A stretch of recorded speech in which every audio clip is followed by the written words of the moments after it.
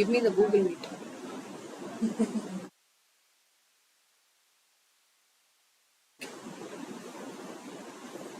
Good. I have two expectations in today's class, okay?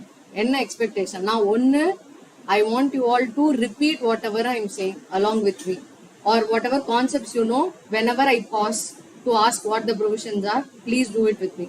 Second, please take a pen, note down the exact provision in the last page of your notebook. Two objectives only.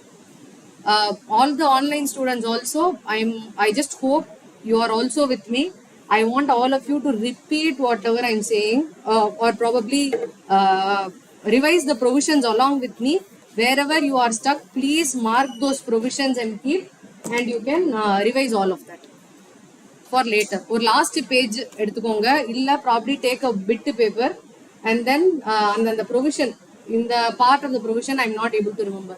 Abdina just mark and keep, so that you can use that for revision before your exam. Okay, wow. How many of you saw your MTP? Paakave illaya.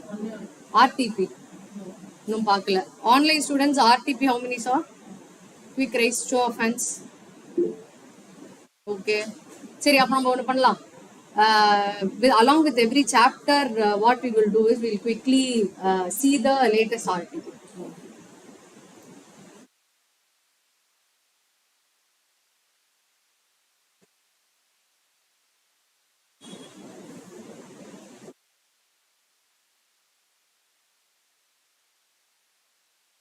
Tuck, we will revise all of this. பாத்தீங்களா இல்லையா accounting standards நேத்திக்கு time கிடைக்கல.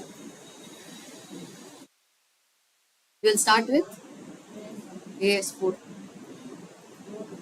சரி, AS7 what is the name? Construction contracts. AS9 revenue recognition. AS14 adi. AS14 na enadhu? What is AS14? AS14 is amalgamation. Aduthu 19 வந்து 18 என்னது? 18 வந்து related party. 19 leases. 20 EPS. 24 na accounting standard irkaane doubt vandiruchu. What is 24? Online students, please feel free to unmute yourselves. AS24 என்னது? 24 is discontinuing operations. அடுத்து AS26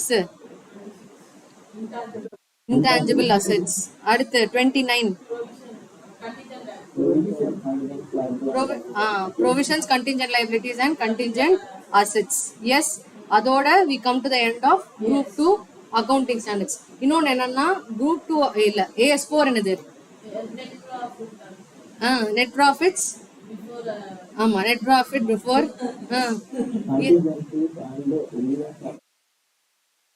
contingencies and events occurring after balance sheet date. அப்போ AS5 என்னது?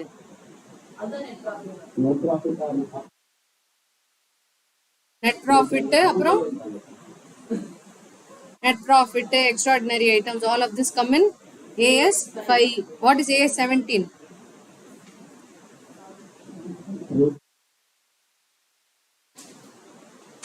AS17 என்னது? AS17 is segment reporting. அடுத்து AS22. What is AS22? Accounting for taxes on income. Actually என்னன்னா AS2 ல தான் we have a big chunk of accounting standards. group 2 ல தான். group 1 ல வந்து it is quite a walkthrough. So group 2 accounts வந்து we will do first. We are going to start with AS4.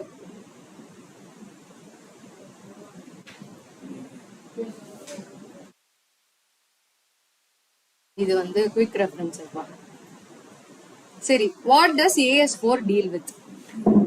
As the name suggests, it deals with two things. What are the two things? Contingencies ஒன்னு, அடுத்து வந்து events occurring after the balance sheet date. What is a contingency? First நம்ம வந்து we are going to see what are contingencies. What is contingency? Small definition of a contingency is the ultimate outcome is uncertain, and it is dependent on the occurrence or non-occurrence of one or more uncertain future events. One or more uncertain future events. அதனால தான் contingency. Certain-ஆ இருக்க event-னா அது contingency கிடையாது. So the keyword to understand the contingency is it is dependent upon the occurrence of one or more uncertain future events. ஓகேவா? So the ultimate outcome பத்தி எனக்கு தெரியாது, அதனால தான் it is called a contingency. The ultimate outcome can either be a gain or be a loss. If the ultimate outcome is a gain, prudence concept நால we will never recognize the ultimate gain. Ultimate outcome gain இருந்ததுன்னா prudence concept. ஏன்னா அது gain கிடைக்குமா கிடைக்காதுன்னே தெரியல. It is an unrealized gain. It's a notional gain. Never we will recognize a contingent asset in the balance sheet. சரி, contingent event வந்து ஒரு lossல வந்து it is going to, the outcome is going to be a loss. Then what are we supposed to do? If the outcome is going to be a loss, இது வந்து similar to how we do the provisions pa. அதோட outcome we will see whether it is probable, not probable or remote. மூணு condition. If it is probable, what you will do? Recognize a provision. Outflow இருக்கும், but it is not that probable. அப்போ contingent liability. இல்ல, it is very very remote. Then do nothing. Okay?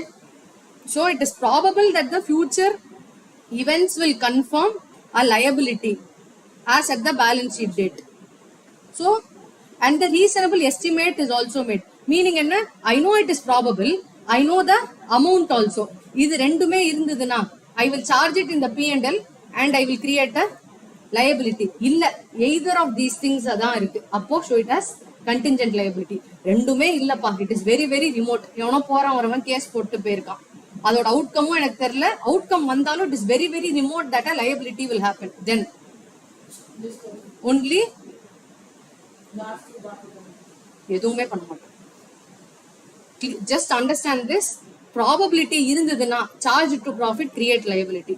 Probability இல்ல probability இருக்க amount தெரியல, contingent liability. ரெண்டுமே இல்ல, and the probability is very very very remote. Remember the example I gave in provisions and contingent liability. ஒருத்தன் வந்து case போடுறான், கண்டிப்பா வந்து காசு போகும்னு தெரியும், create a liability. இல்ல காசு போக சான்ஸ் கொஞ்சம் இருக்கு, disclose as contingent liability. எவனோ மாசம் கேஸ் போடுறான்ப்பா, அதெல்லாம் நிக்கவே நிக்காது, it is remote. Then do nothing. That is what you should understand. Examல வந்து outflow இருக்குமா இருக்காதான்னு சொல்ல, use the word there will be a probable outflow. Then liability. There may be a outflow but it is not probable. Then contingent liability. It is remote. Then do nothing. Can you repeat with me? It is probable that the outflow will be there and the amount can be estimated. Abdina, create liability. There may be outflow but it is not probable. Then contingent liability. There will be no charge to P&L. அடுத்து எதுவுமே இல்ல, it is very very remote. அப்படின்னா do nothing. This is what you should remember. Keywords. அதுக்கப்புறம் வந்து in case of discounting of bills and other things, அது probability remote-ஆவே இருந்தாலும் there is a practice that we show it as a contingent liability. Okay, இது வந்து எங்க help ஆகும்னா financial statements சாப்டர்ல வந்து ஹெல்ப்ஃபுல்லா இருக்கும். Where discounting by way of bills கேரண்டிஸ்லாம் கொடுப்பாங்க. அங்க வந்து ப்ராபபிலிட்டியா இல்ல, probability is not there but there may be அவுட்ஃப்ளோவா ரிமோட்டா, அதெல்லாம் யோசிக்கவே தேவையில்ல. டிஸ்கவுண்டிங் இருக்கு, கேரண்டி இருக்கு, அதெல்லாம் இருந்ததுன்னா ஷார்ட்டா வந்து you can continue disclosing it as a contingent liability. இது வரைக்கும் நம்ம என்ன பார்த்தோம்? Contingency. Contingency means it is determined on the occurrence or non-occurrence of one or more uncertain future events. அது வந்து கெயினா இருக்கலாம், லாஸா இருக்கலாம். contingent gain என்ன பண்ணணும்? contingent gain should not be recognized in the financial statement. contingent loss-ஆ இருந்ததுன்னா அதை classify பண்ணணும் probable and the amount can be reasonably estimated, then recognized as a liability. இல்ல, there may be a outflow or the amount is not certain, அது மாதிரினா contingent liability. இல்ல the case is very very remote அப்படின்னா don't disclose, don't show, provision also. ஓகேவா? contingency over. அடுத்து நம்ம என்ன பார்க்க போறோம்? events occurring after the balance sheet date. Events occurring after the balance sheet date na it should happen after the end of the reporting period. அப்படின்னா என்ன? 31st March 31st December. எதுக்கு முன்னாடி நடக்கணும்? it should happen before the approval of financial statements. ஏன் approval of financial statements நீங்க சொல்றோம்? Why we are telling it is approval of financial statement? Financial statement approve ஆயிடுச்சுன்னா release ஆயிடும். அதுக்கப்புறம் என்னால எதுவுமே மாத்த முடியாது. So what is the event occurring after the balance sheet date? That event is relevant if it occurs after the balance sheet date, but it occurs before the approval of financial statement. யாரு financial statement approve பண்ணணும்? கம்பெனினா board of directors, other cases na corresponding authority, whoever is the relevant authority for approval of financial statements அவங்க approve பண்ணும். ஏன் அவங்க approve பண்ண உடனேவே financial statements தான் circulate ஆக ஆரம்பிச்சிடும். அதுக்கப்புறம் நான் financial statements மத்தவங்க கிட்ட இருந்து புடுங்கி என்னால மாத்த முடியாது. கரெக்டா? So before it should be approved, எந்த ஈவெண்ட் நடந்தாலும் அதை மட்டும்தான் I have the power to assess and account for it in the books of accounts. Understood? It should occur after the balance sheet date but before the approval of financial statement. In case of company it will be board of directors. In case of other entities, the corresponding approving authority. Event favorable இருக்குமா unfavorable இருக்குமா? எப்படி வேணாலும் இருக்கலாம். இதுல we have to see what I should make adjustment for. நிறைய event நடக்கும். எல்லா ஈவெண்ட்டுக்கும் நான் அட்ஜஸ்ட்மெண்ட் பண்ணுவேனா? 31st March அப்புறம் நான் சேல் பண்ண போறேன். அந்த சேலை போய் பேலன்ஸ் ஷீட்ல அட்ஜஸ்ட் பண்ணுவேனா? ப்ரீவியஸ் செல்ல மாட்டேன். அப்படின்னா I should only adjust events which are relevant to the reporting period, relevant to the previous year or the reporting period. Then what is the adjusting event? It will provide evidence of condition that existed on the balance sheet date. Balance sheet date அன்னைக்கு இருந்த condition பத்தி it will give more evidence. For example, fire. We've seen this classic example. என்ன ஆகும்? Fire நடக்கும், but we will understand, we will come to know that the fire happened only balance sheet date. கரெக்டா? News வரும், அதுதான் event. அப்பதான் நமக்கு என்ன தெரியும்? Fire happened on 31st of March. 31st of March அன்னைக்கு என்னோட ஸ்டாக் எல்லாம் டெஸ்ட்ராய் ஆயிடுச்சு. அப்படின்னா what is it? It is an adjusting event. Why? It gives evidence about condition existing on the balance sheet date. That is the keyword. What is the keyword? Conditions existing on the balance sheet date. It will provide what? It will provide evidence about the conditions existing on the balance sheet date. What is an adjusting event? Adjusting event are those which provide evidence of conditions that existed on the balance sheet date. அப்ப non-adjusting event na enna? Which are indicative of conditions that arose after the balance sheet date. அப்ப நான் எதுக்கு adjust பண்ணுவேன்? I will make adjustments only for adjusting event. Why I will make adjustments only for adjusting event? Because only those will be indicating what condition is there on the balance sheet. அப்போ நான் balance sheet incorrectா present பண்ண கூடாது. அதனால அந்த conditionsக்கு I will be adjusting in my balance sheet.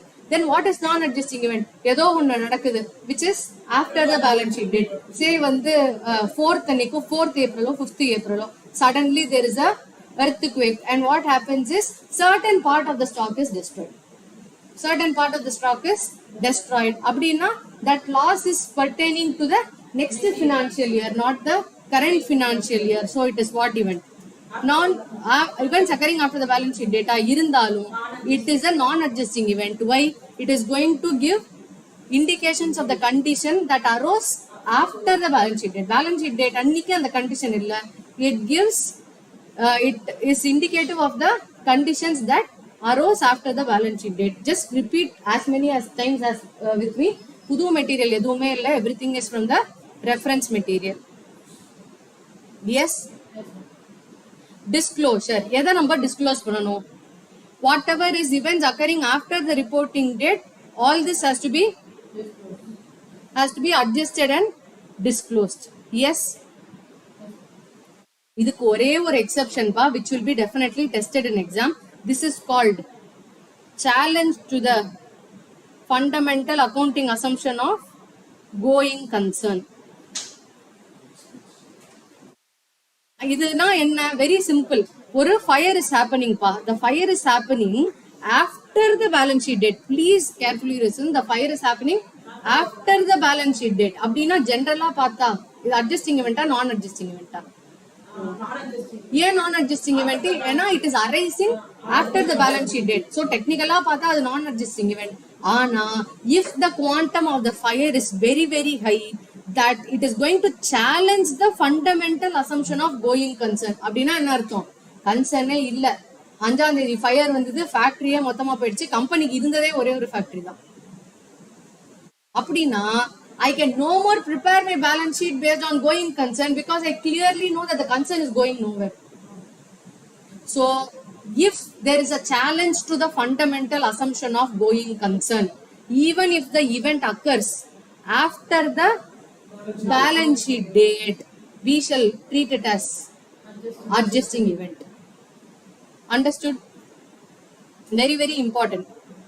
அடுத்து நான் adjusting event. Anything can be non adjusting. Share வந்து ஷேர்ஸோட market value is falling down after 31st March.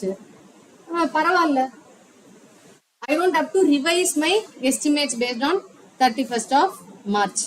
But if the non-adjusting events are material, share தான், but the company had made a significant amount of investment in those shares, அப்போ என்ன பண்ணும்? சரி, materiality பேசிஸ்ல only disclose it. Adjusting event மட்டும் தான் it should be recognized in the financial statement. Non-adjusting events வந்து will never be recognized in financial statements. ஏன்? It does not pertain to that period. அவ்வளவுதான். Understood? ஆனா if it is material, you have to disclose it. What is the exception here? If an event occurs after the balance sheet date, a calamity which is going to challenge fundamental assumption of going concern, appo it is treated as adjusting event. Understood? Dividend declaration. Dividend எப்போ declare ஆகும்? எப்போ declare ஆகும்? Before balance sheet data, after balance sheet data? After balance sheet data. Final dividend is always declared after the balance sheet date. அப்போ டெக்னிக்கலா பார்த்தா அது non adjusting event தான். ஆனா எதுக்கு ஸ்பெசிபிக்கா ப்ரொவிஷன் கொடுத்திருக்காங்க? முன்னாடி அட்ஜஸ்டிங் இவெண்டா இருந்தது, அதை கிளாரிஃபை பண்றதுக்காக they have given it as a separate provision. What you should remember is declaration of dividend is a non-adjusting event and there will be no liability which is recognized at the end of the reporting period. It should be only disclosed in the notes. Understood? இதோட AS4 over.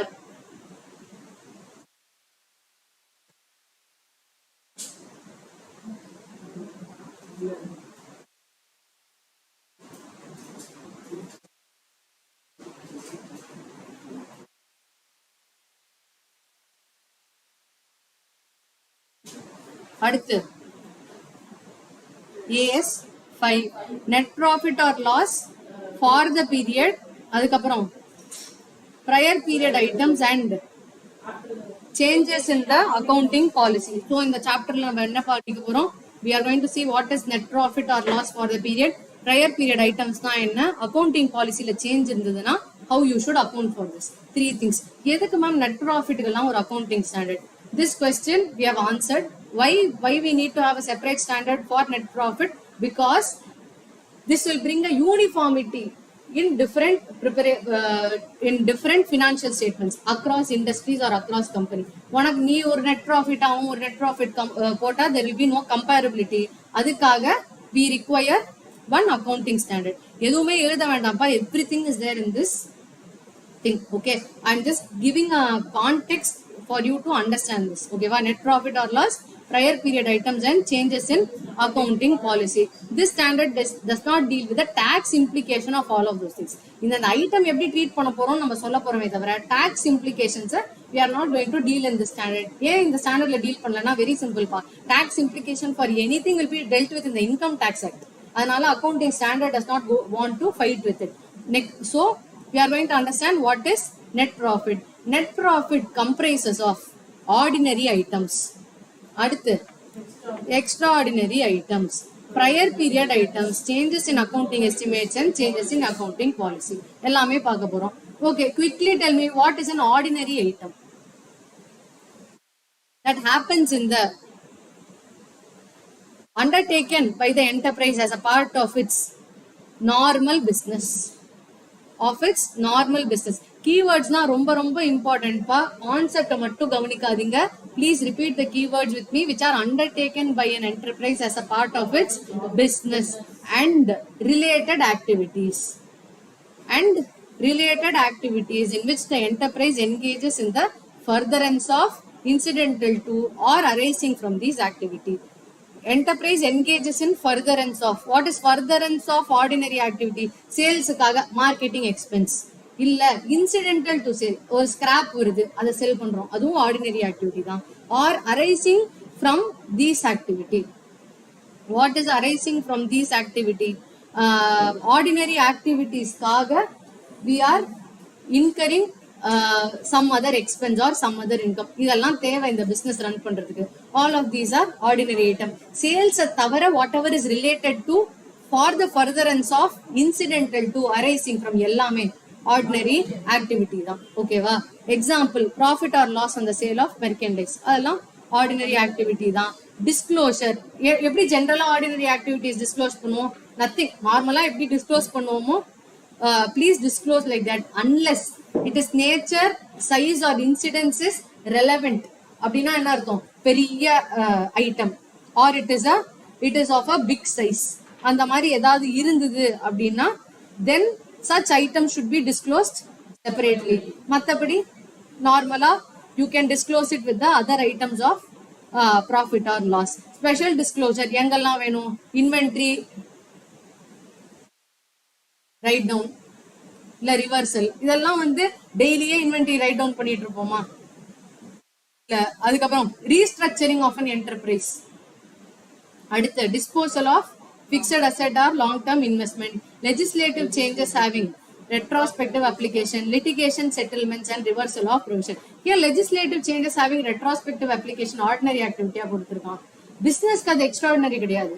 Legislature எப்ப பார்த்தாலும் புது change கொண்டு வந்துட்டே இருப்பான். அதை நீங்க extraordinary ஐட்டமாலாம் ட்ரீட் பண்ணாதீங்க. Please treat it as ordinary activity. Litigation settlement part of business. எப்ப பார்த்தாலும் கேஸ் நம்ம மேல போட்டுட்டே இருப்பான். So that also please treat it as ordinary activity. Then what is a extraordinary item? These are clearly distinct from ordinary activities of the enterprise. These are clearly distinct from the ordinary activities of the enterprise. So they are not expected to recur regularly. So they are not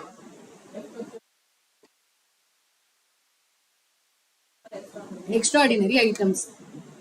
இத வந்து it is also shown as a part of net profit, but disclose it separately. எப்போ?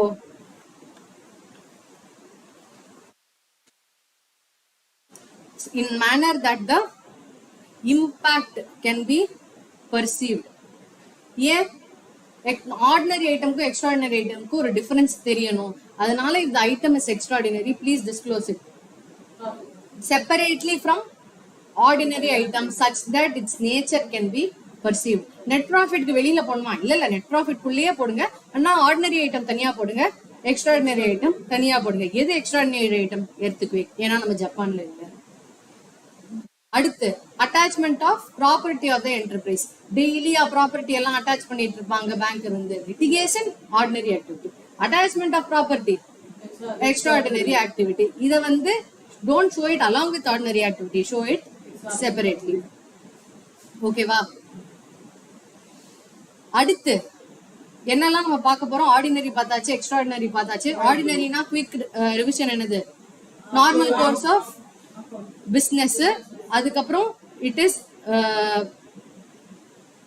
it is also for the furtherance incidental to or arising out of business. Extraordinary items are clearly distinct from ordinary items. இது ரெண்டும் பார்த்தாச்சு. இப்போ நம்ம என்ன பார்க்க போறோம்? Next prior period items. prior period itemsனா என்ன?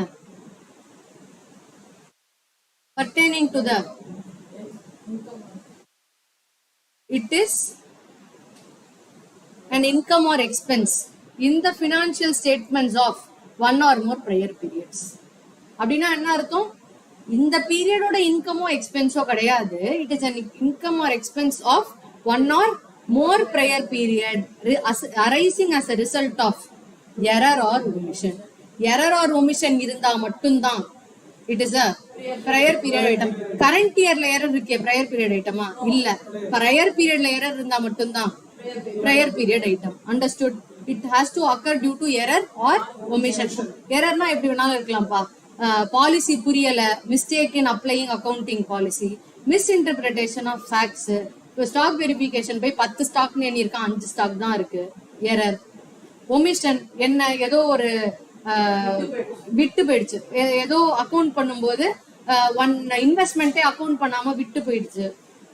Any of these things, but it should pertain to one or more prior periods. It can happen only due to error or omission. Correct. இப்படி கூட சொல்லலாம்ப்பா. வந்து ப்ரையர் பீரியட் ஐட்டம்ஸ்னா ஒன்லி P&L னு இங்கேயே சொல்றோம் அப்படின்னா, we are going to see the items which have an effect in the net profit. Balance ஷீட்ல ஏதாவது விட்டு போச்சுன்னா most likely that it will என்ன சொல்றது, it will have an effect in the P&L. So we are going to see things which are going to affect the net profit. அதனால here we are treating it as an income or expense. அடுத்து changes in prior period item எப்படி காமிக்கணும், இதுவும் should be disclosed separately. தப்பு பண்ணியாச்சு, அதை வந்து செப்பரேட்டா highlight பண்ணி காமிக்கணும். ஏன்னா user should not get user's decision should not get impacted due to this part. போன வருஷம் சேலா காமிக்க வேண்டிய ஒண்ணு என்ட்ரியே ரெக்கார்ட் பண்ண மறந்துட்டேன், இந்த வருஷம் அதை சேலா காமிச்சா என்ன ஆகும்? Current year sales is unnecessarily boosted up because of an error from the previous period. அப்படி இருக்க கூடாது. ஃபார் அ யூசர் இந்த வருஷம் சேல் இவ்வளவுதான், prior period item இவ்வளோ, then you will understand for all practical purpose he should only use the current year sales for comparison. புரிஞ்சுதா? அதனாலதான் prior period item தனியா காமிக்கணும். இப்போ அவன் இயர் ஆன் இயர் கம்பேரிசன் போடுறான்னு வச்சுக்கோங்க, அப்ப prior period item அந்த பீரியட்ல தானே அவன் கன்சிடர் பண்ணணும், கரண்ட் இயர் ப்ராஃபிட்டோட கன்சிடர் பண்ணக்கூடாது இல்ல. அதனால prior period item should be disclosed separately. Okay, prior period item happens due to error or omission in one or more prior periods. அடுத்து change in accounting estimate. Accounting எஸ்டிமேட்னா என்ன? In the preparation of a financial statement, not everything can be exactly measured ba. Correcta? Like what? Provision for inventory, provision for bad debts. இந்த அமௌண்ட்லாம் இவ்வளவுதான் bad debts next year வரும் அப்படின்னு என்னால எழுதி account பண்ண முடியுமா? முடியாது. So there are a lot of judgments which are involved in accounting while preparation or finalization of books of accounts. Depreciation புரியல. Estimate. Change in the method of depreciation is not change in accounting policy. ஏன் சொல்றேன் அப்படின்னா, depreciation, I have also told this in class, depreciation is something which is an estimate of how you want to derive benefits out of the asset or how you want to use the asset. நான் இப்படிதான் use பண்ண போறேங்கிறது ஒரு estimate. It is not a policy. If I use the asset extensively in the initial years and later years la the usage kammi aite varuduna, I will do WDV. If the systematic pattern of using the asset is consistent throughout the useful life, then I will use SLM method. புரியுதா? So it is the pattern of deriving benefits out of the asset. So it is a estimate, it is not a policy. நான் வந்து SLM தான் எடுப்பேன் அப்படின்னு நான் policy எடுக்க முடியாது. நான் அப்படி யூஸ் பண்றதுனால நான் SLM எடுக்கிறேன். So it is an estimate. ஓகேவா? Now what is an accounting estimate? Accounting estimate நான் சொன்னேன் it is involving judgment. If something involves judgment, I cannot say it will never change. So how can an estimate change? புதுசா எனக்கு information வர வர my estimate will change. Or I am getting more experience in the industry. Simple. First yearல வந்து I am telling first year of operation 5% provision for doubtful debts போட்டா போதும். ஓகேவா? Then what will happen? Next year 1 year business பண்ணோனே தான் தெரிஞ்சது, ஐயோ அந்த பசங்க எல்லாம் மோசமான பசங்க, காசே திருப்பி கொடுக்க மாட்டாங்க. So next year 15% provision for doubtful debts போடுறேன். This is not a policy that I am changing. This is a change in estimate. How am I changing estimate? I am getting new information or I am getting more relevant experience to say that my judgment has to be tweaked a little and my estimate has to change. Meaning an estimate will change due to new information, more experience or subsequent developments. Appo if I revise an estimate, it is not change in accounting policy. Please remember. அப்ப any provision எக்ஸாம்ல இந்த மாதிரி question தான் கேட்பான். Provision for warranty, provision for bad debts, இதெல்லாம் கேட்டா என்ன இருக்கும்? All of this is something which involves judgment and which is subject to change. புதுசா எனக்கு இன்ஃபர்மேஷன் கிடைக்க நான் மாத்திட்டே இருப்பேன். வாரண்டி ப்ரொவிஷன் 5% கொடுக்குறேன்ப்பா, அப்புறம் என்ன ஆகுது? there is one problem in your material also. There is a product, I am giving provision for warranty at 5%. அதுக்கப்புறம் new variant launch பண்றேன், அதுல வந்து எரர்ஸே இருக்காது. So what is happening? My warranty கேசஸே கம்மி ஆயிடும். as a result of which my warranty provision will also go down. This is due to a new development. அதனால if I am revising my warranty provision, அதுனா it's not change in accounting policy. ஏன்? ஒரு new development வருது, அதனால என்னோட எஸ்டிமேட்டை revise பண்றேன். அதனால what is happening? I am creating a lower warranty provision. This is not a change in policy to get the lower provision. It is a new development which is giving rise to a change in estimate. Are you able to understand this? புரியுதா difference? Any provision related சம்மா இருந்ததுன்னா it will more likely be a change in accounting estimate. Understood? Residual value of PP, இதுவும் accounting estimate தான். இதே மாதிரி நம்ம லீசஸ்ல கூட படிச்சிருக்கோம். அன்கேரண்டீட் residual value அப்படின்னு ஒரு கான்செப்ட், கரெக்டா? அதுவும் எஸ்டிமேட் தான், which will be revised. And any estimate has to be reviewed year on year. Any estimate has to be reviewed year on year. ஏன்? நெக்ஸ்ட் இயர் புதுசா ஏதாவது நடந்திருக்கலாம், which can give rise to a change in estimate. Understood? இப்போ change in accounting estimate na is a separate disclosure required. No, it is neither an ordinary extraordinary item nor a prior period item. அப்படின்னா என்ன அர்த்தம்? அது ஒரு ordinary item தான்ப்பா, அதனால don't disclose anything separately. Probably accounting policy இன்ஃபர்மேஷன்ல வேணா நம்ம கொடுக்கலாம்.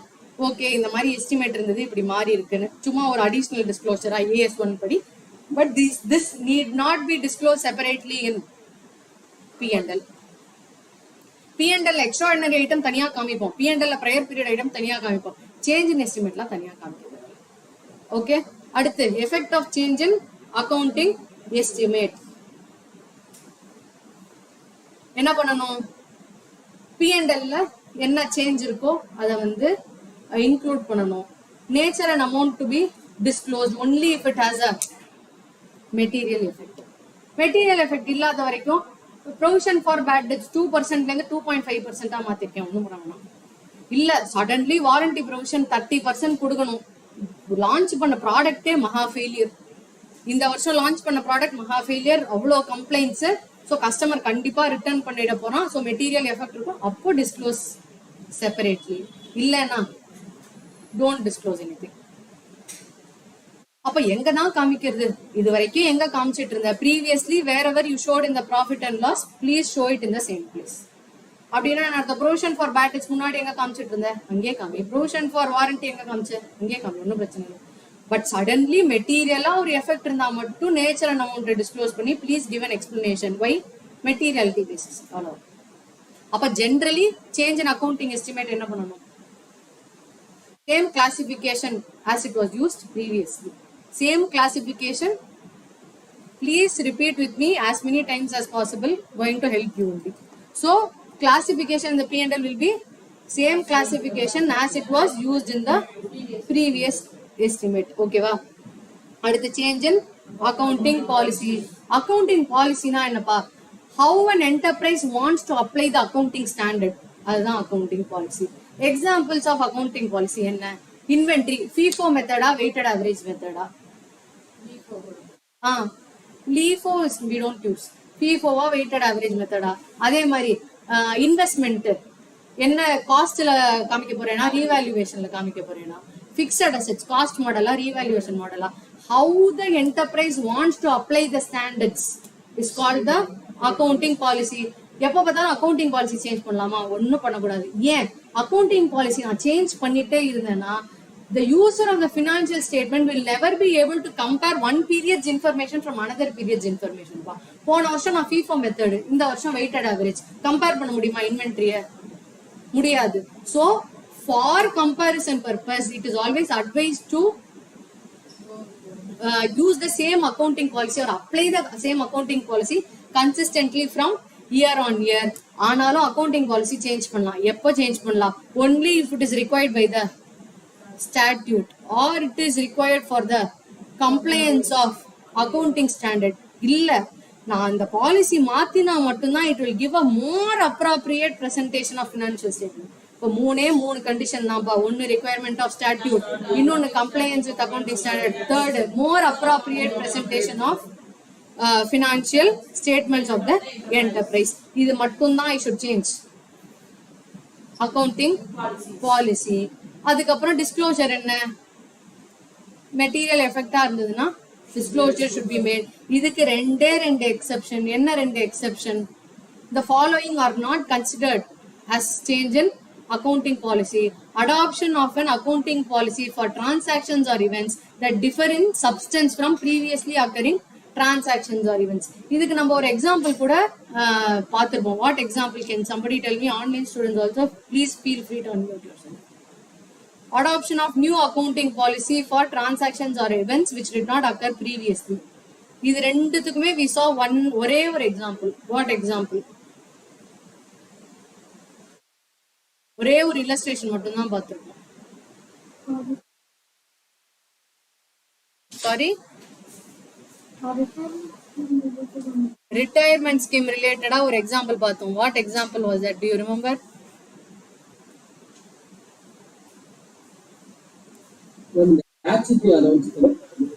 What example was that? டக்குன்னு சொல்லுங்க.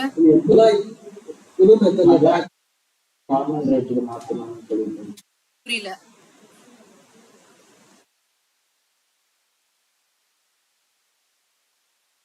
Yes. Introduction of a formal gratuity scheme. ஒரே ஒரு illustration இருந்தது. Illustration number 4. அதுல என்ன இருந்தது? When the company introduces a new scheme, it is a exception. இன்னொன்னு என்ன? Earlier there was a scheme, but this scheme is significantly different from the previous scheme. ரெண்டுமே exception. என்ன? Adoption of transaction that differ in substance from the previous transaction events. Meaning என்ன? இந்த transaction புதுசுப்பா. அடுத்து adoption of new accounting policy for events or transaction which did not occur previously or that were immaterial. அப்படின்னா என்ன அர்த்தம்? இதுக்கு பாலிசியே புது accounting policy. முன்னாடி இருந்தது, but it was very very immaterial. இது ரெண்டும் are not considered as change in accounting policy. ஏன்? technically what we are doing, புதுசா ஒன்னு இன்ட்ரோடியூஸ் பண்றோம். ஒன்னு in substance it is different, or முன்னாடி இருந்ததுப்பா ஆனா அவ்வளவுலாம் இல்ல. Gratuity employees, start up company gratuity 5 இயர்ஸ்க்கு அப்புறம் தானே வரும். கரெக்டா? எம்ப்ளாயிஸ் எல்லாம் சேர்ந்தே 1 வருஷம் தான் ஆகுது. அதனால கிராச்சுவிட்டி எல்லாம் பெருசா தேவைப்படல. அதுக்கப்புறம் டைம் போக போக இப்பதான் கிராச்சுவிட்டி தேவைப்படும். அப்படின்னா I am introducing new policy. அப்போ பாலிசி எதுவும் சேஞ்ச் பண்ணலையே, புதுசா தானே இன்ட்ரோடியூஸ் பண்றேன். அப்ப எதுக்கு why consider it as a change in accounting policy? அதனால standard is explicitly telling these two items are not considered as change in accounting policy. எது? ஒன்னு which differs in substance from the previous transactions or events, or adoption of new accounting policy for transaction which did not occur previously or that were immaterial. You have to refer illustration 4 in your study material. இல்லனாலும் gratuity பத்தி ஒரு question நம்மளோட மெட்டீரியல்லே similar same question is there. ஏன் தெரியுமா இந்த point எவ்வளவு stress பண்றேன்? நம்ம எக்ஸாம்ல அக்கவுண்டிங் பாலிசின்னு படிச்சிருப்போம், எக்ஸெப்ஷன் மட்டும் கேட்டு போயிட்டே இருப்போம். Understood? There is one beautiful question in the RTP which I want you all to see and answer. State whether the following are examples of change in accounting policy or change in accounting estimate or extraordinary items or prior period items.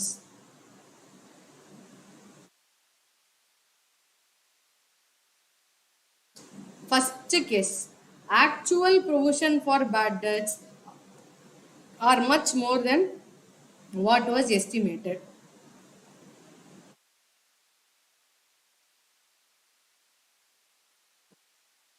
What is the answer? Accounting estimate or policy? Accounting estimate. Next.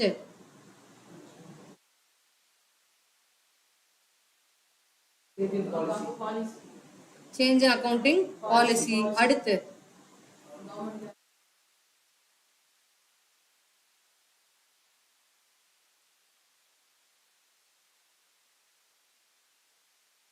prior period item.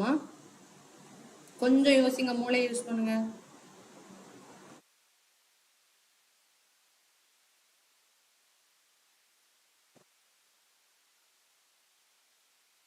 prior period itemனா எப்படி arise ஆகும்? Error or omission. Government grant கொடுக்கிறதுன்னா எரரா? அப்புறம் எப்ப பார்த்தாலும் government grand கொடுத்துட்டே இருப்பானா? அப்ப அது ஆர்டினரி ஐட்டமா? இல்ல. அப்போ what could it possibly be? Extraordinary item. புரிஞ்சுதா? How to think. Treating operating lease as finance lease. Operating லீஸை வந்து ஃபினான்ஸ் லீஸா ட்ரீட் பண்ணி தொலைஞ்சிட்டான். அப்ப இது என்ன அர்த்தம்?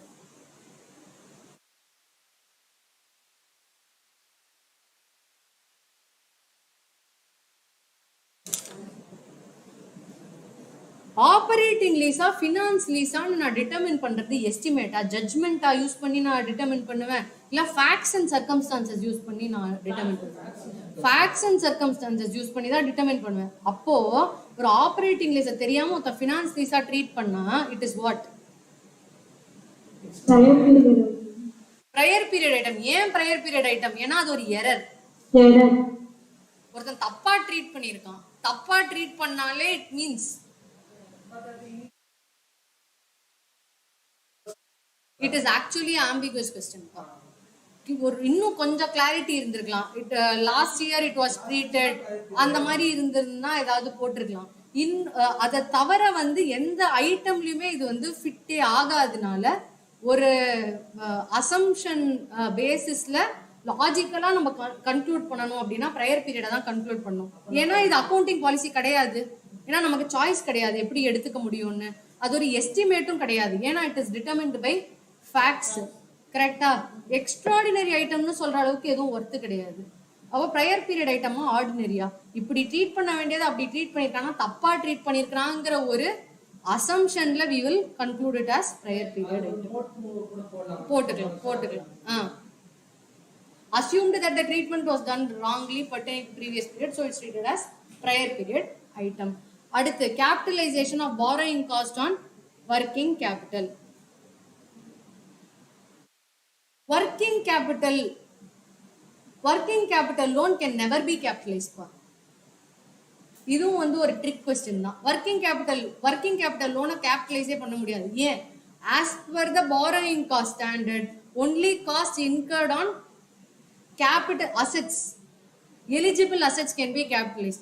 ஒர்க்கிங் கேபிட்டல் வந்து ஆப்பரேட்டிங் லோன், அதெல்லாம் கேபிட்டலைஸ் பண்ண முடியுமா? பண்ண முடியாது, பண்ண கூடாது. அப்படி ஒருத்தன் பண்ணியிருக்கான் அப்படின்னா இதுவும் ஒரு எரர். அதனால we will put it under prior period item. அதனாலதான் ஒர்க்கிங் கேபிட்டல் எப்படிலாம் கேட்கறான் பாருங்க. அடுத்து legislative changes having long term retrospective. Ordinary item. Brilliant. ஆமா, ஆர்டினரி ஐட்டம். அடுத்து change in the method of depreciation. Accounting estimate. Brilliant. இப்ப புரியுதா? கான்செப்ட்ஸ்ல கம்மியா கேட்பான், அப்ளிகேஷன்ல தான் நிறைய கேட்கறான் இப்பெல்லாம். அடுத்து change in the method of depreciation முடிஞ்சாச்சு. Government grant becoming refundable. Extraordinary item. ஏன் எக்ஸ்ட்ராடினரி ஐட்டம்? எப்ப பார்த்தாலும் கவர்மெண்ட் கிராண்ட் கொடுப்பான், எப்ப பார்த்தாலும் ரீஃபண்ட் நடக்கும். So it is extraordinary item. இங்க வந்து state whether the following are அப்படின்னு தான் கேட்டிருக்கான். You don't have to explain anything. டப்புன்னு எழுதினாலே 5 மார்க்ஸ் அவ்வளவுதான். புரிஞ்சுதா? I just think this questions like this will come in the exam. High possibility of such questions.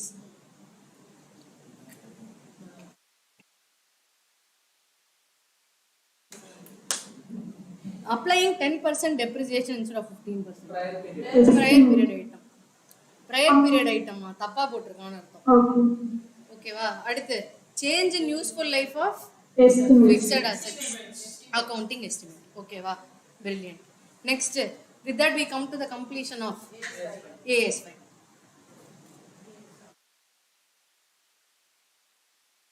அடுத்து AS7. AS7 என்னது? Construction contracts.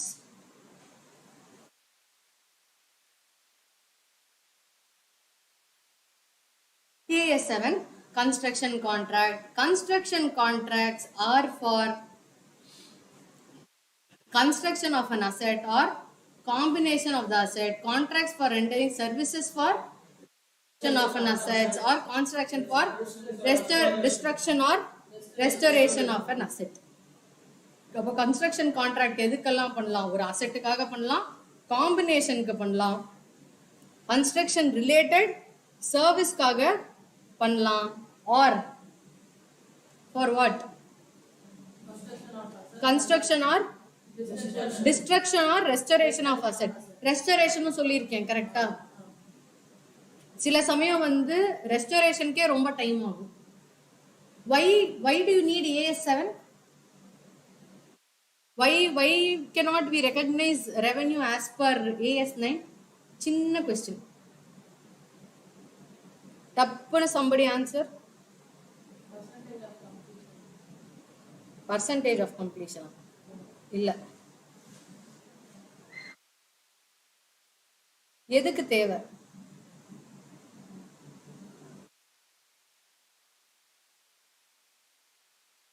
AS9 ஏன்பா அப்ளிகபிள் இல்ல? அந்த ஸ்டாண்டர்ட்லயே சொல்லிருக்காங்களா not applicable?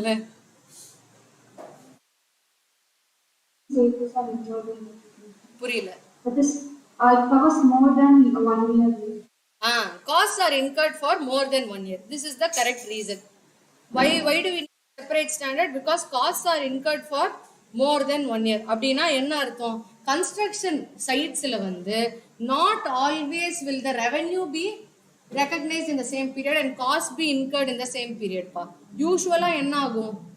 More than 1 year the cost will be incurred. Revenue milestone basisல different times of timeல வந்து realise ஆகும். Revenue ஒரு பக்கம் account ஆகும், ஒரு பக்கம் வந்து இன்வாய்ஸ் வேற பக்கம் ரைஸ் ஆகும். எல்லாம் ஒரு பக்கம் நடந்துட்டு இருக்கும். ஏன் இந்த ப்ராப்ளம் அப்படின்னா the contract tenure.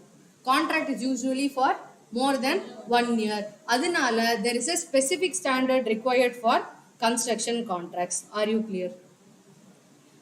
That is why we have a separate standard and that is why we are discussing it separately. Now, contracts can be classified into two. What are the two types of contracts? One, fixed price contract. Innone, cost plus contract. What is a fixed price contract? What is a cost plus contract? Fixed price contract means contractor agrees to a fixed contract price. அப்படின்னா என்ன அர்த்தம்? மொத்த ப்ராஜெக்ட்டுக்குமே 5 lakhs தான் கொடுப்பேன். Okay. இல்ல every unit there is a fixed price. எனக்கு வந்து நான் வந்து ஒரு ரூம் கட்டுறதுக்கு 5 lakhs கொடுக்குறேன்ப்பா. நீ 10 ரூம் சொன்னேன்னா into 10. 15 ரூம் சொன்னேன்னா into 10. But the fixed price is the same. What is a cost plus contract? Price எல்லாம் ஃபிக்ஸ்டு கிடையாது. நான் என்ன காஸ்ட் இன்கர் பண்றேனோ ஐ வில் டெல் யூ. அதுல எனக்கு 10% markup. So that is the cost plus contract. Understood? Now how can you recognize revenue in a contract? How can you recognize revenue in a contract? Cost incur பண்றேன்ப்பா. When I incur cost, no, as and when I am incurring cost I will account. But revenue, how to account for revenue? Revenue can be accounted only when it is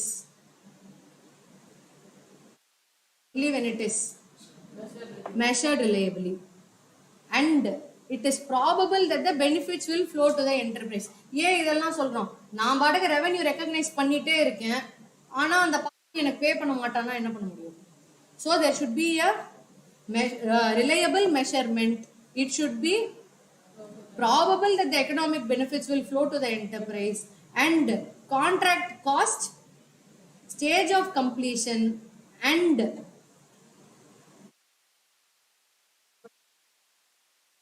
both the contract cost and the stage of completion can be determined as on the reporting period. எதுக்கு stage of completion தேவை? Percentage completion method நான் adopt பண்றதுக்கு I should know what is the cost and what is the percentage. அதுக்கப்புறம் contract cost should be measured reliably. அப்போ என்ன ஆகணும்? Revenue என்னன்னு தெரியணும், probable that the future economic benefits will flow to the enterprise, contract காஸ்ட்டும் தெரியணும், stage of கம்ப்ளீஷனும் தெரியணும். What happens in cost plus contract? எனக்கு ரெண்டு தான்ப்பா வேணும். காஸ்ட் பிளஸ் கான்ட்ராக்ட்ல என்ன ரெண்டு வேணும்? ஒன்னு காஸ்ட் வேணும், இன்னொன்று பர்சன்டேஜ் வேணும். கரெக்டா? Which means percentage also I know. அப்படின்னா பர்சன்டேஜுக்கு மேல what I should no? I should know that the amount will be certainly collected, so there should be a probability that the economic benefits will flow to the enterprise. இது ரெண்டும் இருந்தது அப்படின்னா I can find the revenue, and then once the outcome or the revenue can be measured reliably, I can do what? I can recognize revenue. I can recognize revenue. Meaning என்ன? Final outcome can be measured reliably. Final outcome can be measured reliably. இப்ப பார்த்த எல்லா பாயிண்ட்ஸும் probability இருக்கு, outcome என்னன்னு தெரியும், cost என்னன்னு தெரியும், அதுக்கப்புறம் வந்து ஸ்டேஜ் ஆஃப் கம்ப்ளீஷன் தெரியும். இது எல்லாமே தெரியும் அப்படின்னா use percentage completion method and recognise revenue and cost. இல்ல எனக்கு இதெல்லாம் தெரியாது, அப்போ காஸ்ட்டை மட்டும் recognize as expense, revenue will not be recognized as a income. Why? ஏன்னா எஸ்டிமேட்டே தெரியல, எனக்கு தெரியாது, there is no probability. அவுட்கமே எனக்கு சர்டனா டிசைடே பண்ண முடியல. காஸ்ட் ஆனா இன்கர் பண்ணியாச்சு. Show revenue what to to? Only recognise extend it is probable that there is a recovery. Only to the extent recovery is probable. என்ன வெரி ஒரு சின்ன எக்ஸாம்பிள் கொடுக்குறேன். Use this to remember. எப்படின்னா ஒரு contract இருக்கு, கான்ட்ராக்ட்ல பேசியாச்சு, budget பண்ணியாச்சு, ஆலை தொழில் எல்லாமே நடந்துருச்சு. Now what is happening is there is a dispute between you and the customer. Okay, you have incurred 5 crores cost. You have incurred 5 crores cost. கான்ட்ராக்ட்ல கஸ்டமர் பே பண்ணணும்லாம் எதுவுமே கிளியரா இல்ல. But there is one clause. What is the clause? The customer shall pay a non-refundable deposit of 6 crores. அப்படின்னு இருக்கு. Customer shall pay a non-refundable deposit of 6 crores. அப்படின்னா என்ன அர்த்தம்? Revenue is probable only to the extent of 6 crores. ஏன்? அது மட்டும்தான் என்னால recover பண்ண முடியும். ஓகேவா? Or the contract says up to 50% of the cost customer shall compulsorily pay, or you can sue the customer அப்படின்னு இருக்கு. அப்படின்னா up to 50% only the recovery is probable. Only 50% of the cost you recognize as revenue. மற்றதெல்லாம் ஒன்றும் பண்ணாத, later customer கொடுக்கும்போது மட்டும் recognise பண்ணு. why? outcome is not certain. அப்ப ஜென்ரலா அவுட்கம் சர்டனா இருக்கும்பா. எந்த எக்ஸெப்ஷனல் கேசஸ்ல அவுட்கம் நாட் சர்டனோ you have to see the probability. இந்த அமௌண்ட் ப்ராபபிளா கரெக்ட் ஆகும் அப்படின்னா ரெக்கக்னைஸ் தட். நவ் இவ்வளோ வந்து will not be tested in exam. There are certain types of problem which will be tested in exam. அது என்ன types of problem? Percentage completion method. What is percentage completion method? Percentage completion method is applicable only in fixed price contracts. First point. Correct? Variable price contract லாம் percentage completion கிடையாது. ஏன் cost plus percentage போட்டா revenue முடிஞ்சிருச்சு. Percentage completion method is applicable only in fixed price contract. So what is the formula for percentage completion pa? How to arrive at percentage completion? Can somebody tell me?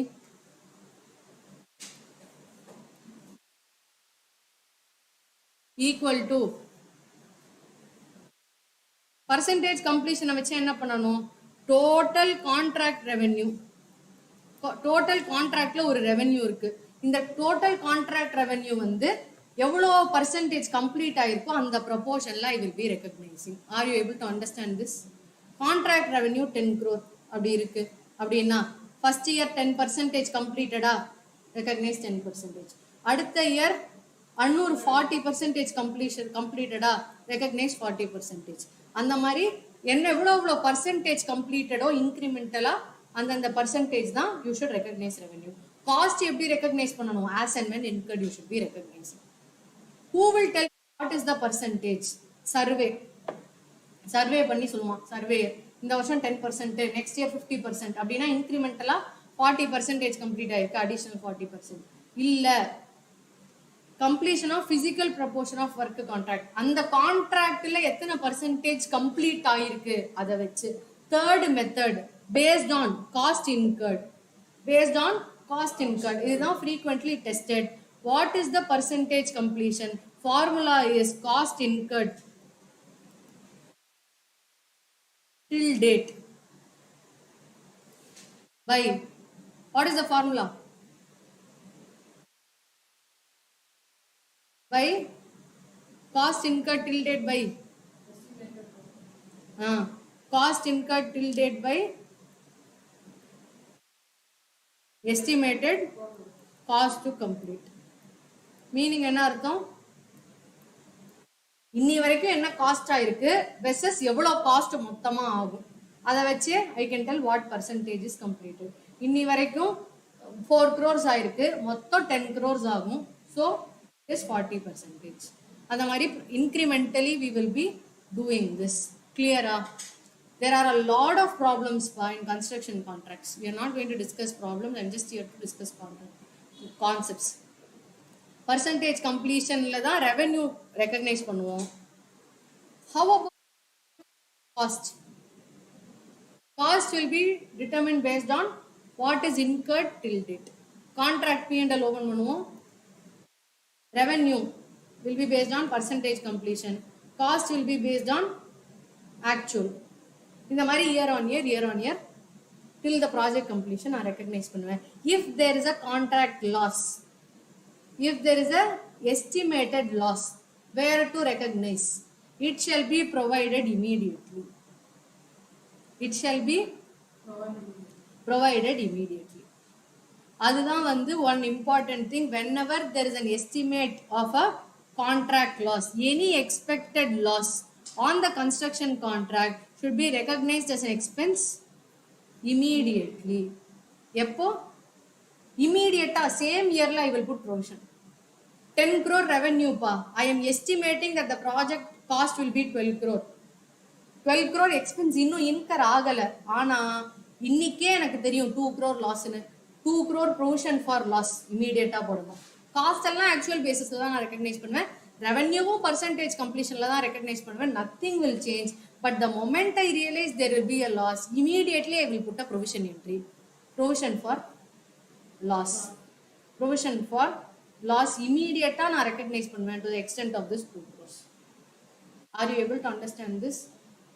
Ma'am அதனால expense ஜாஸ்தி ஆகுமா? ஒண்ணுமே ஆகாது. எக்ஸ்பென்ஸும் actuals தான், ரெவன்யூவும் percentage completion தான். ஆனா லாஸ்ன்னு இருக்கிறதுனால prudence concept I will recognise it immediately. Understood? Any question? This is one important thing that you should remember in contract costing. இதுல வந்து there is a disclosure requirement pa. அதுல வந்து ஒரு sum that I want all of you to remember. இன்னும் ரெண்டு concept இருக்கு.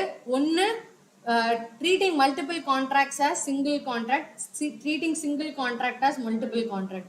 இதுக்கும் illustration இருக்கு. When will different contracts be treated as a single contract? எப்போ? If it is negotiated as single package. They have to be performed in a continuous sequence. They are so interrelated. இது மூணும் இருந்ததுன்னா multiple contracts are treated as single contract. நிறைய contract இருக்குப்பா, ஆனா மொத்தமா நான் ஒரே பேக்கேஜா நெகோசியேட் பண்றேன். இது எல்லாமே நாங்க ஒரே பேக்கேஜ்லயே உங்களுக்கு பண்ணி கொடுப்போம். அப்படின்னு நான் நெகோசியேட் பண்ணேன்னா it will be a single contract. இல்ல when a contracts cover multiple assets and it should be treated as separate contract. எப்படின்னா ப்ரப்போசலே separate, negotiation is also separate. Negotiation is separate னா என்ன அர்த்தம்? Customer can accept everything as a part. எனக்கு வேணும்னா I can accept 4 things and reject 5 things. And revenues can be identified separately. எல்லாமே செப்பரேட்டா பண்ற. என்ன? proposals are separate, negotiation is separate, customer can accept or reject separately, and cost and revenue can be identified separately. இவ்வளோ விஷயம் செப்பரேட்டா பண்ணும்போது அதை எதுக்கு வந்து ஒரே கான்ட்ராக்டா காமிக்கணும்? Please show it as separate contracts. Are you able to understand this? There are two cases. What are the two cases? One, treating multiple contracts as single contract, or treating single contract தான் treat பண்ணுவோம்ப்பா. different contracts are treated as individual contracts. எந்தெந்த கேஸ்ல வந்து செப்பரேட்டா treat பண்ணணும், எந்தெந்த கேஸ்ல வந்து கியூமுலேட்டிவா treat பண்ணணும். When will you treat it as a single case? When it is negotiated as a single package, it is performed in continuous sequence, all of these are closely interrelated. அப்படி இருந்ததுன்னா நிறைய கான்ட்ராக்ட்ஸா இருந்தாலும் we will treat it as a single contract. ஏன் எல்லாமே ஒன்னா தான் பண்றோம். Different assets இருந்தாலும் எல்லாமே ஒன்னா அக்செப்ட் பண்ணணும், இல்ல ஒன்னா ரிஜெக்ட் பண்ணணும், கன்கரண்டா பண்ணணும், இன்டர் ரிலேட்டடா இருக்கு அப்படின்னா இட் இஸ் ஒன் கான்ட்ராக்ட். இல்ல தனித்தனியா தான் நெகோஷியேட் பண்றேன், customer can accept or reject separately, proposal சப்மிஷனே இட் இஸ் செப்பரேட், காஸ்ட்டும் என்னால ஐடென்டிஃபை பண்ண முடியும், ரெவன்யூவும் என்னால ஐடென்டிஃபை பண்ண முடியும். அப்போ please disclose each of these contracts as individual contracts for constructing asset. இதுலயும் questions வரும். Please revise the keywords. ஓகேவா? இதுல வந்து ஒரு question, I think இந்த GTA Limited ஏதோ ஒரு question இருக்கு, where proposals are submitted.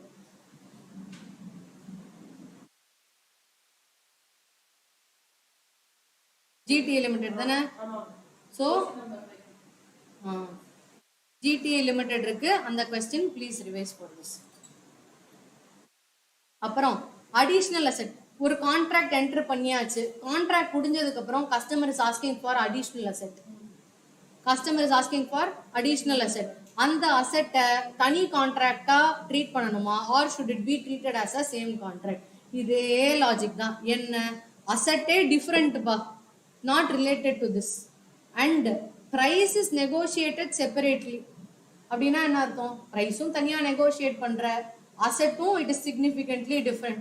அப்படின்னா it is technically a different contract. No, don't combine, treat it separately. இல்ல அந்த அசெட்டை நான் ஃப்ரீயா இதோடய பண்ணி தர போறேன். Or it is not different, it is similar to this. ஒரு பெரிய பில்டிங் கட்டுறேன், இன்னும் ஒரு ரூம் எக்ஸ்ட்ராவா கஸ்டமர் கேட்கறான், இட் இஸ் நாட் டிஃபரிங். பிரைஸும் வந்து இதுலயே அட்ஜஸ்ட் பண்ணிக்கோங்கப்பா, இவ்வளவு பெரிய வீடு கட்டி தரீங்க, 50,000 ரூபாய் கேட்காதீங்க, 10,000 ரூபாய் கட்டி கொடுங்க, மெட்டீரியல் காஸ்ட் மட்டும் வாங்கிக்கோங்க அப்படின்னு கேட்கறான். அப்படின்னா doesn't make sense to negotiate it as a separate contract, treat it as a part of the same contract. இல்ல தனியா வந்து ஓவர் ஹெட் ஸ்விம்மிங் பூல் கேட்கறான், இதுல டெரஸ் ஸ்விம்மிங் பூல் அப்படின்னா price will be different for that, it will be negotiated separately. அப்போ don't add it with this, please treat it separately. Disclosures in the financial statement, you have to, okay, இதுல வந்து ஒன்னு இருக்கு, amount due from customers or amount due to customers. இதோட gross amount has to be disclosed. Gross amount due to customers or gross amount due from customers. Can somebody please tell me what is this gross amount due to customers or gross amount due from customers?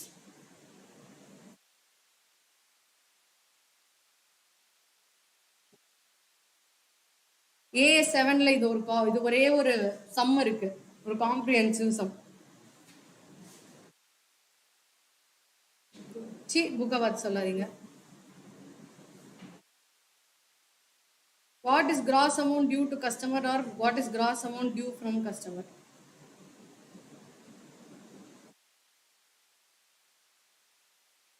Yes, online students.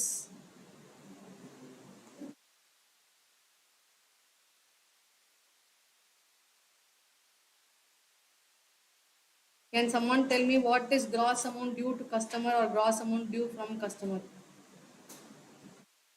ஒருத்தருமே படிக்கவே இல்லையா நேத்திக்கு?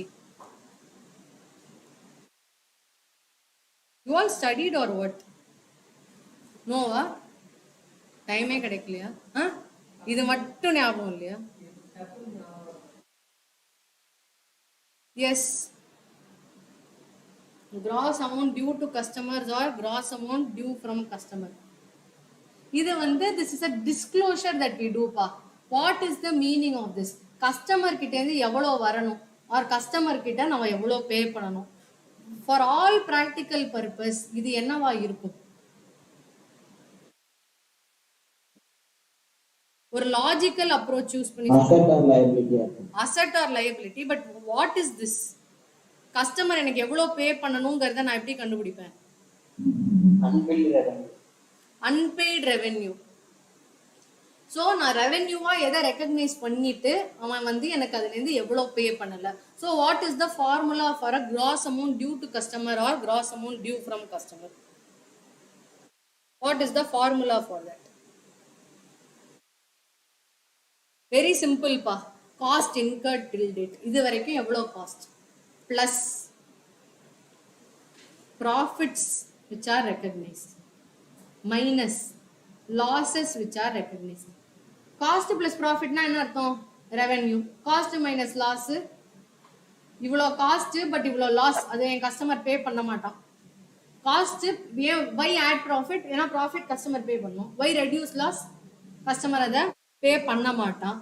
Less progress Billings. ஏன் billing reduce பண்றேன்? Billing நான் already bill பண்ணியிருப்பேன், அது வந்து it is a different cycle. Once I bill it, the customer will become a receivable. அதை தவிர what I should receive from customer is gross amount. Cost அதோட profit இருந்தா customer pay பண்ண முடியும், என்ன பே பண்ணணும், அதனால அது ப்ராஃபிட். லாஸ்னா என்ன? லாஸை கஸ்டமர் எனக்கு பேவே பண்ண மாட்டான், அதனால ரெடியூஸ் லாஸ். Minus billing. ஏன் பில்லிங் ரெடியூஸ் பண்ணணும்? Already I have billed and he is a receivable. It is a different track. அதை தவிர apart from what is bill, how much should the customer pay me? That is gross amount due to customer or gross amount due from customer. இதை எங்க காமிக்கணும்? As a asset or liability. If amount is due to customer, it is a liability. If it is due from customer, it is asset. Understood? This is one disclosure required as per AS 7. இதுக்கு கூட ஒரு question இருக்கு, which I expect all of you to do. Gross amount due to customer or due from customer concept புரிஞ்சுதா? Are you able to quickly recollect what we studied? As பொறுத்த வரைக்கும் என்ன தெரியுமாப்பா, கான்செப்டை தவிர so many problems are there. The greatest mistake all of us do is concept புரிஞ்சிருச்சு, next as 7 ஃபிக்ஸ்டா 2 contract P&L வரைஞ்சிட்டு போயிட்டே இருப்போம். But questions are not asked like that. They ask these areas which are niche areas. குட்டி ஒரே ஒரு disclosure தானே, இது என்ன கேட்க போறோம் அதுதான் கேட்போம். அதனாலதான் நம்ம உட்காந்து கதறி கதறி ஏஎஸ் தனியா ஒரு ரிவிஷன் வச்சு பண்ணிட்டு இருக்கோம். Next AS 9 revenue recognition. Revenue recognition பொறுத்த வரைக்கும் there is only one chart which all of you should remember. What is the chart? This chart will be in your study material or your handout which was shared to you.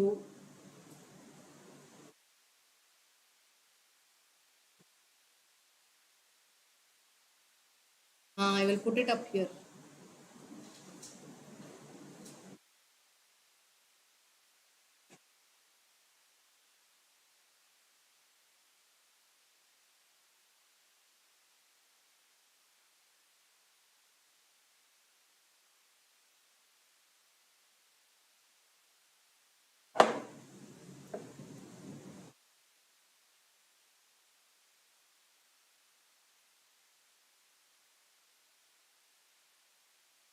See, இந்த ஒரே ஒரு chart பார்த்தா போதும். Revenue recognition. When should revenue be recognized? Revenue should be recognized based on what case it is, whether it is sale of goods or rendering of services or use of enterprise, use of resources by use of enterprise resources by others.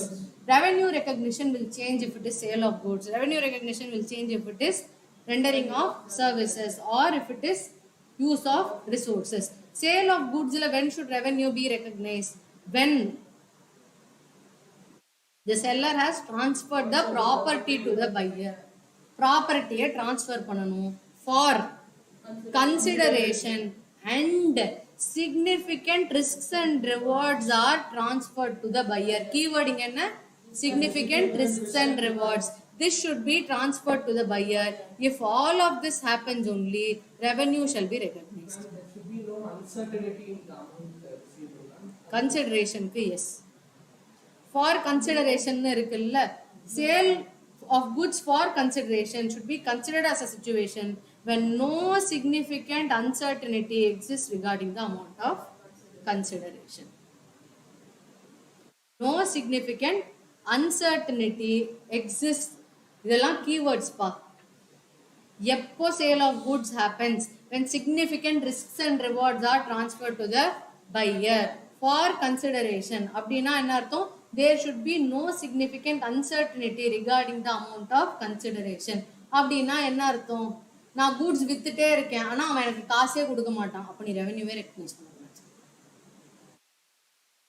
Only when there is a certainty in collection you are eligible to recognize revenue. நான் declare பண்றேன்பா, all the goods that I sold in last month I want to get 10% increase in the sales. கொடுப்பானா customer? All the goods, நான் மார்ச்ல இருக்கேன், assume I'm in March, I'm telling all the goods that were sold in February, instead of 100 rupees I need 120 rupees today. Will customer pay you 20 rupees? No. Can I recognize 20 rupees? No, because there is no certainty of collection. Only when there is a certainty in collection I will recognize revenue.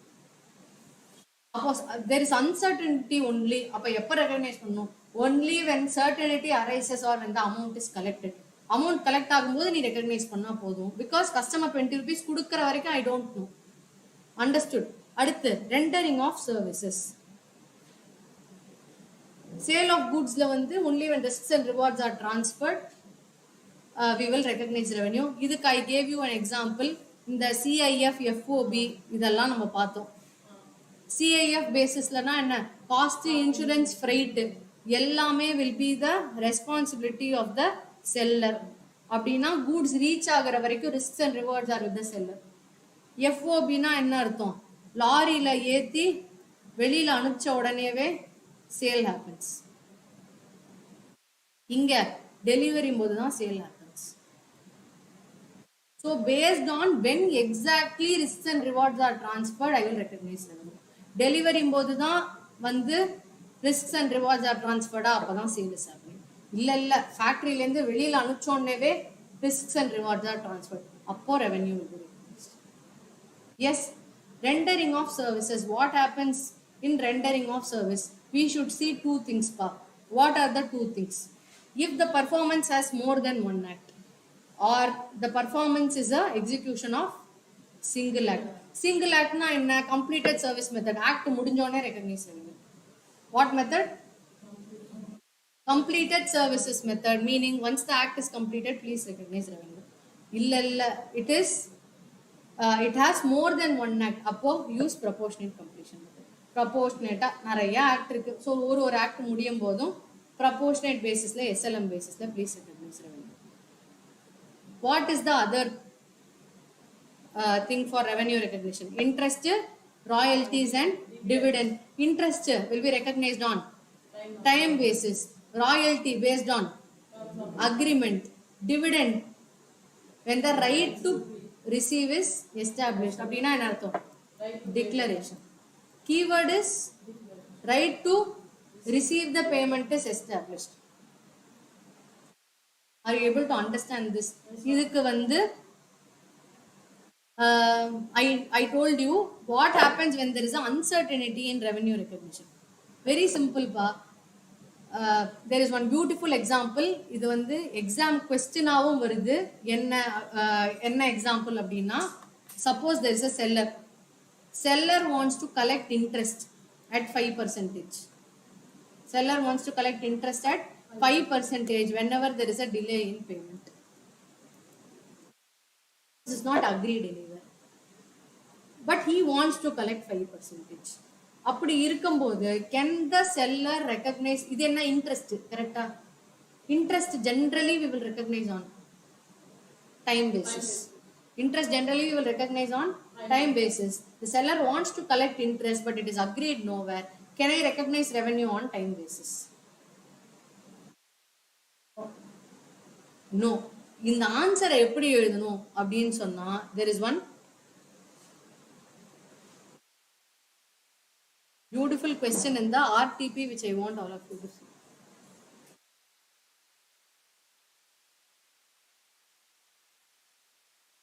RTP ல வந்ததா MTP ல வந்ததா 14th question. PQR Limited sells agricultural products to dealers. One of the conditions of sale is that the interest at the rate of 2% for delayed payments. Percentage of interest recovery is only 10% on such overdue outstanding due to various reasons. During the year, the company wants to recognize the entire interest receivable. Do you agree? So this case is a slight modification. நான் சொன்னேன் agri ஆகலைன்னு, இங்க agri ஆயிருக்கு ஆனா யாரும் கொடுக்கல. Both cases it means only one thing. What? Collection is happening or not happening?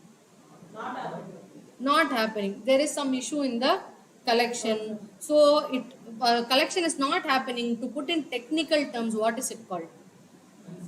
Uncertainty in collection. Correct? If there is an uncertainty in collection, what has to be done? There the answer is given. Very beautiful answer actually.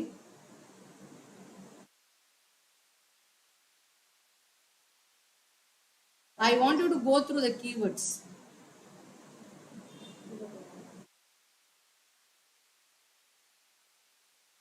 என்னப்பா question number 14. அப்படியே pick up. இதுல last. அதே இதுல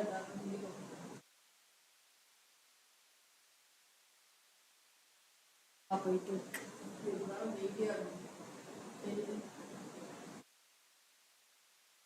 12, 13, 14. Look at this.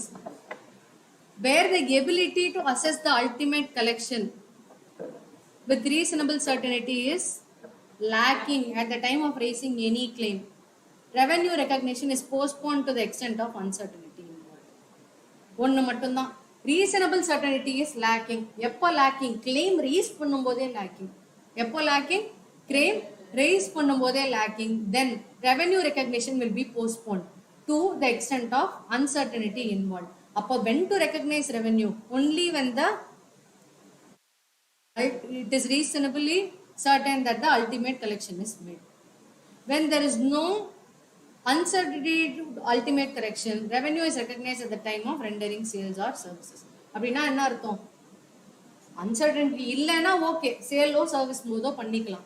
இல்ல, there is an uncertainty, please postpone it till postpone it to the extent of uncertainty. அப்போ எப்போ recognise பண்ணுவோம்? only when it is reasonably certain that the ultimate collection will be made. அப்போ மட்டும்தான் it will be recognized. So in this case what you should do? You cannot recognize revenue unless the company actually receives it. This is one area which you should remember all the keywords.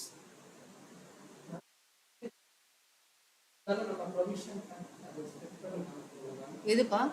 presentation for the answer presentation. நம்ம provision இது ஆக்சுவலா provision தான்.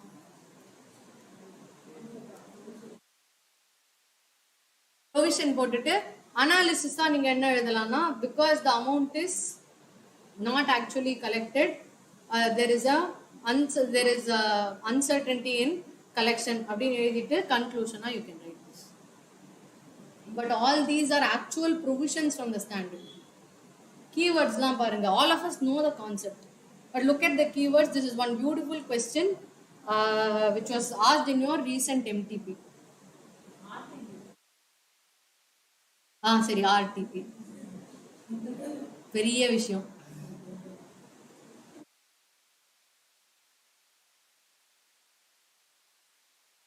RTPயோ MTPயோ எல்லாமே நீங்க தான் படிக்கணும். S, AS9 இது வந்து effect of uncertainties in revenue recognition. இங்க இருக்குல்ல இந்த மசாலா தான் அந்த மசாலா. அப்படியே அடிக்கணும். Copy and remember, paste it here. Amalgamation we are not doing now. Related party disclosure. Related party disclosure உங்களோட class workல we would have done one drawing. 5 இதுக்கு related party disclosure. Related party disclosure, as the name suggests, it is a fully disclosure oriented standard. It is a fully disclosure oriented standard. Disclosure oriented standard na enna artham? Related party la யாரு அவங்களோட transaction என்னென்ன இதெல்லாம் மட்டும் தான் we will be disclosing. அத தவிர accountingல nothing that we will be doing. Definition has 5 points. What are the 5 points? The standard actually deals with only these related party situations. 5 point. First point, enterprise directly or indirectly through one or more subsidiaries or under the common control. இதெல்லாம் என்ன அர்த்தம்? enterprise controls அப்படின்னா என்ன அர்த்தம்? enterpriseோட subsidiary company or controlled by அப்படின்னா என்ன அர்த்தம்? enterpriseோட holding company or under the common control அப்படின்னா என்ன அர்த்தம்? the company is a fellow subsidiary. So in the point 1 we cover holding company, subsidiary company and fellow subsidiary. The enterprise controls or controlled by or under the common control. அடுத்து associates or joint venture of the enterprise. ஏதோ அந்த enterpriseக்கு associate இருந்தாலோ joint venture இருந்தாலோ ரெண்டுமே will be covered under point B. Or the venturer or the investing party if the reporting enterprise is an associate or joint venture. இந்த enterprise தான்ப்பா JV அப்படின்னா அதோட investor இல்ல, இந்த enterprise தான் associate அப்படின்னா என்ன அர்த்தம்? அதோட இன்வெஸ்டிங் கம்பெனி ஆர் த வெஞ்சரர். ஓகேவா? இந்த கம்பெனினா அதோட அசோசியேட் இல்ல, இந்த கம்பெனி தான் அசோசியேட் அப்படின்னா அதுல இன்வெஸ்டிங் பார்ட்டி யாரோ, இல்ல இந்த கம்பெனி தான் ஜேவினா அதோட வெஞ்சரர் யாரோ அவங்க வந்து related party. And what about the individuals? Individuals owning directly or indirectly an interest in the voting power of the reporting enterprise that gives them control or significant influence. Control definition enna artham? What is the meaning of control? Having more than half of the voting power or controlling the of the board of directors or substantial interest in the voting power and the ability to direct the financial and operating policy of the enterprise. So if somebody is able to do any of this as an individual, it means they have control over the enterprise or they have a significant influence over the enterprise. What is significant influence over the enterprise? Control kadayadu, but they have influence in participation. Generally 20% or more of voting power is considered as significant influence. இவங்க கிட்ட 50% of the voting power இல்ல, but 20% or more voting power இருக்கு. So it is called significant influence. If any individual has control or significant voting power, it means they are related to the company. இல்ல அவங்களோட relatives. Both the individual and the relatives of the individual. Here, what is the definition of a relative? Individual இருந்தா அவங்களோட spouse, அடுத்து son, daughter, அதுக்கப்புறம் father or mother, அதுக்கப்புறம் brother, sister. father ஒரு individual இருந்தா அவனோட spouse, son, daughter, father, mother, brother, sister. All of these people are relatives. இப்போ இண்டிவிஜுவலும் related party தான், இந்த ரிலேட்டிவ்ஸும் related party தான். அடுத்து who else is a related party? KMP and relatives of KMP. Who is a KMP? KMP is a person like CFO CEO அவங்க எல்லாம் என்ன பண்ண முடியும்? KMP is somebody who can plan, direct or control the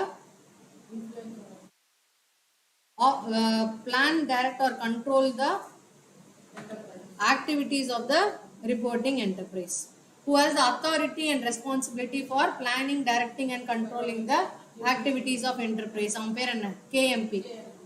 KMPயும் related party தான், அவனோட relatives related party தான். You can get a lot of questions on identifying who are related parties. There is one illustration, first illustration that we did in this chapter. ஒரு enterprise கொடுத்து இது வந்து holding company, இது வந்து associate, இதுல யாரெல்லாம் ரிலேட்டிவ்னு we have one question. அடுத்து enterprise over which any person who is described in C or D has significant influence. அப்படின்னா என்ன அர்த்தம்? இப்போ ஒரு இண்டிவிஜுவல் இருக்கான், இண்டிவிஜுவல் ஆர் ப்ராபப்லி MDன்னு வச்சுக்கோங்களேன். MD, can you plan, direct and control? Is he a KMP? Yes. So for this company there is a MD. This MD is also having 51% interest in another company, which means this company is also related. Meaning person specified in C or D has significant influence over another enterprise. அப்படின்னா that another enterprise is also a related party. Meaning என்ன அர்த்தம்? இந்த டைரக்டரோ major share ஹோல்டர்ஸோ they are common for both these companies. அங்க எப்படி ஒரு கம்பெனிக்கு கீழே 2 கம்பெனி இருந்ததுன்னா காமன் கண்ட்ரோல்னு சொல்றோம்ல, அதே மாதிரி கான்செப்ட் தான்ப்பா இங்க. ஒரு இண்டிவிஜுவல் கீழே 2 கம்பெனியும் இருக்கா, காமன் ஷேர் ஹோல்டரோ காமன் டைரக்டரோ, அந்த மாதிரி இருந்தா தீஸ் கம்பெனிஸ் ஆர் ரிலேட்டட்னு சொல்றோம். அதுதான் லாஜிக். அண்டர்ஸ்டுட்? ஏ பாயிண்ட் என்ன?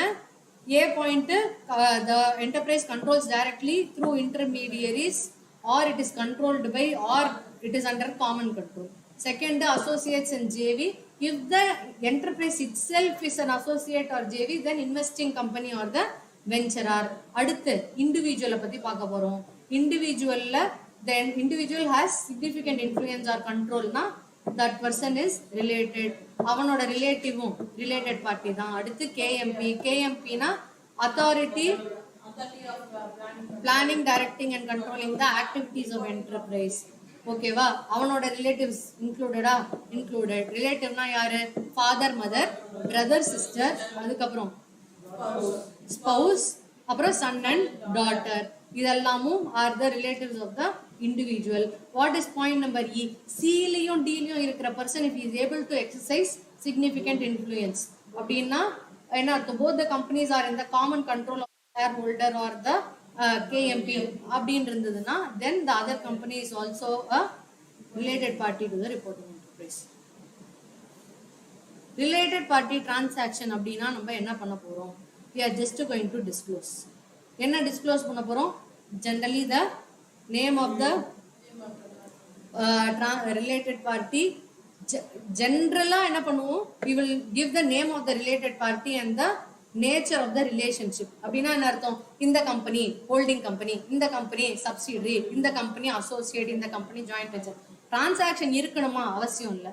We will give the list of all the related parties. We will give the list of all the related parties whether or not there have been transactions between the related parties. Whether or not there were transactions with the related party. Transaction இருக்கோ இல்லையோ என்ன எழுத போறோம்? Name and relationship. அப்ப transaction இருந்தா என்ன பண்ணணும்? Name, description and then nature of transaction, volume of transaction. அப்படின்னா என்ன அர்த்தம்? If you look at the financial statements you will understand பா. ஹோல்டிங் கம்பெனி ABC லிமிடெட், இவ்வளோ share holding, sales with that party was 500 million, receivable as on 31st March. Balance ஷீட்லயும் P&Lலையும் என்னென்ன ஐட்டம்ஸ்லாம் transaction ஆயிருக்கோ, இல்ல அந்த பார்ட்டியோட லெட்ஜர் இருக்கா, இந்த லெட்ஜர்ல இது ஓப்பனிங் பேலன்ஸ், இதெல்லாம் டிரான்சாக்ஷன், இது க்ளோசிங் பேலன்ஸ், அப்படி இருக்கிற எல்லா டிரான்சாக்ஷனையும் we will be disclosing as related party. Ma'am ஒரு சேல் இன்வாய்ஸ் நம்பரா பண்ணுமா, கியூமுலி அக்ரிகேட்டா, இவ்வளோ சேல்ஸ், இவ்வளோ சேல் ஆஃப் ஃபிக்ஸட் அசெட், இவ்வளோ லோன் டேக்கன், எவ்ரி திங் வி வில் டிஸ்க்ளோஸ். டிரான்சாக்ஷன் இருந்தால் மட்டும்தான் இதெல்லாம் தேவை, இல்லைன்னா வெறும் name and nature of relationship. Understood? இதில் டெஃபினேஷன் எல்லாம் படிக்கணும், which I leave it to you. Holding கம்பெனினா என்ன, all of these definitions you have to do. அடுத்து AS 19 leases. In AS 19 leases ரெண்டு விஷயம் இருக்குப்பா. என்ன, we have to see whether it is an operating lease or finance lease. எது complicated, operating லீஸா finance லீஸா? Finance lease தான் complicated. Operating லீஸா இருந்தா பிரச்சனையே கிடையாது. Lease rental will be expense for the லெஸ்ஸாரா லெஸ்ஸியா? லெஸ்ஸார்னா யாரு, லெஸ்ஸினா யாரு? லெஸ்ஸார்னா குடுக்குறவன், லெஸ்ஸினா வாங்குறவன். இவன் என்ன கொடுப்பான், அசெட் கொடுப்பான். இவன் என்ன கொடுப்பான், காசு கொடுப்பான். கரெக்டா? ஆப்பரேட்டிங் லீஸா இருந்ததுன்னா asset will be recognised in the books of lessor. லெஸ்ஸியோட புக்ஸ்ல what will be recognised? only rental expense year on year P&L I will disclose. அவ்வளவுதான், அதுல ஒன்றும் பிரச்சனை கிடையாது. லெஸ்ஸார் கிட்ட தான் இருக்கும். will be with the lessor because he will have the ownership of the asset. அதுல பிரச்சனையே கிடையாது. எங்க பிரச்சனை, ஃபினான்ஸ் லீஸ்ல தான் பிரச்சனை. why problem in finance lease? Finance lease is a case where the lease payments is not for using the asset. Lease payment will be equal to the fair value of asset. அப்படின்னா என்ன அர்த்தம், கிட்டத்தட்ட asset வாங்குற காசை நான் pay பண்ண போறேன் அப்படின்னா அசெட் வாங்குற மாதிரி தான். So lessee will recognise asset. Lessee will recognise asset in his books. How to identify whether it is a finance lease or operating lease? Indicators. Useful like full-ஆவே இருக்கும் ma'am. Major part of economic life use பண்ணா finance lease. End of the lease term ownership transfer பண்ணா finance lease. அடுத்து purchase at a price which is much lower than the fair value. என்ன, purchase option to purchase the asset at a value which is much lower than the fair value on the date of option. அப்படின்னா என்ன அர்த்தம், ஒரு option இருக்கு, நீ அசெட்டை வேணா வாங்கிக்கோ, கடைசியில வாங்கிக்கோ, ஆனா the rate is very less and I am very sure that he will buy. அடுத்து fair value of the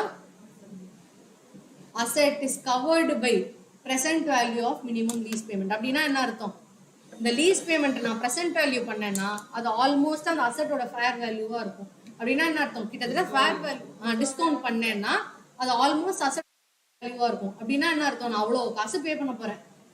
அவ்வளோ காசு பே பண்றதுன்னா என்ன அர்த்தம், technically buying that asset. No, so that is also an indicator.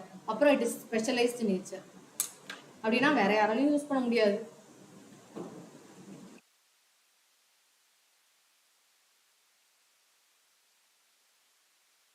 All of these indicators are there. It is called a finance lease.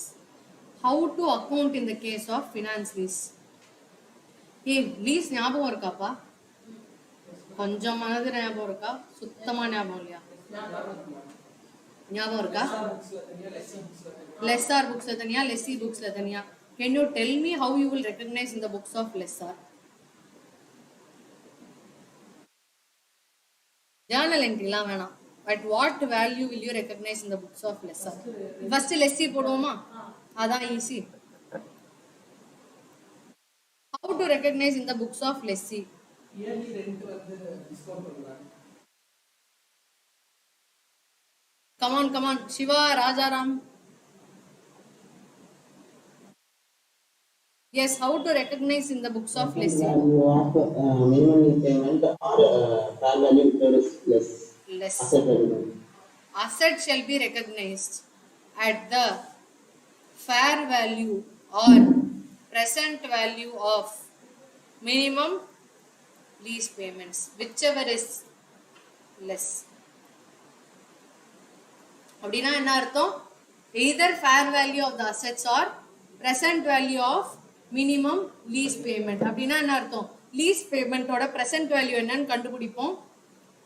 கண்டுபிடிச்சிட்டு we will compare it with the fair value of the asset. இது ரெண்டுத்துல whichever is less we will recognize. What is present value of minimum lease payments? Minimum lease payment னா முதல்ல என்ன அர்த்தம்?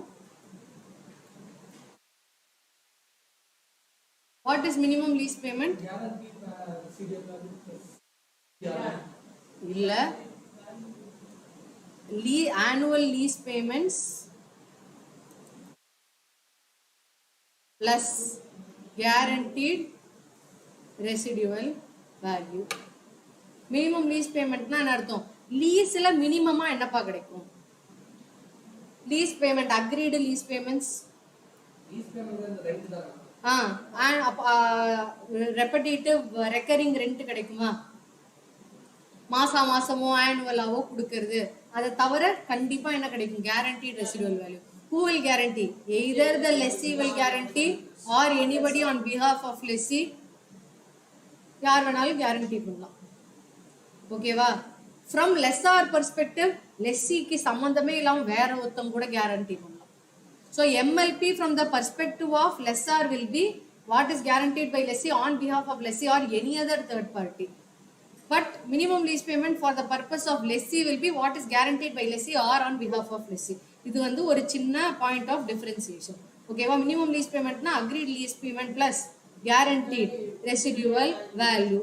இதோட present value கண்டுபிடிச்சிட்டு I will recognize the asset. To find the present value, I have to use an interest rate. What is this interest rate called? IRR. How to find IRR? எதையும் compare பண்ணி IRR பண்ண முடியுமா?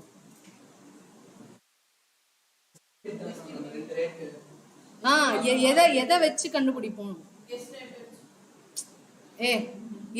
எந்த அமௌண்ட்டுக்கு IRR?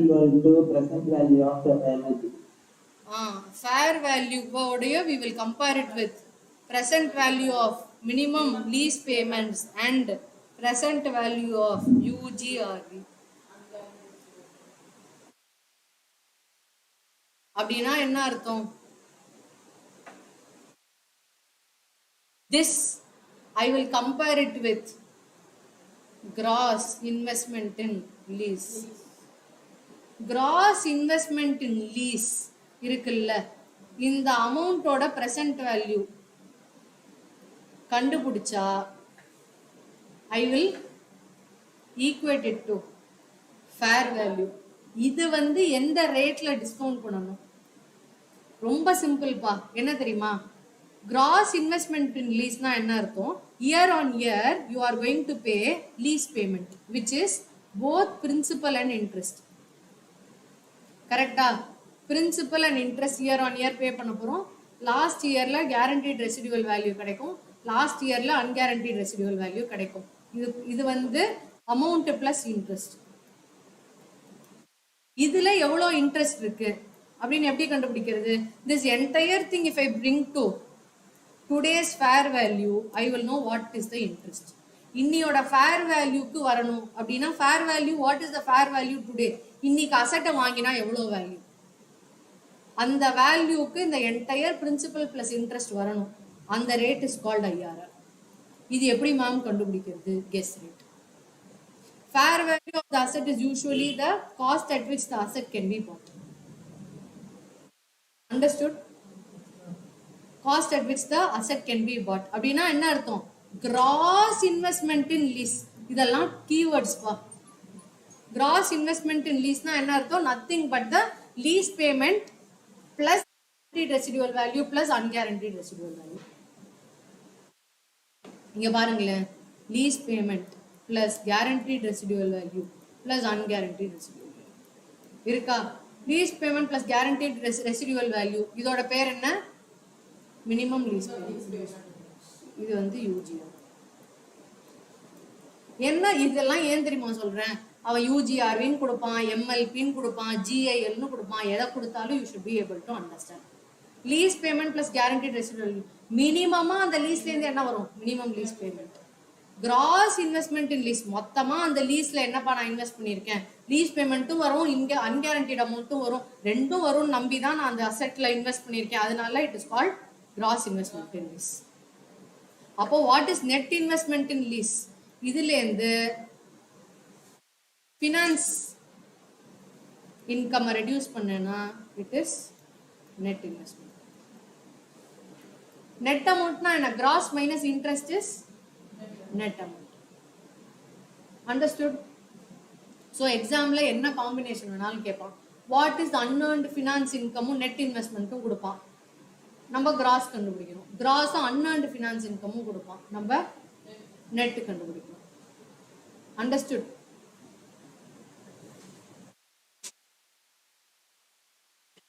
fair value or present value of minimum lease payment. அப்புறம் year on year what I will do? I will account. Year on year I will account for interest and repayment of principal. இதுக்கு நம்ம வந்து schedule போட்டு account பண்ணணும். Understood? You will account for both interest and repayment of principal.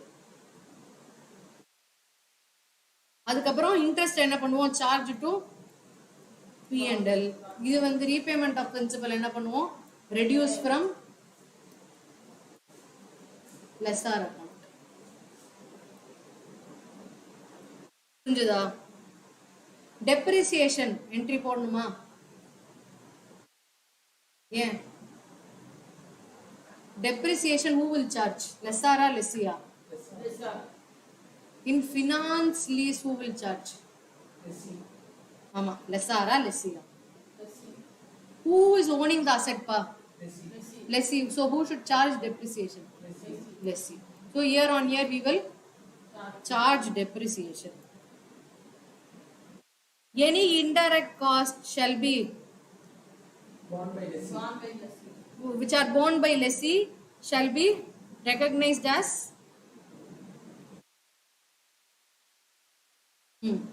that shall be recognized as expense. Illa it is directly attributable to finance lease na it will be recognized as asset based on the nature. Idhula vandu there can be basic problems also. Basic problems na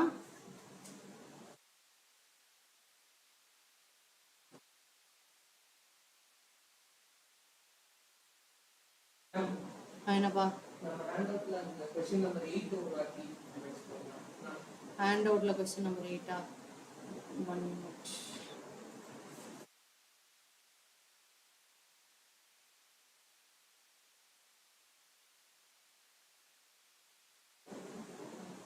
paper 5.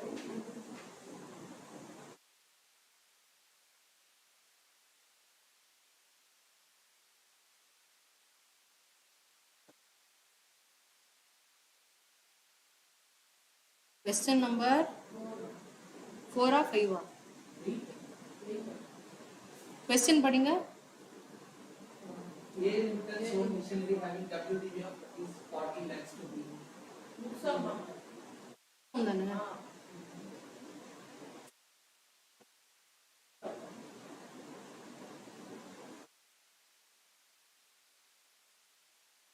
Sale price fair value to the company. Sale price fair value.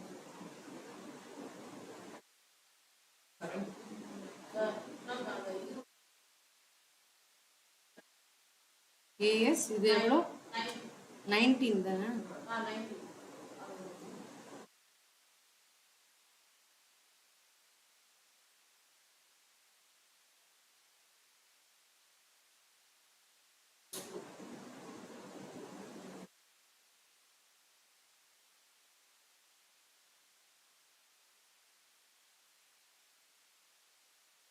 எந்த question பா?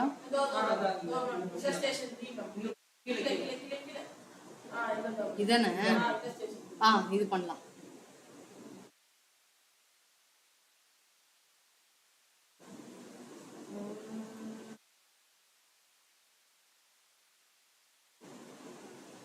இதெல்லாம் okay தானே உங்களுக்கு?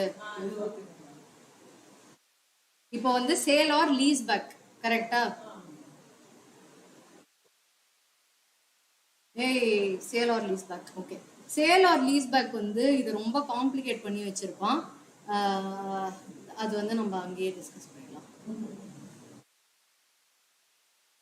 Sale or lease back will be classified into 3 cases. Sale or lease back எப்போ நடக்கும்? When sale and lease back results in a finance lease.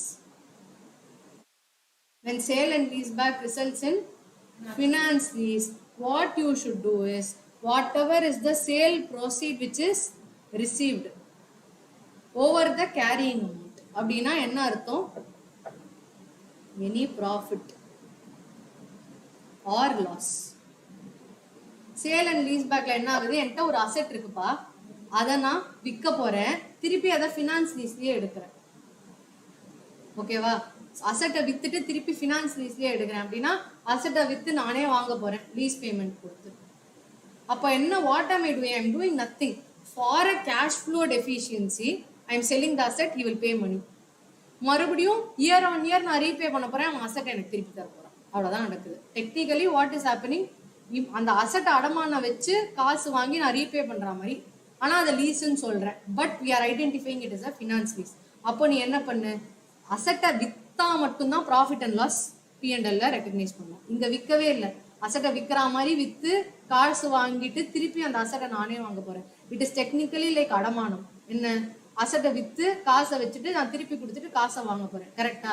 அப்போ சேலே ஆகல, நீ எப்படி ப்ராஃபிட் அண்ட் லாஸ் இமீடியட்டா ரெகக்னைஸ் பண்ண முடியும்?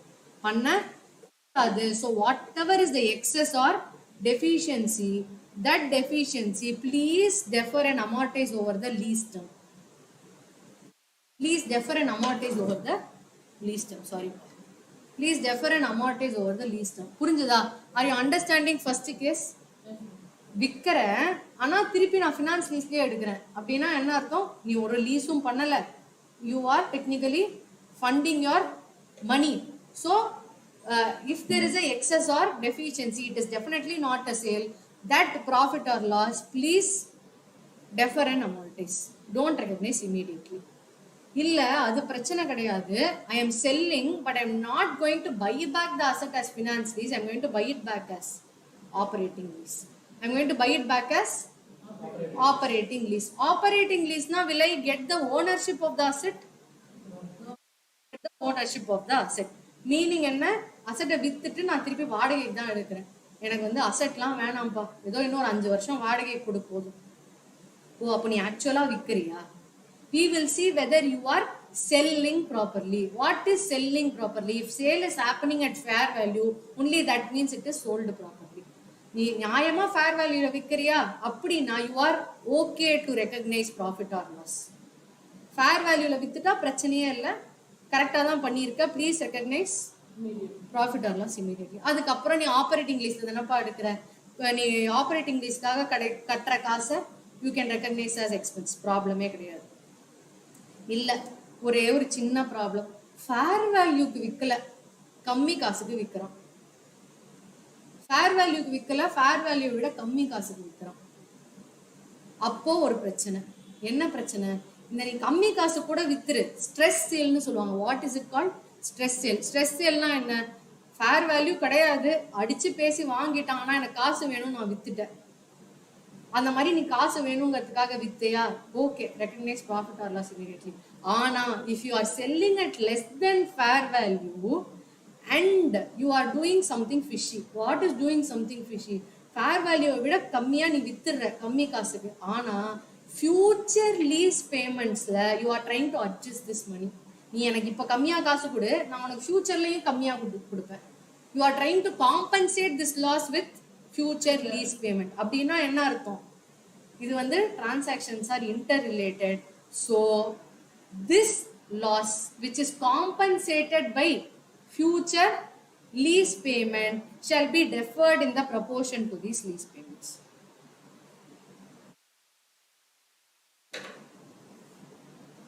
புரிஞ்சுதா?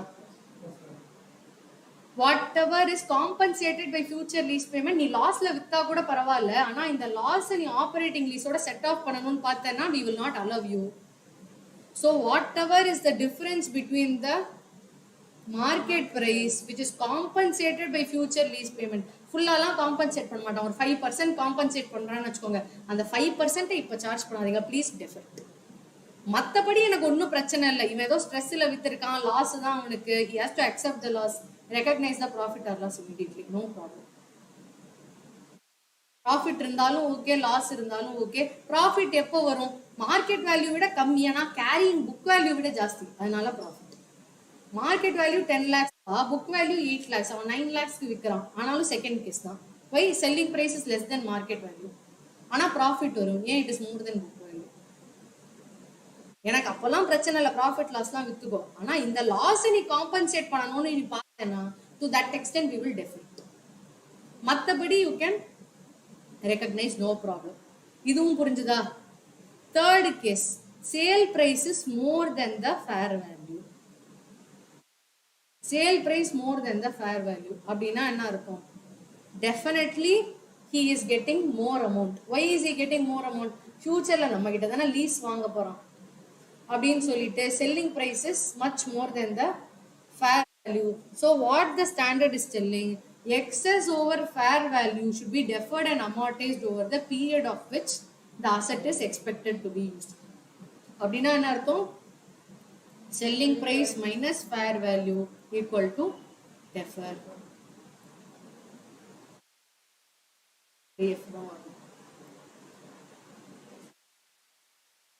பட் இங்கேயும் ஒன்று ஞாபகம் வச்சுக்கணும். என்ன ஞாபகம் வச்சுக்கணும்? there are 3 prices. என்ன price? Selling price, fair value, carrying value or WDV. அப்போ செல்லிங் பிரைஸுக்கும் ஃபேர் வேல்யூக்கும் இருக்கிற டிஃபரன்ஸ் நம்ம என்ன பண்ண போறோம்? டெஃபர் பண்ண போறோம். ஃபேர் வேல்யூக்கும் கேரியிங் வேல்யூ ரெகக்னைஸ். புரிஞ்சுதா? இதோட எக்ஸாம்பிள் மட்டும் we will see.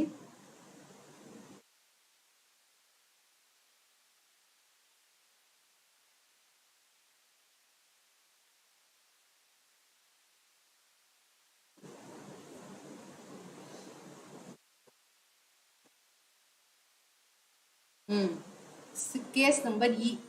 Fair value 35 lakhs.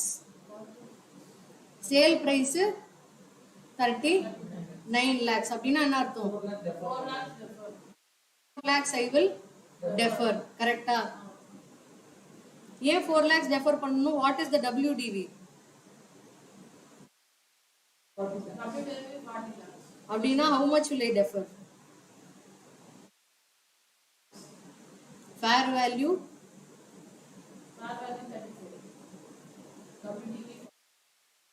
WDV 40, fair value 35, selling price 39 lakhs.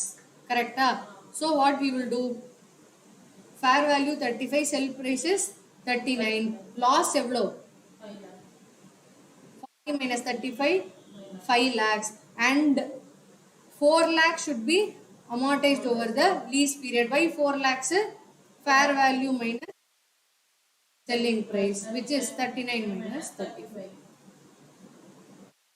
புரிஞ்சுதா? Any questions? இது லாஜிக்கலா யோசிங்கப்பா. அப்படி ஃபார்முலா ஞாபகம் வச்சுக்கிறது கஷ்டம். அவன் ஃபேர் வேல்யூக்கே வித்துட்டானா பிரச்சனையே இல்லை. You can recognise P&L immediately. Selling price less than fair value, ஏதோ ஸ்ட்ரெஸ்ல வித்துட்டான், please give them, let him recognize profit or loss immediately. Ana if the loss is compensated by the future payment, to that extent differ. Illa avanoda selling price is much higher than the fair value. அப்படின்னா என்ன அர்த்தம்? Operating lease எடுத்ததுனால தானே நீ வந்து நிறைய காசு கொடுக்குற அவனுக்கு. So I will not allow you to recognize the gain. The excess over fair value will be amortized over the period in which the asset is expected to be used. Ma'am, இதே அந்த first case sale price 50 lakh equal to fair value னா அந்த 10 lakh loss வந்து 10 lakh profit வந்து அப்படியே recognise பண்ணுவோம். ஆமா, இதுல இன்னும் ஒரு கேஸ் கொடுத்திருப்பான்பா, case number C. Case number C என்ன தெரியுமா ஆகும்? ஆக்சுவலா வந்து ஃபேர் வேல்யூ 45, சேல் பிரைஸ் 38. அப்படின்னா என்ன அர்த்தம்? Sale price is lesser than face value. இதுல வந்து டெஃபர் பண்ணணுமா? பண்ணலாம். எப்போ? only if the loss is compensated by future payment. ஆனா இங்க அவன் என்ன assumption எடுத்து எழுதியிருப்பான்னா assumed that the loss is not compensated by the future lease payment அப்படின்னு எழுதிட்டு he will recognize the profit or loss immediately. Understood? Any questions? மற்ற சம்லாம் they are quite straight from your இதுதான், but I need you to spend some time to understand what is MLP, what is guaranteed, what is unguaranteed இதெல்லாம்.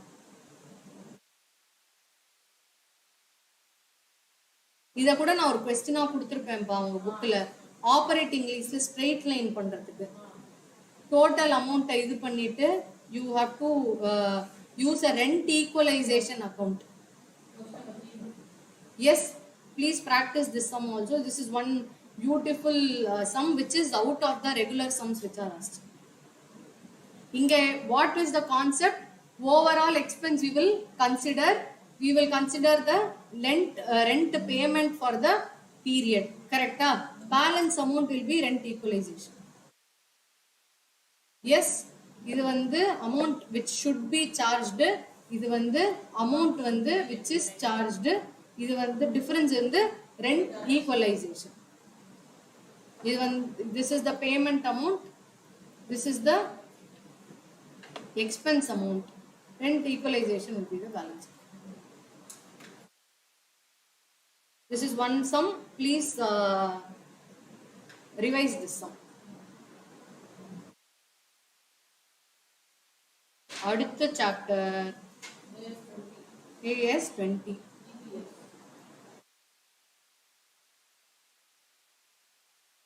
EPS ல என்னப்பா formula? What is EPS? EPS means calculating the earnings per share. Earnings per share. What is earnings?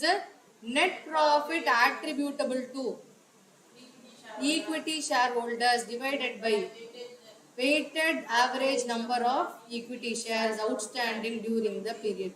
இதுல வந்து weighted average number of equity shares எப்படி compute பண்ணனும்? Number of equity shares into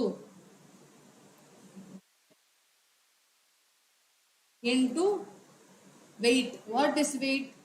எவ்வளோ period, number of months it is outstanding by 12. 3 months outstanding na 3 by 12, 5 months outstanding na 5 by 12. அந்த மாதிரி weight ஓட multiply பண்ணனும். ஏன் weight ஓட multiply பண்ணனும்? We should not take closing equity shares because we are taking profit for the period. For the period நான் profit எடுத்தேனா for the year எவ்வளோ equity shares இருக்காங்களோ அந்த weights ஓட multiply பண்ணி I should only take weighted average number of equity shares. Clear to all of you? Yes. What is the relevant date for computing different types of shares? அதாவது எந்த டேட்ல இருந்து அந்த shares எல்லாம் எஃபெக்டிவ் அப்படின்னா this also I think we drew a table. என்ன table? bonus shares. What is the effective date?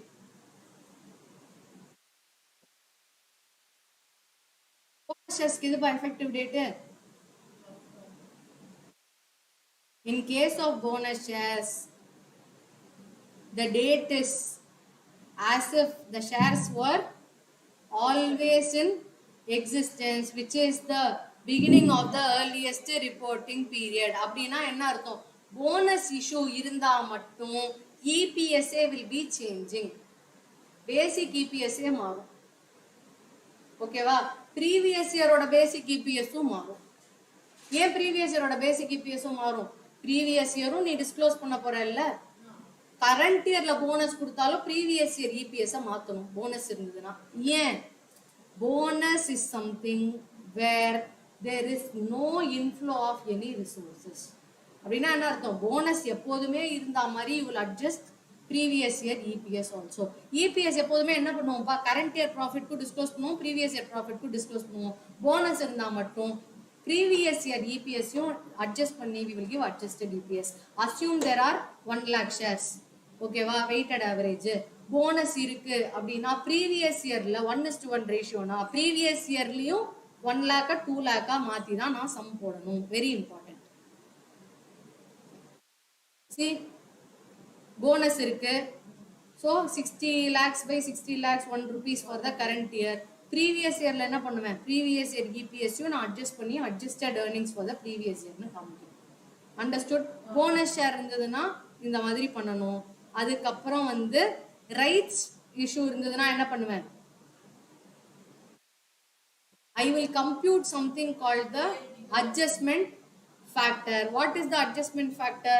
Fair value per share immediately prior to exercise of rights by theoretical X rates fair value per share. In the bonus element, I will multiply to the denominator and then I will find the EPS. Correct? What I will do? Fair value per share by theoretical X rates price 1.05 வந்துருச்சா. So அந்த 1.05 டினாமினேட்டர்ல multiply பண்ணி I will compute weighted average number of equity shares. Okay. Now fair value per share prior to exercise of right இது எங்க இருக்கும், கொஸ்டின்லயே இருக்கும்.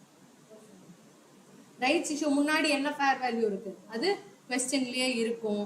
Compare to theoretical ex rights value of share அப்படின்னா என்ன பண்றேன், ரைட்ஸ் இல்லாம என்ன வேல்யூ, ரைட்ஸோட ஃபேர் வேல்யூ என்ன, இதை ரெண்டையும் கம்பேர் பண்ணா எனக்கு என்ன தெரியும், ரைட்ல இருந்து எனக்கு என்ன போனஸ் எலிமெண்ட் கிடைக்குதுன்னு தெரியும். ரைட்னால எனக்கு என்ன போனஸ் எலிமெண்ட் கிடைக்கிறதுன்னு தெரியும். அந்த போனஸ் எலிமெண்ட்டுக்கு எனக்கு காசே வராது. ஏன், rights issue is done less than market price. கரெக்டா? Less than fair value. இப்போ 20 rupees தான் வேல்யூ ஆஃப் த ஷேரு, ஆனால் 21க்கு ட்ரேட் ஆகுது. எதனால? 0.5 ஒரு போனஸ் எலிமெண்ட் இருக்கா. போனஸ் எலிமெண்ட் இருந்தா என்ன பண்ணுவேன், அதை அப்படியே டினாமினேட்டர்ல மல்டிப்ளை பண்ணுவேன். அதுதான் the concept behind rights issue. Now I have to find theoretical X rates value per share. ஏன் it is called theoretical X rates value per share? புக்ஸ்ல எல்லாம் எங்கேயும் இருக்காது, மார்க்கெட்லயும் எங்கேயுமே இருக்காது. தியரிட்டிக்கலா நான் கண்டுபிடிக்க போறேன். ரைட்டே இல்லாம அந்த ஷேரோட வேல்யூ என்ன. ஷேரோட value is generally the total value by number of shares. How to find the total value? Face value into number of shares, fair value into number of shares plus amount received from exercise. அப்படின்னா என்ன, எக்ஸசைஸ்ல whatever is the issue price into number of shares issue. அப்படின்னா என்ன அர்த்தம், total value of the company எவ்வளோ divided by number of existing shares plus number of right shares issue. Share price determine based on the value of the company. No கரண்டா எவ்வளோ value, இன்னும் எவ்வளோ பைசா வரப்போகுது, கரண்டா எவ்வளோ ஷேர்ஸ், இன்னும் எத்தனை ஷேர்ஸ் வரப்போகுது.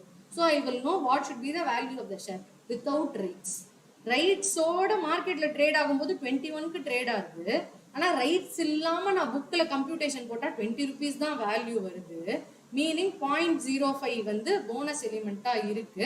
ஸோ அந்த போனஸ் எலிமெண்ட்டையும் அட்ஜஸ்ட் பண்ணி I will compute what, basic EPS. I will compute basic EPS. Understood? போனஸும் ரைட்ஸும் இருந்ததுன்னா பேசிக் இபிஎஸ்ஸே மாறும்பா. What is basic EPS? Net profit attributable to equity shareholders by weighted average number of equity shares. Rights issue வந்தா basic இபிஎஸ்ஸே மாறும். Then what is diluted EPS? Diluted EPS is a result of potential equity shares. Potential equity share na enna? Either there is a contract or some financial instrument which will be potentially converted to equity share. ஐயோ அது equity ஷேரா நாளைக்கு மாறா, இன்னைக்கு என்ன பிரச்சனை, நாளையில இருந்து அந்த பசங்க வந்துருவாங்க சண்டைக்கு. So my EPS will get diluted due to these people. Potential equity shareholders நாளை EPS என்ன ஆகும், dilute ஆகும். Yes, sometimes it can be dilutive, sometimes it can be anti-dilutive. எப்போ anti-dilutive இருக்கும்? For example, debentures are converted to equity shares. Rate of interest on debentures was high, but dividend on equity shares is less. அப்படின்னா என்ன அர்த்தம், அது dilute பண்ணாது, anti dilute தான் பண்ணும். ஏன் ஆன்டி டைல்யூட் பண்ணும், முன்னாடி அவனுக்கு வந்து 10 rupees per debenture I was paying, அவன் ஈக்விட்டி ஷேர் ஹோல்டரா, ஆனால் 3 rupees per share தான் நான் பே பண்ண போறேன்.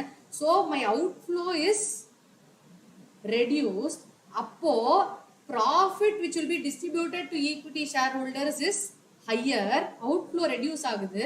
So my EPS will not get diluted. In that case, my EPS will increase. அப்படின்னா it is called anti-dilutive potential equity shares. But for exam purpose or for the purpose of AS20, AS20 says anti-dilutive potential equity shares, please don't consider anywhere. Only diluted potential equity shares consider and disclose diluted EPS.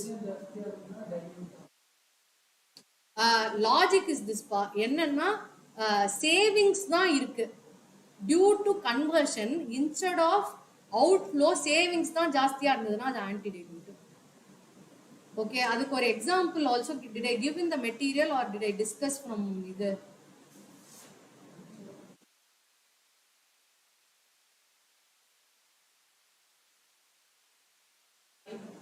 இருக்கா anti டைலூட்டிவா?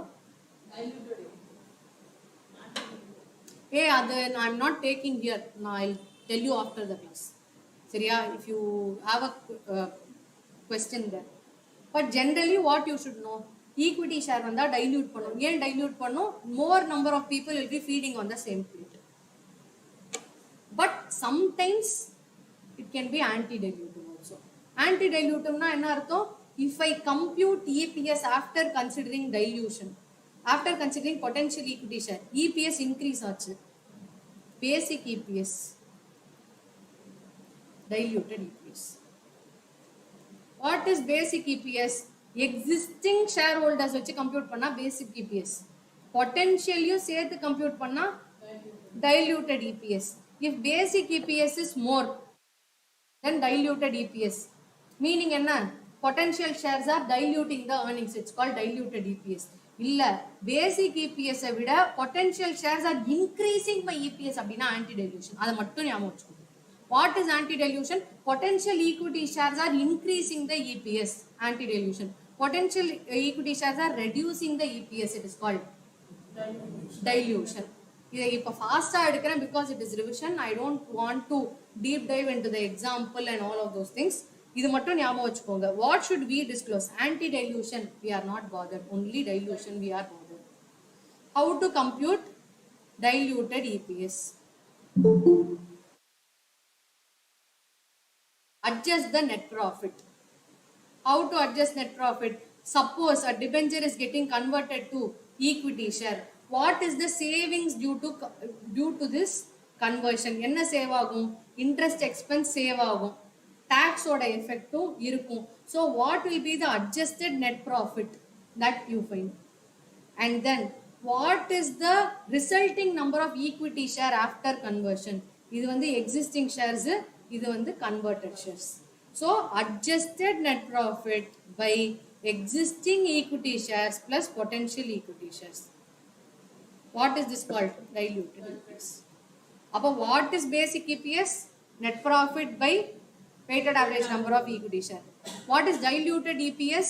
Adjusted net profit by equity shares plus potential equity shares. புரிஞ்சுதா? basic EPS னா இப்போ இருக்கிற share ஹோல்டர்ஸ்க்கு என்ன போகும் earnings. What is diluted EPS?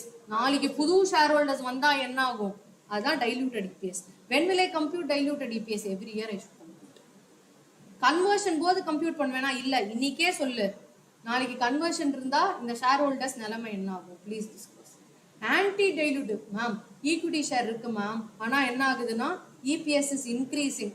நாளை பின்ன நம்ம ஷேர் ஹோல்டர்ஸ்க்கு பெனிஃபிட் தானே கேன் டிஸ்க்ளோஸ். அதெல்லாம் ஒன்றும் பண்ண வேண்டாம். Any benefit or future benefit that you are expecting அதெல்லாம் டிஸ்க்ளோஸ் பண்ணாதீங்க. Only if the potential shares are dilutive in nature, please disclose. Understood? Any questions here? Dilution in case of share options. இது வந்து ஒரு டிஃபரெண்டான question பா. What to do in case there is a dilution in case of share option? Standard says two things. ஒரு share ஆப்ஷனை எடுத்துக்கோ. ஒரு share ஆப்ஷனை எடுத்துக்கோ. எடுத்து you break it into two things. Break it into things. Like what? ஒன்னு, break it into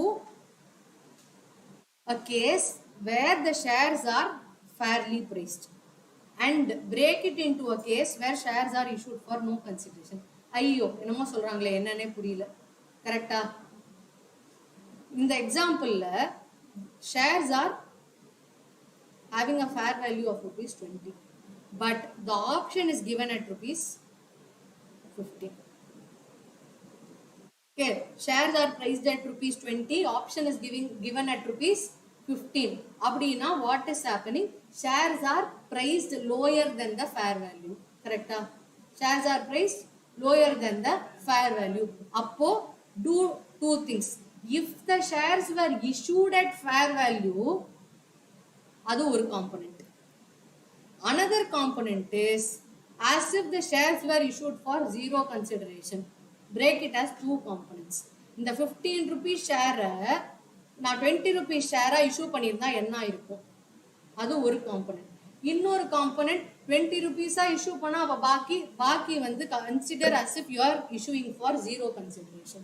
அப்படி ரெண்டா break பண்ணிட்டு first component what you should do is ignore as it is anti-dilutive. Only second component give effect. அப்படின்னு standard is telling. Meaning enna? We are taking one assumption pa. In this case, what is happening? Profit is 12 lakhs. Weighted average equity share is 5 lakhs. Appa what is EPS? 12 lakhs by 5 lakhs, which is 8. 12 lakhs by 5 lakhs எவ்வளோ? 2.4. Basic EPS பிரச்சனையே கிடையாது. ஓகேவா? Diluted EPS க்கு என்ன பண்ணணும்? இப்போ fair value is 20, excise price is 15, weighted average number of equity share under the option is 1 lakh share. Now if the 1 lakh shares were issued at 20 rupees, எவ்வளோ share issue பண்ணிருக்க முடியும்? 1 lakh into 15 by 20. இப்போ 1 lakh shares I am issuing for 15 rupees. How much will I get? 15 lakhs. I will get 15 lakhs. In the 15 lakh rupees 15 rupees share issue பண்ணாம 20 rupees share issue பண்ணிருந்தா எவ்வளவுக்கு issue பண்ணிருப்பேன்? Divided by 20, how many shares will I issue? 75,000 shares. So I am breaking this 15 lakhs into two components. 75,000 shares issued for rupees 20 and 25,000 shares I am issuing for 0 rupees. அதே 15 lakhs ஏன் இப்படி பண்றேன்? Standard is telling. Assume that you have issued one component at fair value, another component at zero consideration. So என்ன பண்றேன்? 75,000 I am taking at what value? Fair value. 25,000 I am taking at 0 rupees. இது என்ன? Assumption. Now, why 75,000 I should not consider? Because that also again standard is telling don't consider because it will be anti-dilutive in nature. Anti-dilutive இருந்தா என்ன அர்த்தம்? We should not consider for diluted EPS. அப்போ something which is issued for 0 rupees dilute பண்ணுமா பண்ணாதா? கண்டிப்பா பண்ணும். ஏன்? இன்ஃப்ளோவே இல்ல. It is going to be issued at zero consideration, so it will definitely dilute. அதுதான் நம்ம இந்த சம்ல பண்ணிருக்கோம். What we are doing is with 5 lakh shares we are only adding 25,000. So weighted average number of equity shares outstanding is 5,25,000. So my diluted EPS is 12 lakhs by 5,25,000, which is 2.4. Again pa basic sum விட இந்த மாதிரி some கேட்கிறதுக்கு possibility ஜாஸ்தி. That is why I am spending time now to discuss this. Logic இதே அதே மாதிரி cost எடுக்கப்பட்ட adjusted net profit பார்த்தோம். அதுல வந்து டாக்ஸ் ரெடியூஸ் பண்ணி ரீசன் தி சேவிங்ஸ் போறதுனால கரெக்ட். நமக்கு அந்த பெனிஃபிட் முன்னாடி கிடைச்சது, இப்போ பெனிஃபிட் கிடைக்காது, அதனால we are reducing. ஓகேவா? இது கிளியரா? Any questions?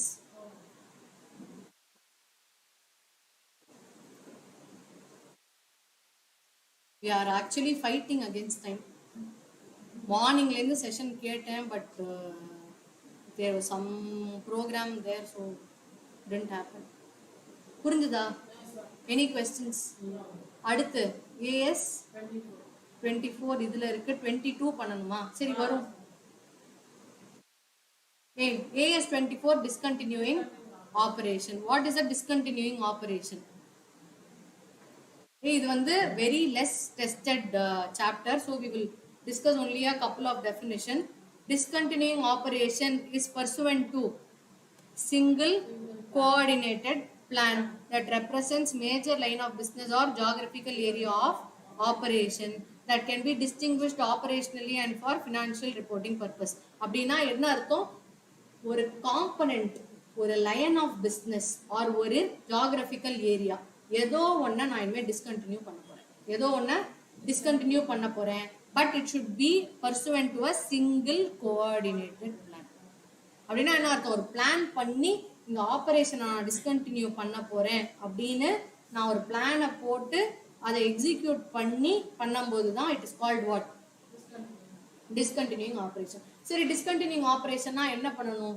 Profit R losses from continuing operation separately, discontinuing operation separately should be shown. No more it will be shown with continuing operation, it will be shown separately as discontinuing operation. But there should be a single coordinated plan. It should represent a major line of business or geographical area of operation. ஒரு company வந்து ஒரே ஒரு ப்ராடக்ட்டை மட்டும் discontinue பண்றான் faced மேனர்ல, அதெல்லாம் discontinue operation கிடையாது. புரிஞ்சுதா? அது ஒரு கொஸ்டின் இருக்கு. Please go and check your material. There is one question where a company in a phased manner is discontinuing one product, whether the following is a discontinued operation, whether it qualifies. ஒரு detergent some இருக்கும், இருக்கா?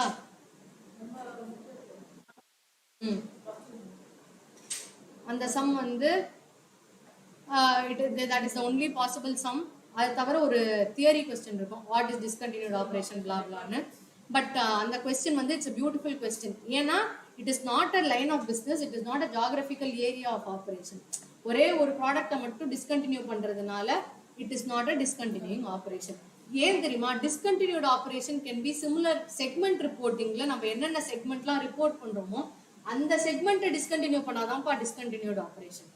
But ஒரே ஒரு product is not one segment. Because I told you, நிறைய products together only represent one segment. ஒரே ஒரு product discontinue பண்றதுனால ஒரு செக்மெண்ட்டை டிஸ்கண்டினியூவோ ஒரு ஆபரேஷனை டிஸ்கண்டினியூ பண்ணதாவோ கிடையாது. So there is one question there which I want you to revise. Yes, this should be pursuant to a single coordinated plan. It should be for a major line of business or geographical area. It cannot be one product alone. Okay, va? It should be distinguished separately for both operational and financial purpose. It can be through any case. Demerger இருக்கலாம், spin off இருக்கலாம், piecemeal distribute பண்ணலாம், இல்ல abandon பண்ணலாம், என்ன வேணாலும் பண்ணலாம். All of this is called discontinued operation. ஓகேவா? என்ன பண்ணணும்? தனியா காமிக்கணும்பா டிஸ்கண்டினியூட் ஆபரேஷனோட ரெவென்யூஸ் என்ன, எக்ஸ்பென்ஸ் என்ன. ஓகேவா? அவ்வளவுதான். எப்பையில இருந்து காமிக்கணும்? when the enterprise has entered into a binding sale agreement or enterprise board of directors or similar governing body has approved a formal plan or made announcement of the plan. இது ரெண்டுத்துல whichever is earlier. என்ன? sale agreement or announcement of the plan by the governing body, whichever is earlier. அந்த பாயிண்ட்ல இருந்து I will disclose my discontinued operations ஓட results separate. Till what point of time? Till the discontinuance is done. இந்த plan execute ஆற வரைக்கும் I will show. Discontinued operation accounting மாறுமா? Ma'am PPE different disclose பண்ணுமா? depreciation percentage மாறுமா? ஒண்ணுமே மாறாது. The same results you will disclose it as separately. Revenue from continuing operation, revenue from discontinuing operation. அந்த மாதிரி disclose பண்ணும். அவ்வளவுதான். How to account for the items? Please refer relevant accounting standards. அப்ப இங்க என்ன பண்ணணும்? disclose separately. Understood? அந்த ஒரு question மட்டும் தான்ப்பா இருக்கு. அது RTP, MTP எல்லா இடத்துலயும் it is frequently circulated.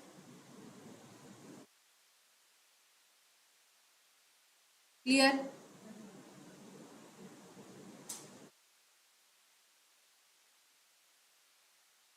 எல்லாமே காமிக்கணும். டிஸ்கிரிப்ஷன் என்ன, வாட் இஸ் த ஏரியா, எப்போ வந்து டிஸ்கண்டினியூன்ஸ் இஸ் ஹேப்பனிங், அதுக்கப்புறம் what is the cash flow, அப்புறம் டேக்ஸோட எஃபெக்ட் என்ன, அதுக்கப்புறம் ரெவென்யூ என்ன, எக்ஸ்பென்ஸ் என்ன, பேலன்ஸ் ஷீட் என்ன, அசெட் டோட்டல் என்ன, லைபிலிட்டி டோட்டல், டெக்னிக்கலா எல்லாமே காமிக்கணும். On the phase of the P&L.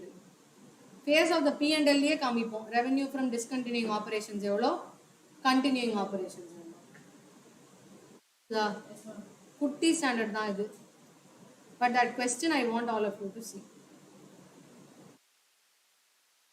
Intangible assets. இன்னும் intangible provision income tax அவ்வளவுதானே இருக்கு.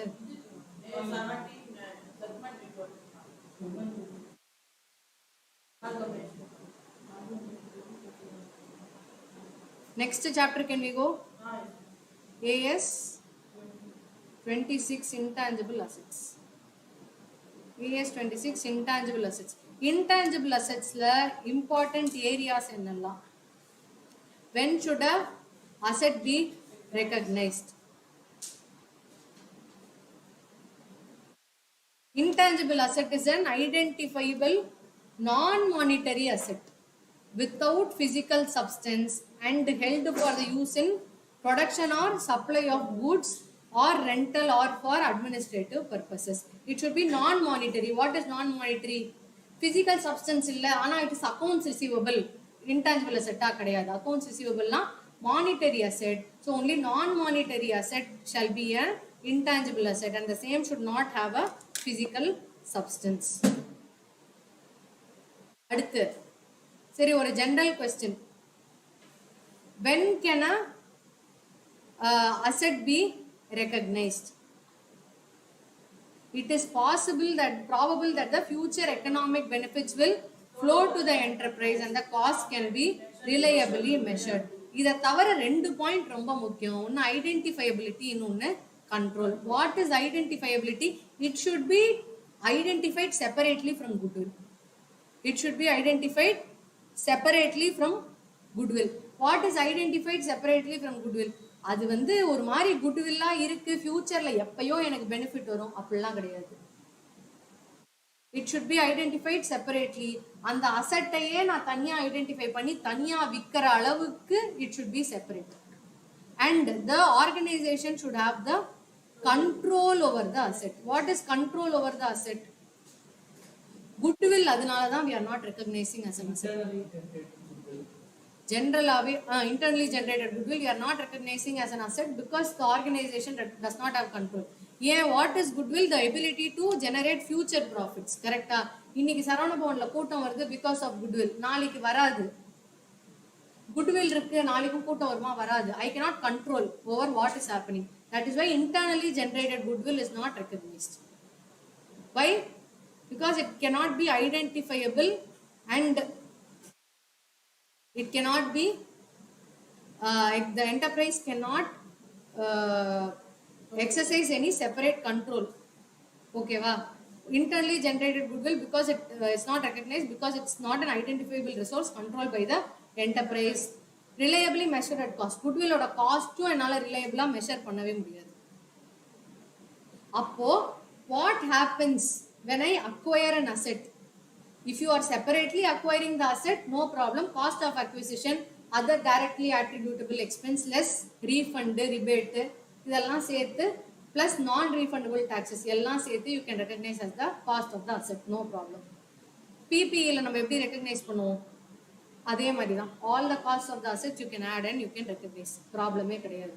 அப்போ where is the problem? Problem is only when the asset is internally generated. ஏன் internally generated problem? Because the organization this that எல்லா எக்ஸ்பென்ஸையும் add பண்ணி எல்லா எக்ஸ்பென்ஸையும் P&L எடுத்துட்டு போகாம கேபிட்டலைஸ் பண்ணி வச்சிருவாங்க. அதுதான் problem. Yes, so research and டெவலப்மெண்ட்னு எல்லா காஸ்ட்டையும் கொண்டு P&L எடுத்துட்டு போகாம they will capitalize it and amortize it. The standard strictly prohibits that. So the standard is giving some guidelines. எல்லா காஸ்ட்லாம் நீ டெவலப் பண்ண எல்லா காஸ்ட்லாம் நீ கேபிட்டலைஸ் பண்ணக்கூடாது. Please classify the cost into 2 phases. What are the 2 phases? Research phase and development phase. What is research phase? Research phase is when investigation happens. What is investigation? இதுல knowledge gain பண்ணுவாங்கப்பா, understand பண்ணுவாங்க. இந்த prototype நம்மளால build பண்ண முடியுமா முடியாதா, ஃபீஸிபிளா இல்லையா, அதை மட்டும்தான் they will do in research phase. They will only investigate முடியுமா முடியாதா, இந்த மாதிரி பாசிபிலிட்டி இருக்கா அப்படிங்கிற இன்வெஸ்டிகேஷன் மட்டும்தான் பண்ணுவாங்க. That is research phase. What is development phase? Whatever knowledge that they got from research phase, no, that knowledge is applied. That knowledge is applied in the development phase. What you should do, whatever expense you are incurring in research phase, all that expense has to be recognized immediately. What can be capitalized? Only the development phase expenditure can be capitalized. Understood? Research phase na enna artham? Planned investigation, gaining knowledge. Development phase na application of knowledge.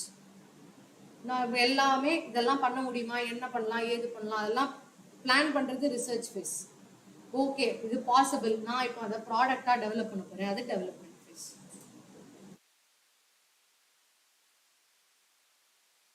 அதுல என்னெல்லாம் consider பண்ணலாம்?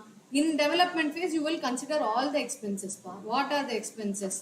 Material, salaries and wages, any direct expense, other overheads which are allocated, இது எல்லாமே you can take it. ஆனா what you should not take, selling and admin, operating losses, expenditure on training staff, இதெல்லாம் நம்ம எடுத்துக்க கூடாது. ஏன் expenditure on staff trainingலாம் எடுத்துக்க கூடாது? Because you cannot control your staff. இன்னைக்கு ட்ரெயின் பண்றோம், நாளைக்கு அவங்க விட்டு போயிட்டானா we don't know whether the asset will generate future benefits.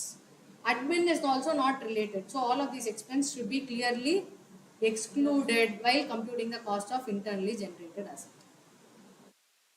Internally generated asset irundhalum we will recognize only if certain conditions are satisfied. Enna conditions? There should be technical feasibility of completion, the completion of the asset.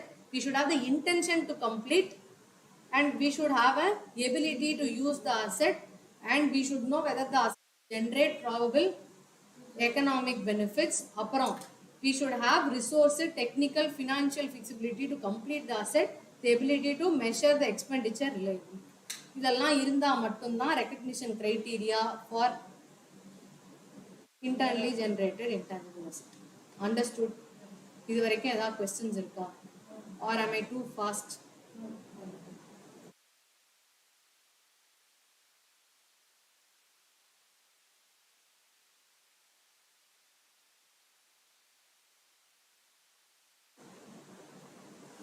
Amortization method, subsequent expenditure. Subsequent expenditure ku you have to apply the same condition pa.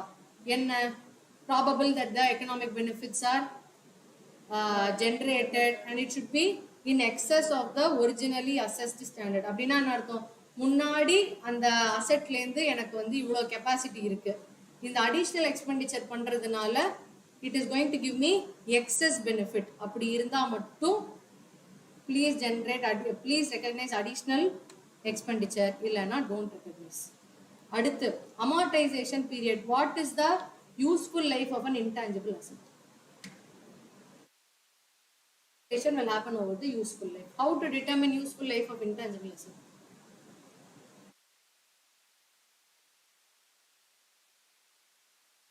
What is the useful life? அது எவ்வளோ நாள் யூஸ்ஃபுல்லாக இருக்கோ அதான் useful life. கரெக்டா? But the standard chase எவ்வளோ useful லைஃபாக இருந்தாலும் an intangible asset cannot have a useful life which can exceed 10 years. Very important. The standard says the useful life shall not exceed 10 years. 10 years மேலே வச்சுக்கலாமா? வச்சுக்கலாம். If you want to have a useful life more than 10 years, you have to have a scientific evidence to this, and every year you have to revisit and evaluate whether the 10 years is proper or not. Review shall be done every year, and you should also disclose why you are taking an assumption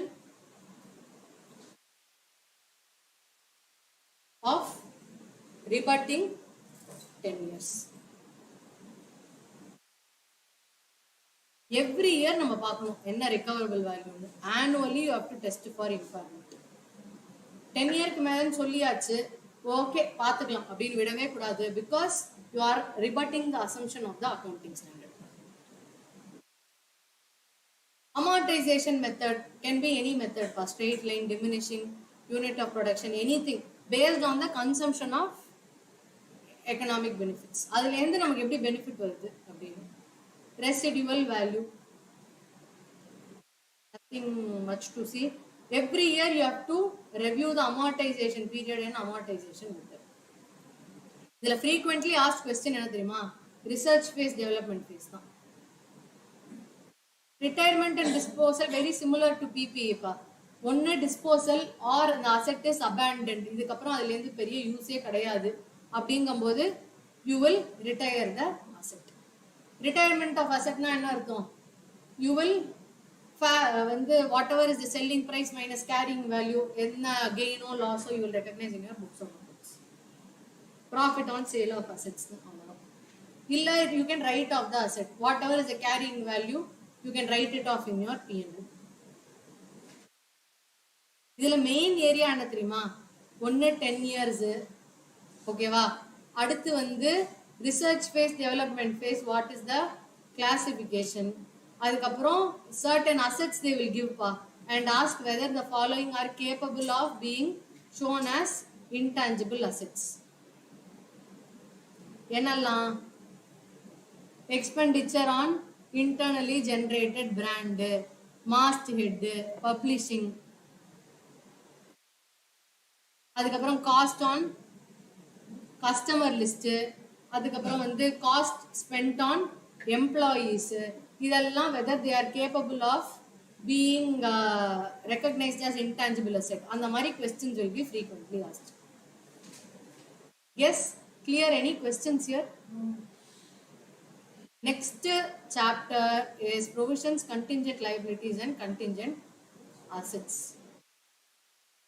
ப்ரொவிஷனுக்கு வந்து ஒரே ஒரு chart தான்ப்பா.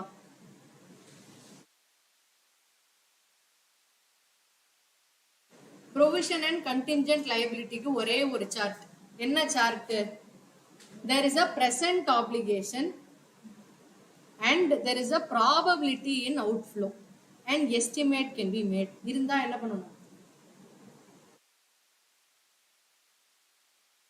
ப்ராபபிலிட்டியும் இருக்கு, amount also we know the estimate. அப்படின்னா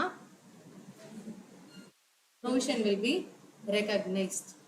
இங்க வந்து obligation இருக்கு, but probably will not require an outflow.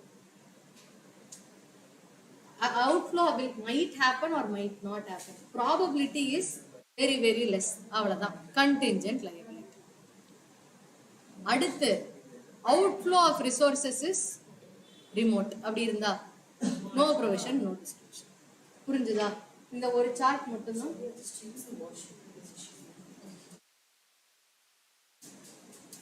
Understood? No. அடுத்து provisions, contingent liabilities. அடுத்து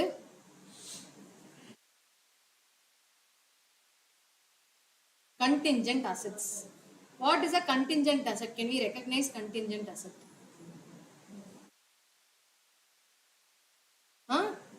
Can contingent asset be recognized?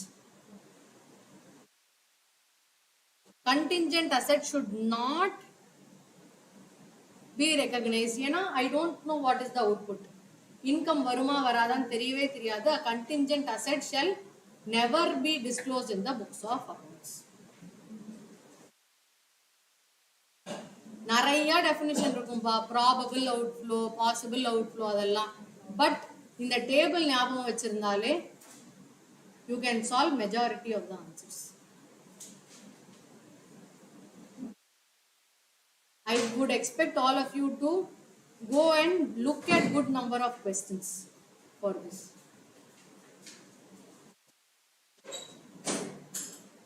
நிறைய கொடுத்திருப்பாங்க, whether provision is required, whether it should be disclosed, all of those things there will be a lot of questions.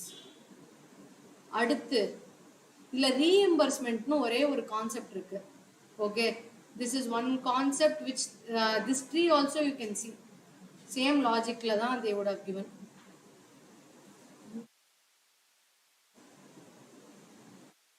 The tree present obligation இருக்கு, possible obligation இருக்கு, estimate reliable na provide. Possible obligation இருக்கு but it is remote contingent liability. Possible ஆப்ளிகேஷனும் இருந்து it is not remote is contingent liability. Possible obligation is there it is also remote do nothing. ரீஎம்பர்ஸ்மெண்ட்னு ஒரு concept இருக்கு. Does anybody remember this concept of reimbursement?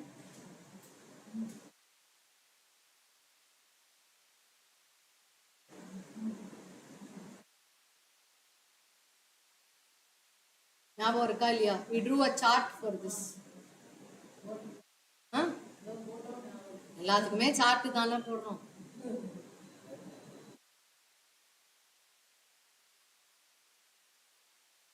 Some or all expenditure expected to be reimbursed by another party. Virtually certain. Virtually certain, correct. என்ன அர்த்தம்? another party is going to reimburse the expense. அப்படி இருந்தா நம்ம வந்து provide பண்ணணுமா வேண்டாமா?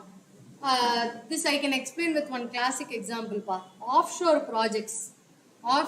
projectsல employee will incur a lot of costs. கரெக்டா? அவன் போயிட்டு இந்தியாவில் ஆஃபீஸ் இருக்கு, யூகேல போய் he is going to help the client. அப்போ நிறைய ரீஎம்பர்ஸ்மெண்ட் காஸ்ட் இன்கர் ஆகும். ஓகேவா? This employee is the employee of the company. Reimbursement will be done by the another party which is the offshore client. And the example which we will see this. Okay va? First case, the reimbursement will be directly done by the third party and the employee or the company has no obligation. Abdina enna agum? What will actually happen then? Who will pay? Third party will directly pay to whom? Company pay பண்ணுவானா employee pay பண்ணுவானா? Employee வந்து will directly claim from the third party. The third party says உங்க bill எல்லாம் நீங்க சாப்பிட்டு வந்து என்கிட்ட கொடுங்க, நானே உங்களுக்கு காசு கொடுத்துருவேன். Is the company involved or not involved? Not involved or involved? Not involved. Employee என்ன பண்ண போறா? He is in France. He is spending everything. He will go give it to the another party which is the offshore company, and the offshore company will immediately reimburse the expense. Is there any obligation with the company? No obligation. Then what should the company do? Should the company recognize anything in the books? Not recognize anything. That's the first case. The enterprise has no obligation for the part of expenditure to be reimbursed by another party. The enterprise has no obligation for the part of expenditure to be reimbursed by another party. Yeah, and the other party is going to reimburse to the employee. அதுக்கும் இந்த கம்பெனிக்கு அதுக்கும் என்டர்பிரைஸ்க்கும் என்ன சம்பந்தம்? சம்பந்தமே இல்லை. So no liability, no disclosure. ஈஸியா? அடுத்த கேஸ் அதே இந்த ரீஇம்பர்ஸ்மென்ட்க்கான ப்ரொவிஷன் வந்து ப்ரூடன்ஸ் பிரின்சிபல் அகைன்ஸ்ட் தான் நான் ஆக்சுவலி பார்த்தேன். ஏன்னா நம்ம பெனிஃபிட்டே கிடையாது, அதுக்கும் எனக்கும் சம்பந்தமே கிடையாது. நான் பே பண்ணணும்னு இருந்தா பரவாயில்ல, எனக்கும் அதுக்கு சம்பந்தமே இல்லையா? இவன் செலவு பண்ண போறான், அவன் காசு கொடுக்க போறான். அப்ளிகேஷன் பண்ணி அண்டர்ஸ்டுட். ரீஇம்பர்ஸ்மெண்ட்டே அனதர் பார்ட்டி தான், எனக்கு ஆப்ளிகேஷனே கிடையாது. எனக்கு ஆப்ளிகேஷன் இருக்கு, அவன் ஏன் எம்ப்ளாயி, நான் பே பண்ணணும்னா மட்டும்தான் பிரச்சனை. செகண்ட் கேஸ் என்னன்னா, the company has the obligation. Employee சொல்றான், சார் அவன்கிட்டலாம் என்னால் நிற்க முடியாது, you pay me the money, you claim it from the offshore company later, which means the obligation to pay is with the enterprise, and the enterprise will receive the reimbursement from third party. புரிஞ்சுதா? Application இப்ப யார்கிட்ட இருக்கு? obligation to pay the expense யார்கிட்ட இருக்கு? Company கிட்ட இருக்கு. reimbursement will be received from third party. அதான் second case. if the obligation is with the company, who will disclose it? The company will disclose it as a liability in the balance sheet. but reimbursement வருமே, எப்படி ma'am liability? okay, reimbursement வரும் அப்படின்னு only if it is virtually certain. 200% அவன் பே பண்ணுவான்னு எனக்கு தெரியும். Agreement இருக்கு, அவன் நெக்ஸ்ட் 5 டேஸ்ல பே பண்ணிடுவான், அப்போ ஓகே, அதை ஒரு அசெட்டா ரெகக்னைஸ் பண்ணிக்கோ. Whatever you have to pay to your employee no, அந்த obligation recognise as liability. Whatever you should receive from offshore company no, that reimbursement asset you recognise. எதுக்கு அன்னெசரியா ஒரே டிரான்சாக்ஷனுக்கு asset and liability set off பண்ணி கூட you can recognise. Ma'am, நான் 1000 பே பண்ணியிருக்கேன், but எனக்கு reimbursement will be only 800 rupees. Okay, அப்ப net liability. Understood?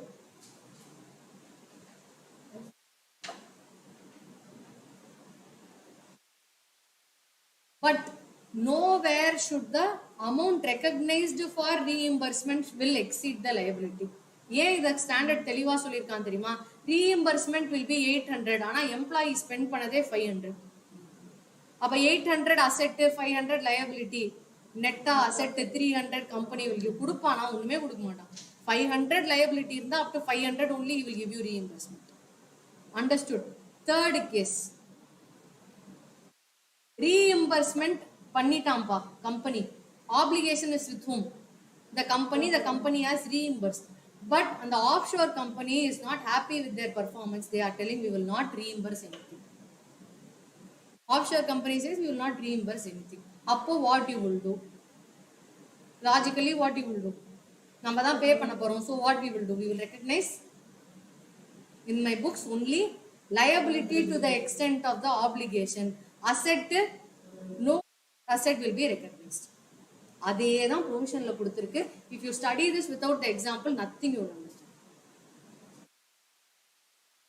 The obligation for the amount to be expected to be reimbursed remains with the enterprise, and reimbursement is not virtually certain if the enterprise settles the provision. Reimbursement is not virtually certain என்ன அர்த்தம்?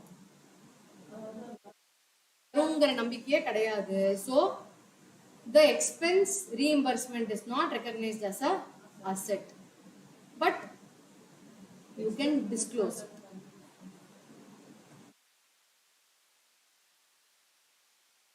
Either it is all, you can say one more case also here pa, நீங்க reimbursement கிளைம்லாம் கொடுங்க, நாங்க process பண்ணுவோம், process பண்ணி அது approve ஆச்சுன்னா நாங்க ரீஎம்பர்ஸ்மெண்ட் பே பண்ணுவோம். அப்படின்னா என்ன அர்த்தம்? It is not virtually certain. Any expense you claim we will repay அப்படின்னா அது வர்ச்சுவலி சர்டன். நீங்க கொடுங்க, நாங்க ப்ராசஸ் பண்ணுவோம், if it is an acceptable expense we will repay னா டிஸ்க்ளோஸ் மட்டும் தான் பண்ணுவோம். You cannot recognize an asset because there is no virtual certainty. Clear? Any doubts? Changes in provision.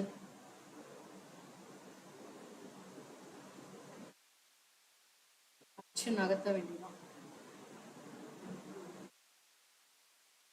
அடுத்து segment reporting. Segment reporting, can we do it in next 10 minutes? Yes, segment reporting. Generally, ஒரு enterprise should disclose 2 segments. What are the 2 segments? Primary segment and secondary segment. 2 segment report பண்ணனும், which is primary segment and secondary segments. And the segment is based on what? It is either geographical or business segment. Geographical segment or business segment இருக்கும். அந்த segment the enterprise should report as primary or secondary. Geographical or business எது primary எது secondary. The standard says if your main business or if the risks and returns of the business are predominantly by the differences in products and services, then primary segment is business segment. என்னோட பிசினஸ்லயே வந்து different segments வச்சு தான் நான் risks and ரிவார்ட்ஸை determine பண்ண போறேன். Then your primary segment is business segment. இல்ல my risks and rewards are predominantly based on different geographical areas, then primary segment is geographical segment. இதான் underline பா. பிரைமரி செகண்டரி எது பிரைமரியா இருக்கும்? உன்னோட பிசினஸோட ரிஸ்க்ஸ் அண்ட் ரிட்டர்ன்ஸ் எதை பேஸ் பண்ணி இருக்கு? ஏரியா பேஸ் பண்ணியிருக்கா, ப்ராடக்ட் பேஸ் பண்ணியிருக்கா? ப்ராடக்ட் பேஸ் பண்ணியிருக்கா? Business segment is your primary segment. Geographical is your secondary segment. Now, what is a business segment? What is a geographical segment? Business segment la ஒரு keyword என்ன தெரியுமா? Subject to risks and returns. What is subject to risks and returns? group of related products or services that are subject to risks and returns that are different from others. அப்படின்னா என்ன அர்த்தம்? ஒரு group of ப்ராடக்ட்ஸுக்கு சிமிலரா இருக்கும் risks and returns, இந்த group of ப்ராடக்ட்ஸ்க்கு சிமிலரா இருக்கும். Beautiful example is நம்ம Pidilite இண்டஸ்ட்ரீஸோட example பார்த்தோம். இந்த மாதிரி ஃபெவிகால், ஃபெவிக்விக் இதெல்லாம் இருக்கு. Each product is not a business segment. Fevicol, Fevikwik put together இந்த எல்லா ப்ராடக்ட்ஸும் சேர்த்து ஒரு பிஸ்னஸ் செக்மெண்ட். ஏன்? அதோட ரிஸ்க்ஸ் அண்ட் ரிட்டர்ன்ஸ்லாம் சிமிலரா இருக்கும். So a group of products which have similar risks and returns will form one segment. Risks and returns are influenced based on what? Nature of product. அப்புறம் production process எப்படி, customers எப்படி, method to distribute எப்படி, regulatory environment எப்படி. Segment reporting is usually done for the consolidated financial statement தான். ஓகேவா? So ஒரு group company எடுத்துக்கோங்களேன். Parent company will be selling vehicles பா, subsidiary company will be insuring for those vehicles. ஓகேவா? இன்னொரு company இருக்கும், அந்த company will be providing finance for those vehicles. So financing is a different segment. அதுக்கப்புறம் வந்து insurance is a different segment, selling of vehicles is a different segment. கரெக்டா? So all of this will have different regulatory environment, process வேற, product or service வேற. All of these are different business segments. So business segment reporting நான் consolidation போது பண்ணும்போது sale of asset பண்ணுவேன், இன்சூரன்ஸ்க்கு ஒரு report பண்ணுவேன், அதே மாதிரி அசெட் ஃபினான்சிங்க்கு, வெஹிக்கல் ஃபினான்சிங்க்கு இன்னொரு ரிப்போர்ட் பண்ணுவேன். Understood no how business segment works. Now what is a geographical segment? Because of the area in which the asset is or the product is sold or the service is rendered. Adila, if the economic environment has different risks and returns. Idla keyword enna theriyuma? Risk and return should be similar. Products ku risks and returns similar ah iruka? Ada products எல்லாம் தனி business segment ah? இல்ல இந்த geographical area la risk and return similar ah iruka? ஒரு geographical area ஒரு business segment. Understood? Now geographical ஏரியாவுக்கு என்னெல்லாம் கண்டிஷன்ஸ்லாம் பார்க்கலாம். Political condition எப்படி இருக்கு, ரிலேஷன்ஷிப் அண்ட் ஆப்ரேஷன் எப்படி இருக்கு, proximity of operation, proximity of ஆப்ரேஷனா எவ்வளோ கிட்ட இருக்கு அந்த operation, what are the special risk, exchange எப்படி இருக்கு, அதுக்கப்புறம் கரன்சி ரிஸ்க் எல்லாம் எப்படி இருக்கு. All of these factors can be considered in identifying a geographical segment. So we ஸ்டா ரிப்போர்ட்டிங் செக்மெண்ட்ல primary segment na enna, secondary segment na enna, which can be primary, which can be secondary, ellam paathachu. Can all segments be reported? No. The standard says report பண்றதுக்கு ஒரு criteria வேணும். குட்டி segment எல்லாம் நீ report பண்ணாத. We are going to give you quantitative thresholds. If your segments are going to qualify in any of these thresholds, only they can be identified as the reportable segments and the same can be disclosed. What are those quantitative thresholds? First, revenue test. What is revenue test? And the segment or revenue should be greater than or equal to all segment revenues. 10% or more. So total segment revenue எடுத்துக்கோங்க, இந்த segment ஓட revenue எடுத்துக்கோங்க. Then if the segment ஓட revenue is more than or equal to 10%, it is qualifying. எல்லா டெஸ்ட்டும் சேர்ந்து satisfy ஆகணுமா? இல்லை, இதில் ஏதோ ஒரு கண்டிஷன் சாட்டிஸ்ஃபை ஆனால் கூட ஓகே. ரெவென்யூ டெஸ்ட்டில் பாஸ் பண்ணிட்டியா, போ பாஸ், ரிப்போர்ட்டபிள் செக்மெண்ட். ரிசல்ட் டெஸ்ட்டில் பாஸ் பண்ணிட்டியா, சரி போ ரிப்போர்ட்டபிள் செக்மெண்ட். ஏதோ ஒரு டெஸ்ட்டில் பாஸ் பண்ணால் போதும். Any one criteria. ஸோ இதோட revenue should be greater than or equal to all of segments revenue. Result, segment result அப்படின்னா என்ன அர்த்தம்? Profit or loss should be greater than or equal to 10% of higher of segments in profit or loss. இது வந்து ரொம்ப confusing point. What you should remember is you should find the total profit, you should find the total loss. ஓகேவா? இதுல வந்து absolute number எடுத்துக்கணும். இதுல வந்து எது ஹையரோ அதான் டினாமினேட்டர் வேல்யூவா எடுத்துக்கணும். லாஸ் வந்து 100 இருக்கு, ப்ராஃபிட் வந்து 200 இருக்கு அப்படின்னா 200 எடுத்துக்கணும். ப்ராஃபிட் வந்து 150 இருக்கு, லாஸ் வந்து 220 இருக்கு அப்படின்னா 220 எடுத்துக்கணும் டினாமினேட்டரா. இது ரெண்டுல எது அப்சல்யூட் வேல்யூல ஹையா இருக்கோ அதை டினாமினேட்டரா எடுத்துட்டு செக்மெண்டோட ரிசல்ட்டை நியூமரேட்டரா எடுத்து கம்பேர் பண்ணி 10% மோரா அப்படின்னு you should compare and do. Very very important. Confusing ஏரியாவும் இதுதான். அப்சல்யூட் நம்பர் எடுத்து ஆடும் பண்ணக்கூடாது, ப்ராஃபிட்டும் லாஸும் செட் ஆஃப் பண்ணி நெட் ரிசல்ட்டும் எடுக்கக்கூடாது. ப்ராஃபிட்டை டோட்டல் பண்ணணும், லாஸை டோட்டல் பண்ணணும்.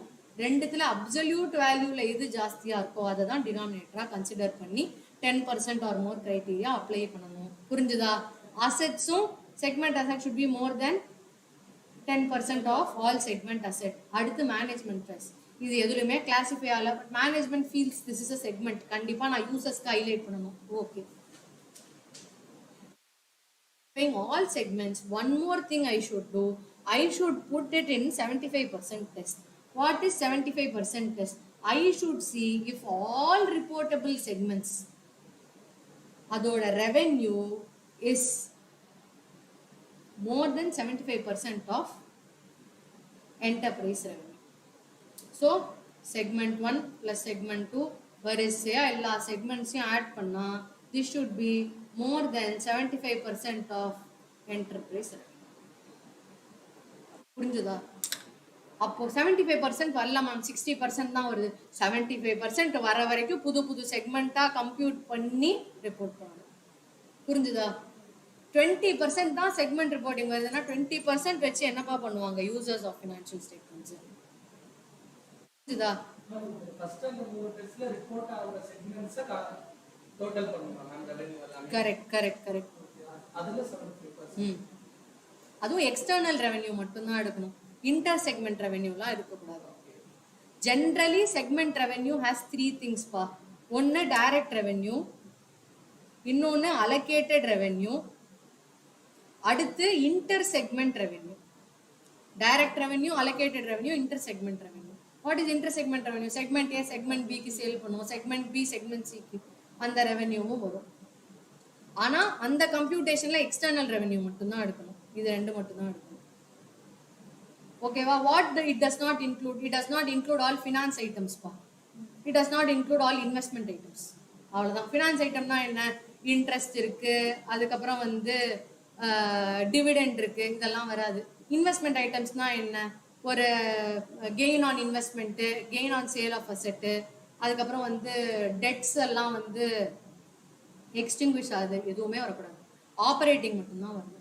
அதே மாதிரி செக்மெண்ட் எக்ஸ்பென்ஸ்ல அப்போ என்ன வரும்? இதே மாதிரி தான். டைரக்ட், அலோகேட்டடு, அப்புறம் இன்டர் செக்மெண்ட், மூணும் ஒரு எக்ஸ்பென்ஸ்ல. எது வரக்கூடாது? இன்ட்ரெஸ்ட் வரக்கூடாது, இன்வெஸ்ட்மெண்ட் ரிலேட்டட் வரக்கூடாது, டாக்ஸ் வரக்கூடாது. இன்கம்ல டாக்ஸ் வராது, எக்ஸ்பென்ஸ்ல தான் வரும். டாக்ஸ் வரக்கூடாது. ஜென்ரல் அண்ட் அட்மின் எக்ஸ்பென்ஸ் வரக்கூடாது. கரெக்ட். இன்டர் செக்மெண்ட்டும் வரும், அலோகேட்டடும் வரும். அடுத்து அங்க பண்ண 75% டெஸ்ட்டுக்கு மட்டும் கன்சிடர் பண்ணுவோம், மற்றபடி நோ ப்ராப்ளம். ஏன்னா அந்த 75% டெஸ்ட்லயே கொடுத்துருக்கானே, external revenue of reportable segment is 75% of the enterprise revenue. ஏன்னா என்டர்பிரைஸ் ரெவென்யூல எல்லாம் இன்டர் செக்மெண்ட்லாம் வராது, நெட் ஆஃப் ஐட்டம். அடுத்த செக்மெண்ட் அசெட்ஸ். அசெட்ல என்னெல்லாம் இருக்கும்? ஆப்பரேட்டிங் ஆக்டிவிட்டீஸ்க்கு என்ன தேவையோ, அப்புறம் directly attributable or directly allocated எல்லாமே வரும். எது வரக்கூடாது? எந்த எக்ஸ்பென்ஸ் இன்கம்லாம் எக்ஸ்க்ளூட் பண்ணோமோ அதோட அசெட்ஸ்லாம் வரக்கூடாது. அப்படின்னா என்ன அர்த்தம்? ஜென்ரல் அட்மின்க்கு வரக்கூடாது, இன்கம் டாக்ஸ் அசெட் வரக்கூடாது. புரிஞ்சுதா? அப்போ செக்மெண்ட் லயபிலிட்டிஸ்னா என்ன? ஆப்ரேட்டிங் லயபிலிட்டிஸ் மட்டும் வரும். எதெல்லாம் வரக்கூடாது? இன்கம் டாக்ஸ் லயபிலிட்டி வரக்கூடாது, borrowings for financing purpose வரக்கூடாது. But if the company is engaged in financing activity, அப்போ இதெல்லாம் ஆப்ரேட்டிங் ஆயிடும், அப்போ வரலாம். பட் ஜென்ரலா வரக்கூடாது. சரி, இதெல்லாம் பண்ணியாச்சு. இதை வச்சு what we should do? We should disclose all the information. What and all you should disclose. If it is a primary segment, you will disclose segment revenue, segment result, assets enna, liability enna, what is the total cost incurred for acquisition during the period, depreciation enna, அதுக்கப்புறம் நான் cash எக்ஸ்பென்சஸ்லாம் என்ன எல்லாமே காமிக்கணும். காமிச்சிட்டு you should also reconcile it between the enterprise revenue. Segment ரெவென்யூல எவ்வளோ இருக்கு, P&L எவ்வளோ இருக்கு, இங்க லாஸ் ப்ராஃபிட் ஆர் லாஸ் எவ்வளோ இருக்கு, என்டர்பிரைஸோட P&L எவ்வளோ இருக்கு, இதோட அசெட்ஸ் என்ன இருக்கு, என்டர்பிரைஸோடது என்ன இருக்கு, எல்லாமே ரிகன்சைல் பண்ணணும்.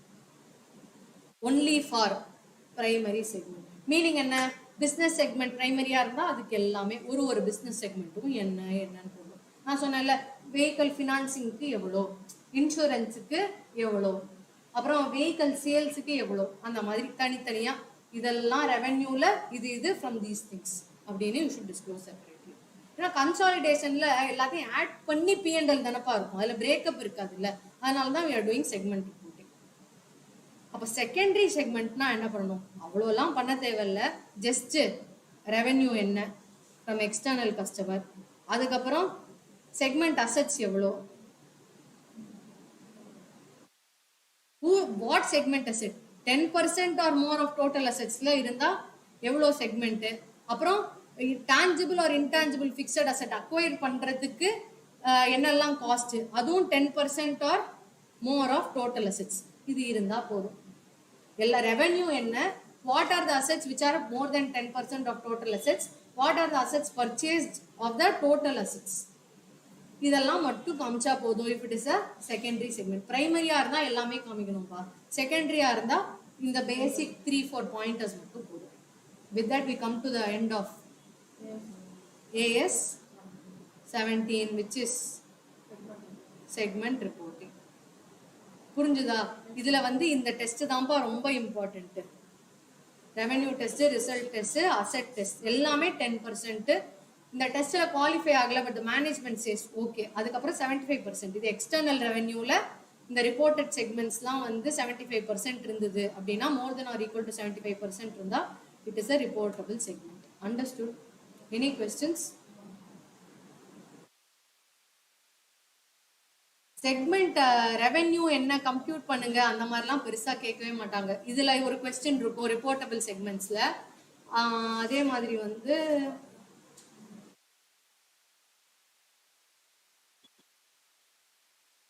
இன்னும் ஒரே ஒரு கொஸ்டின் இருக்கும், இன்வெர்டர் பேட்டரி கொஸ்டின் ஒன்று இருக்கும். என்ன, கம்பெனி மேனுஃபேக்சர்ஸ் பேட்டரிஸ், ஒன்று ஃபார் ஆட்டோமொபைல்ஸ், இன்னொன்று for inverters for domestic purpose. Say identify what are the reportable செக்மெண்ட்ஸ்னு அது ஒரு கொஸ்டின் இருக்கும். இன்வெர்டர் கார்ஸ் ஃபார் 2 வீலர்ஸ், அது மாதிரி செப்பரேட்டா இருக்கும். தேர் question requirement of the question is asking us to identify reportable segment. அப்போ நம்ம என்ன சொல்லுவோம், காரு, 2 வீலர் எல்லாமே சேர்த்து ஆட்டோமொபைல்ஸ், அதோட risks and returns will be similar. Inverter battery for homes and other buildings, அது லிவிங் செக்மெண்ட்டுக்காக. ஸோ இதோட risks and rewards are different from what is for automobile. So இந்த group of products together is one segment, இந்த group is another segment. அப்படின்னு 2 question. So these are the frequently asked questions in segment reporting. AS 22 அப்புறம் அவ்வளவுதானே AS 22. Let's finish AS 22 then.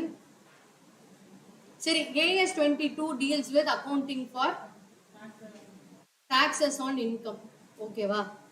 Why is this required? There will always be a difference between accounting income and income tax income.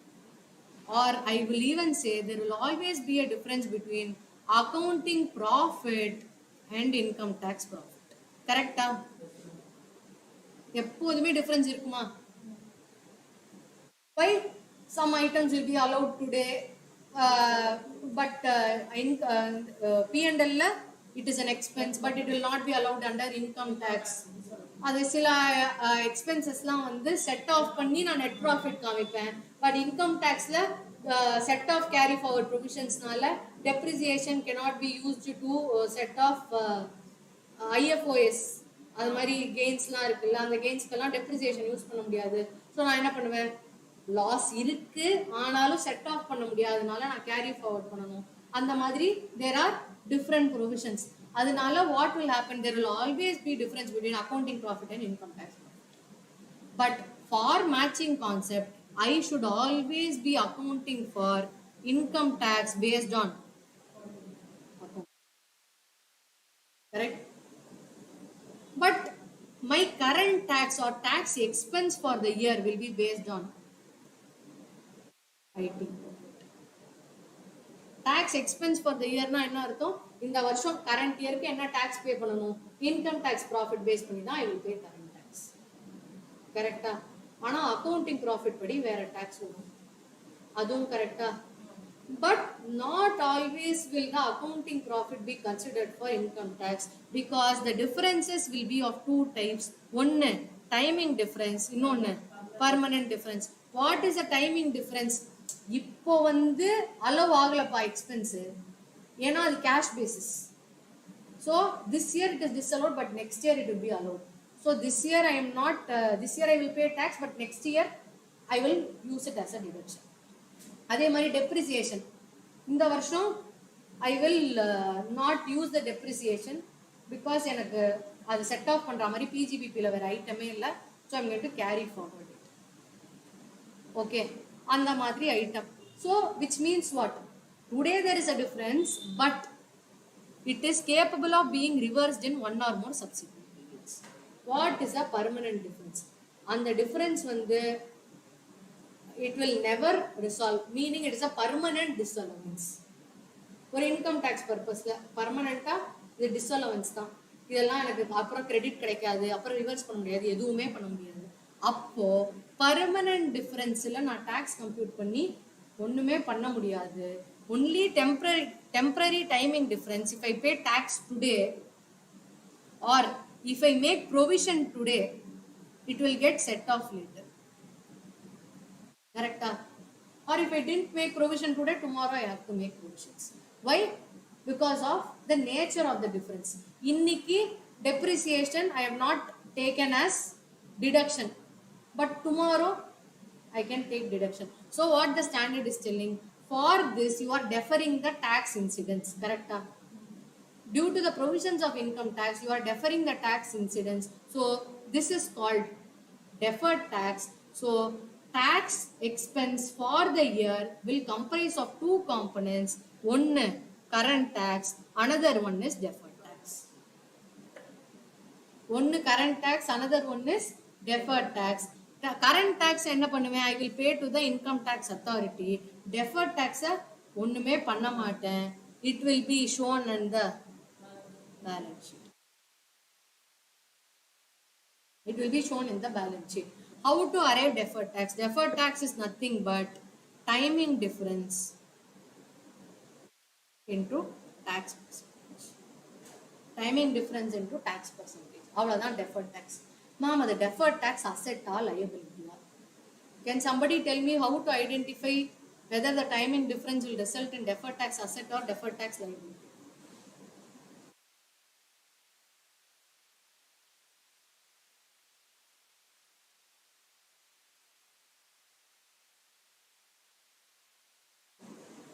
Yes.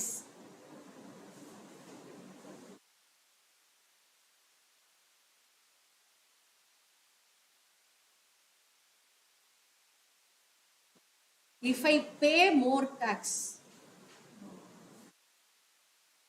or இப்படி கூட சொல்லலாம், tax expense equal to current tax plus deferred tax. Tax expense equal to current tax plus deferred tax. Okay va? Deferred tax na enna artham, timing difference into percentage. Now tax expense is more. Tax expense, assume it is 120 pa. Current tax is only 100. அப்படின்னா என்ன அர்த்தம், accounting படி 120 நான் வந்து tax பே பண்ணணும், ஆனா tax provision படி நான் 100 தான் பே பண்றேன். மீனிங் என்ன அர்த்தம், it is a liability for the current accounting year, but I am depositing only 100 rupees, so the remaining amount is deferred tax liability. ஓகேவா? அடுத்து tax expense I am computing as rupees 100, but current tax expense is 120. which means the remaining amount is a deferred tax asset. Ma'am இது எப்படி ma'am கண்டுபிடிக்கிறது? Classic examples இதுக்கு என்ன தெரியுமா? Tax வந்து current expense 120, but income tax படி வந்து கம்மியாக தான் வருது அப்படின்னா என்ன அர்த்தம்? Probably there is an expense which has not been or provision for depreciation லாம் எடுத்துக்கோங்களேன். depreciation in books you are calculating using SLM method. taxல you are calculating using WDV method. அப்படின்னா என்ன அர்த்தம்? இன்னைக்கு நான் டாக்ஸ் பே பண்ணிட்டேன், but eventually what will happen in my books I will consider that amount and asset will be depreciated over the useful life. But tax la enna agum, depreciation will be keep on reducing and that this difference will be offset. Okay va? அடுத்து deferred tax asset எப்படி ma'am? Profit வந்து கம்மியா இருக்கு, ஆனா வந்து current tax expense ஜாஸ்தியா இருக்கு. Classic example is set off. டெப்ரிசியேஷன்லாம் செட் ஆஃப் பண்ணி நான் வந்து I am arriving at net profit. But டெப்ரிசியேஷனை என்னால் செட் ஆஃப் பண்ண முடியல. I don't have such heads of income to set off depreciation. கரெக்ட்ல? Depreciation cannot be set off against all heads of income. No. IFOSலாம் அகேன்ஸ்டா என்னால depreciation வந்து set off பண்ண முடியாது. IFOSன்னு சொல்றதை விட விண்ட்ஃபால் கெயின்ஸ்லாம் இருந்தது, or income from race horse அந்த மாதிரிலாம் இருந்ததுன்னா, லாட்டரிலாம் இருந்ததுன்னா I cannot use depreciation to set it off. No. அப்போ என்ன ஆகும்? I will end up paying more tax. But next year profit இருந்தா I will set it off. அப்படின்னா என்ன அர்த்தம்? Losses today I am going to carry forward. Why? Losses, any loss that I'm carrying forward is called a deferred tax asset. Why? That is an asset. நாளைக்கு it will save me from tax. Understood? So two things ஞாபகம் வச்சுக்கோங்க. Current tax expense is more, but current tax is less. அப்படி வந்தா deferred tax liability. என்ன அர்த்தம்? இன்னைக்கு liability accounting books படி, ஆனா நான் பே பண்ணல, அந்த liability-ய நான் defer பண்றேன். அப்புறம் what is deferred tax asset? Loss asset என்கிட்ட இருக்கு, என்னால் ஆஃப்செட் பண்ண முடியும், ஆனால் நான் ஆஃப்செட் பண்ணல. I am going to use that asset later to set off. So it is called deferred tax asset. அந்த ஒரே ஒரு லாஜிக் மட்டும் ஞாபகம் வச்சுக்கோங்க. ஏன்னா எக்ஸாம்ல வந்து இந்த மாதிரி தான் கேட்பாங்க. deferred tax liabilityயும் இதுவும் கொடுத்துட்டு how to offset it. There is one classic question in your books also.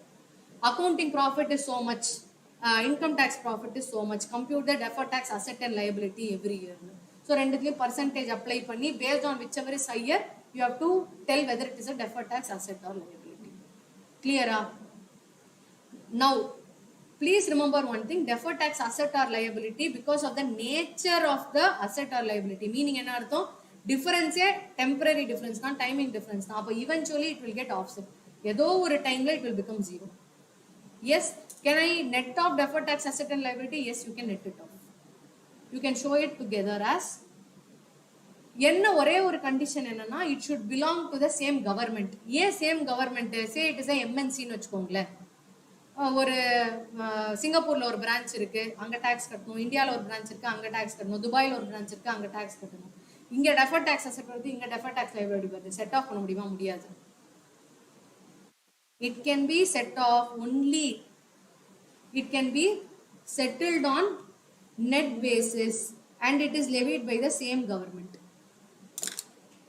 same governing taxation laws. Correct?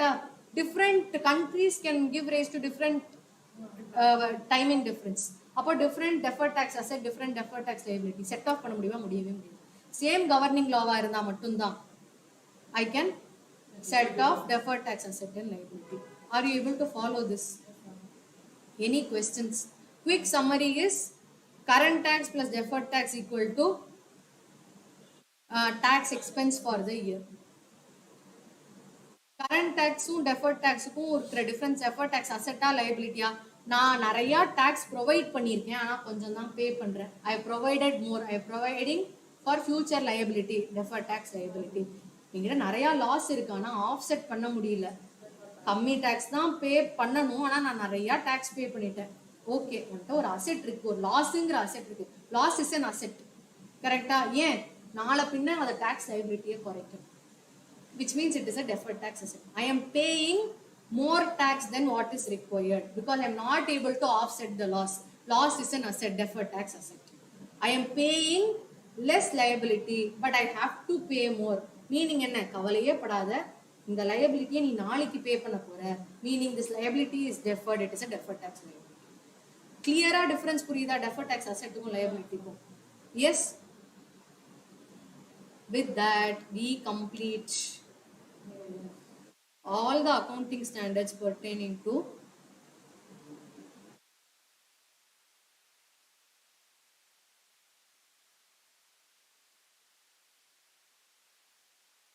I actually wanted to discuss all the RTP questions.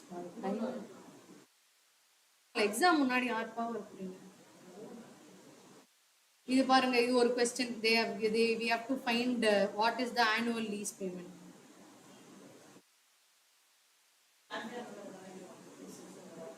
Coming சாட்டர்டேவா?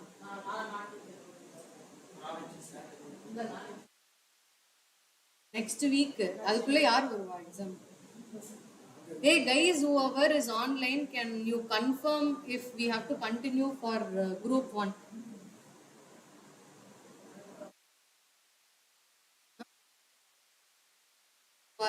ஓகேவா? உங்களுக்கு group 2 மட்டும் தானே?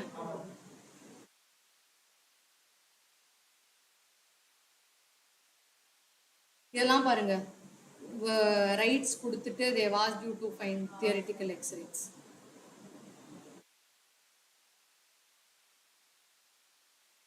Intangible அசெட்ஸும் அந்த மாதிரி தான் பேசிக் கொஸ்டின்ஸ் பா. But என்னன்னா நிறைய கொஸ்டின்ஸ் இருக்கும். You all will be skipping.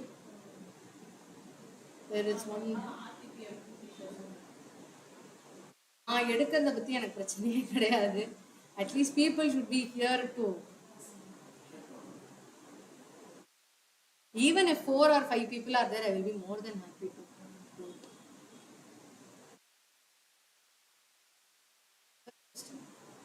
ஆக்சுவலா நான் இன்னைக்கு டிஸ்கஸ் பண்றதுக்காக தான் ஆர்டிபி எம்டிபி எல்லாத்தையும் கம்பைல்லாம் பண்ணி எடுத்துட்டாங்க.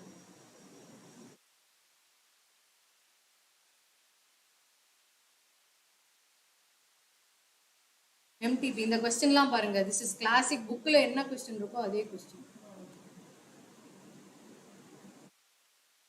அதே மாதிரி எம்டி, இது என்ன point? MD owns shares in another company. Point E ல வரும், AS 18 தான்.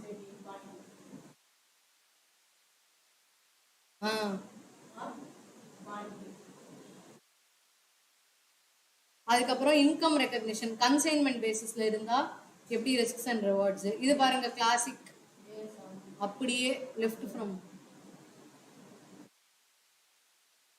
ஸ்டடி மெட்டீரியல்லே இருக்கு. Computation of PC, the AS14.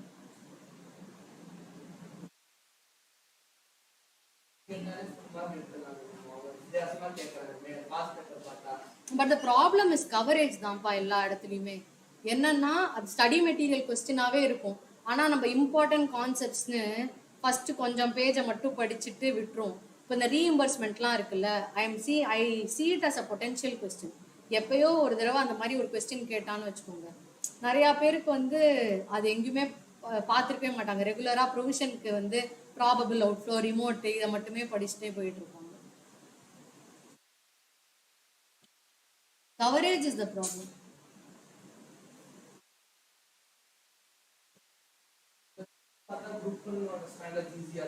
Group 1ல கொஞ்சம் ஸ்டாண்டர்ட்ஸ் தானே இருக்கு, 5-6 ஸ்டாண்டர்ட்ஸ் தானே இருக்கு.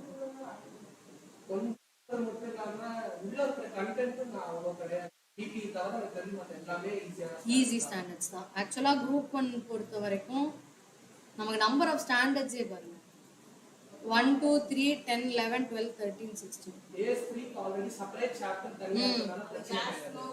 கேஷ் ஃப்ளோ இது செப்பரேட்டா இருக்கு.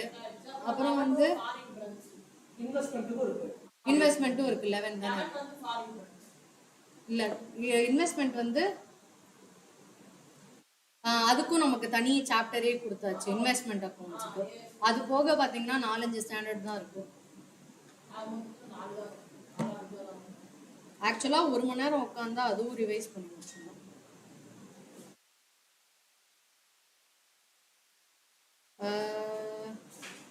ஒரு நிமிஷம். Hey, online students, can somebody confirm if we should continue with group 1? Yes, ma'am.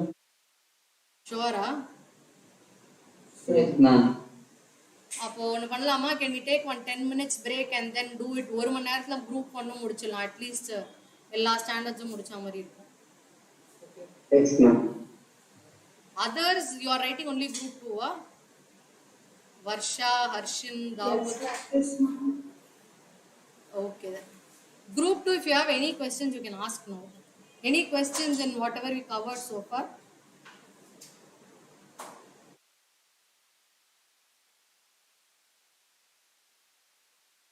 No questions? Okay then. See you guys. After 10 minutes, we will do group 1 accounting standards and rules.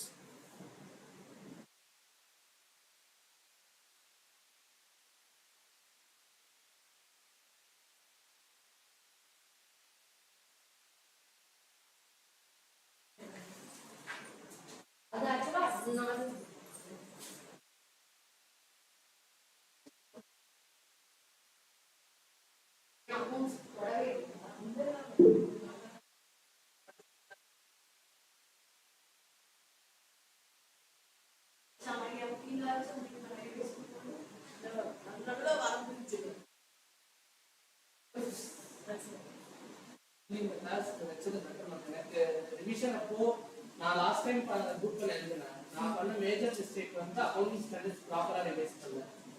கிளாஸ்ல மட்டும் காமிச்சிட்டு நான் revision எதுவுமே பண்ணல. மீதி இந்த 2 module மட்டும் பார்த்துட்டு போனேன்.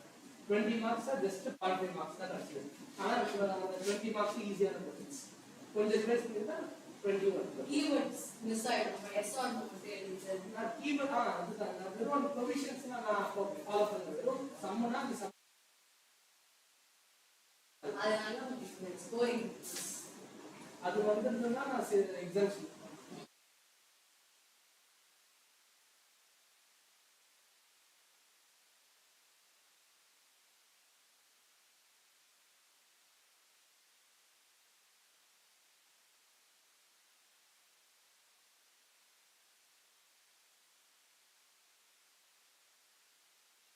கொஸ்டின்ஸ்லாம் பாருங்க. சம்ஸ் கூட போட்டுடலாம். Theory possibility of that coming in.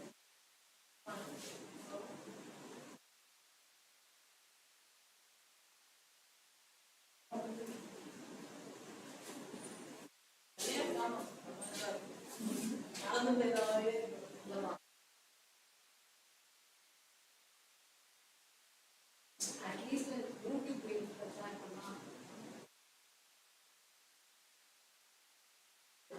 easy 2x ஆனா இந்த அந்த அதுக்குள்ள கட் பண்ணிடுறாங்க. அந்த அனுப்புறாங்க வீடியோஸ்லாம் அனுப்பிச்சிட்டு கிளாஸ் கூட இந்த எக்ஸாம் ஆதித்ய எப்படி கிளாஸ் வச்சுருக்கோம்.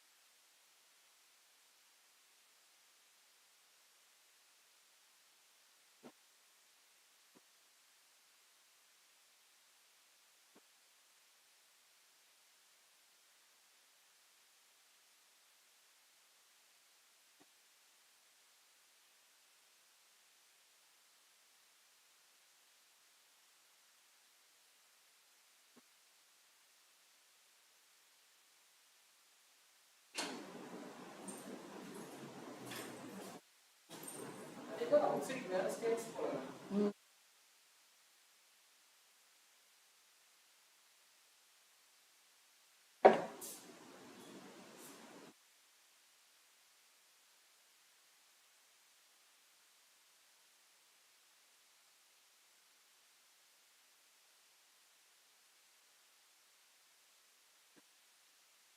Hey, Nanda Rajaram, can you confirm? Can we start? Yes, ma'am. Super.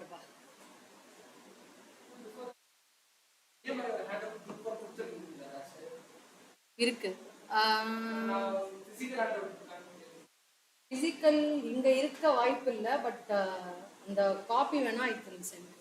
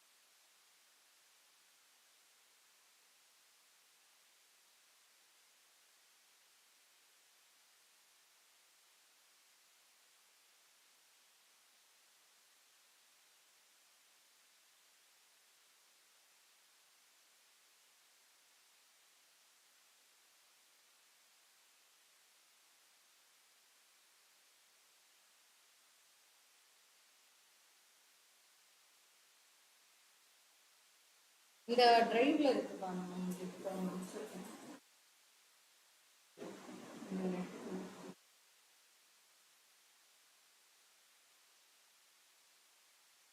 அந்த ஜீவன் குரூப் போட்டீங்கன்னா G2 group G2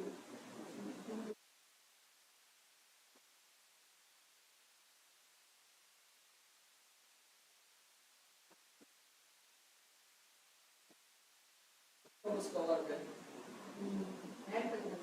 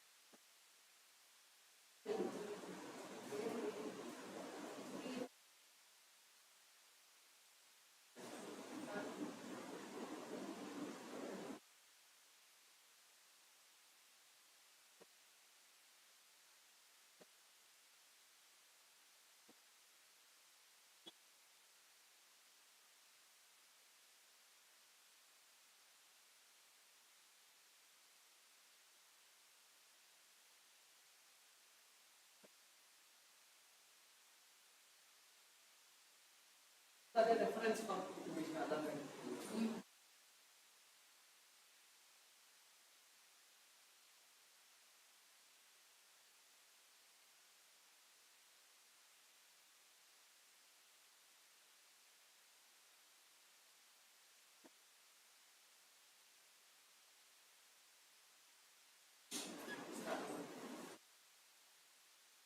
Yes. Nanda or Rajaram, quick feedback. Are you able to follow whatever is happening in the class? Yes, ma'am. Is it helpful? Yes, ma'am.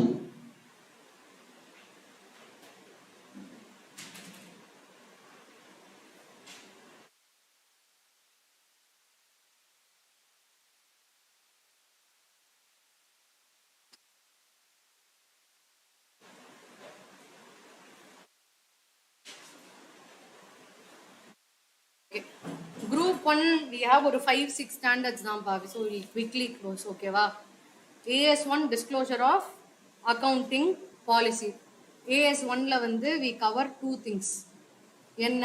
ஒன்று வந்து fundamental accounting assumptions, ரெண்டாவது accounting policies. Yes, what are the 3 fundamental accounting assumptions? Fundamental accounting அசம்ஷன்ஸ்னா என்ன? These are the underlying assumptions for the preparation of financial statements. Assumptions பொறுத்த வரைக்கும் என்ன அப்படின்னா, unless otherwise stated, it is assumed that these assumptions are always followed. What is accounting policy? These are the principles adopted by the enterprise. From the accounting standard, என்னென்ன principles-லாம் அந்த enterprise adopt பண்ண போறதோ அதெல்லாம் வந்து accounting policy. What are the 3 fundamental accounting assumptions? Quickly tell me. Consistency and accrual. Going concern oda key terminologies enna? That the enterprise will continue in operation for the foreseeable future. It is assumed that the enterprise neither has the intention nor the necessity for liquidation or for curtailing materially the scale of operations. அப்படின்னா என்ன அர்த்தம்? The enterprise is going to continue for the foreseeable future. As far as I can see, the enterprise is going to continue. Second, the enterprise does not intend to close its operation, nor till date there is any necessity for liquidation. What is necessity for liquidation? Court order போடுறாங்க, so the company is shutting down, or probably there is a restriction import, அதனால the company is not able to operate, அதனால it is materially cutting down its operation. அந்த மாதிரிலாம் எதுவுமே நடக்க போறது இல்ல. Which means the enterprise will go on forever for a foreseeable future. For men may come and men may go, but I go on forever. அந்த மாதிரிலாம் எந்த கர்மமும் எழுதிட்டு வரக்கூடாது. You should always write that the enterprise will continue operating for foreseeable future. There is no intention, no necessity to shut down the business. What?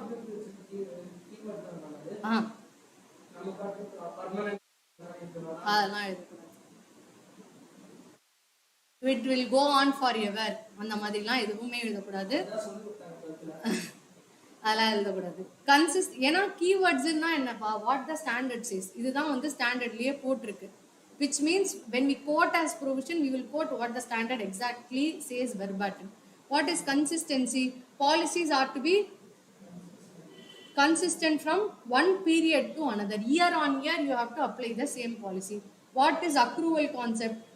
Revenue and costs are incurred as they are earned or as they are incurred, and they are recorded in the financial statements to the period which they relate to. Considerations in selecting of accounting policy. Accounting policy select பண்றதுக்கு we need 3 things. One என்ன? Prudence. இன்னொன்று substance over form. Third is materiality. What is prudence? Profits are not anticipated, losses but recognized only when realized. அப்புறம் what about losses? Losses should be recognized only when it can be determined with certainty and represents a best estimate. Estimate இருந்தாலே I can recognize losses, but what about profits? Anticipated profits should not be recognized. What is substance over form? இதுல என்ன keyword அப்படின்னா, legal form is not important. You should look at the substance of the transaction. All the transactions and events are governed by their substance and not merely by their legal form. Lease தான், finance lease, operating lease. Lease பார்க்க operating lease மாதிரி எழுதியிருப்பாங்க, but we will filter it through the criteria and say it is not operating, it is financing. சப்ஸ்டன்ஸ்ல அது finance lease, ஆனா it looks like ஆனா வந்து it is drafted to look like a operating lease. Legal டேர்ம்ல ஆப்ரேட்டிங்னு இருக்கு, but we will not mind that. We will filter it through the criteria and say it is not operating, it is financing. Materiality. Materiality na enna? Any material transaction should be disclosed separately. What is material? Materiality means the knowledge of which might influence the decisions of the user. இதுதான் மெட்டீரியாலிட்டியோட definition. the knowledge will influence the decisions of the user. இத பத்தி information அந்த யூசருக்கு தெரிஞ்சதுன்னா they will do it differently அப்படின்னு இருந்தா it is material. Material does not mean 10 lakhs மேல material for small companies, 20 lakhs மேல material for medium companies. அந்த மாதிரி கிடையவே கிடையாது. if this information is known to the user of the financial statement, their decision will be different. Abdina, it is called material.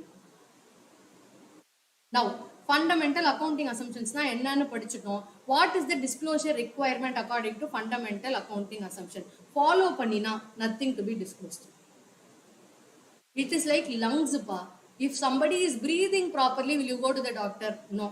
Only if there is an issue with the breathing. Meaning, if the fundamental accounting assumption is not followed, specific disclosure required in financial statement. Eppadi going concern is getting affected. Illa somewhere I am not applying accounting policy, I am going to change accounting policy. Consistency is getting affected, upper disclose. But generally, if I follow fundamental accounting assumption, solla thevilla. But only if there is some difficulty in following, I should make specific disclosure. Fundamental accounting assumptions over aduthu accounting policy. What about accounting policy? இதெல்லாம் different accounting policy. FIFO method, weighted average method, cash flow la direct method, indirect method, depreciation. Depreciation probably involves estimate. But இங்க எதுக்கு கொடுத்திருக்காங்கன்னா there are alternate methods of maintaining books of accounts. It is an estimate here. இது வந்து policy, இதுவும் policy. cash flow statement வந்து indirect method மட்டும்தான் use பண்ணலாம். இல்லையே, AS3 says we can use direct and indirect. But direct method ki information is not available easily. So we use indirect. What should you consider? True and fair view வேணும், correct profit and loss வேணும். இதுக்கு இருந்ததுன்னா you can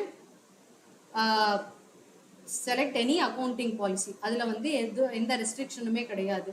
What happens when there is a change in accounting policy? Having material effect in current period, amount ascertain பண்ணி amount disclose பண்ணணும்.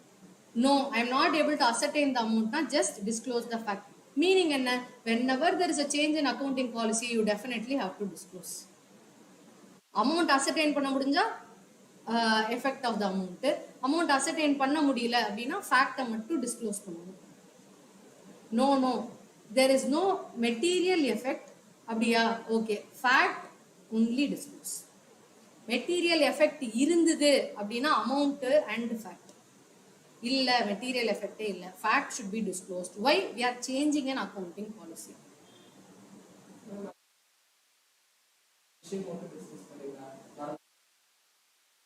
AS1 there are very limited number of questions. You can probably take a look at RKP.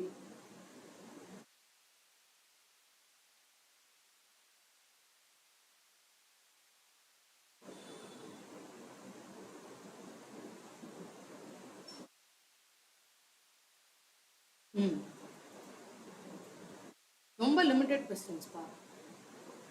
The company decides to change from FIFO method to weighted average method. Discuss the disclosure requirement.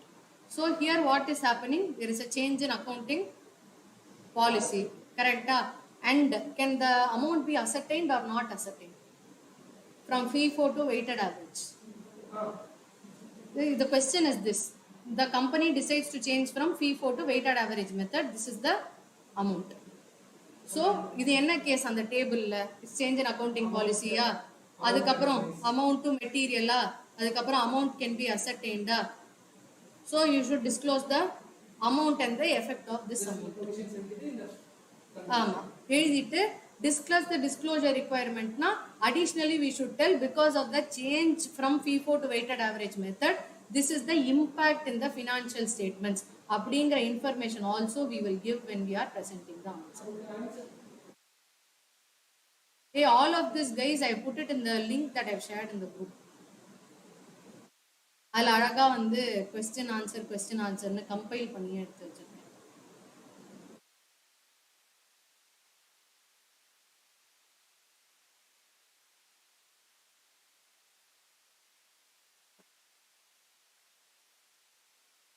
See, any change in accounting policy with material effect should be disclosed.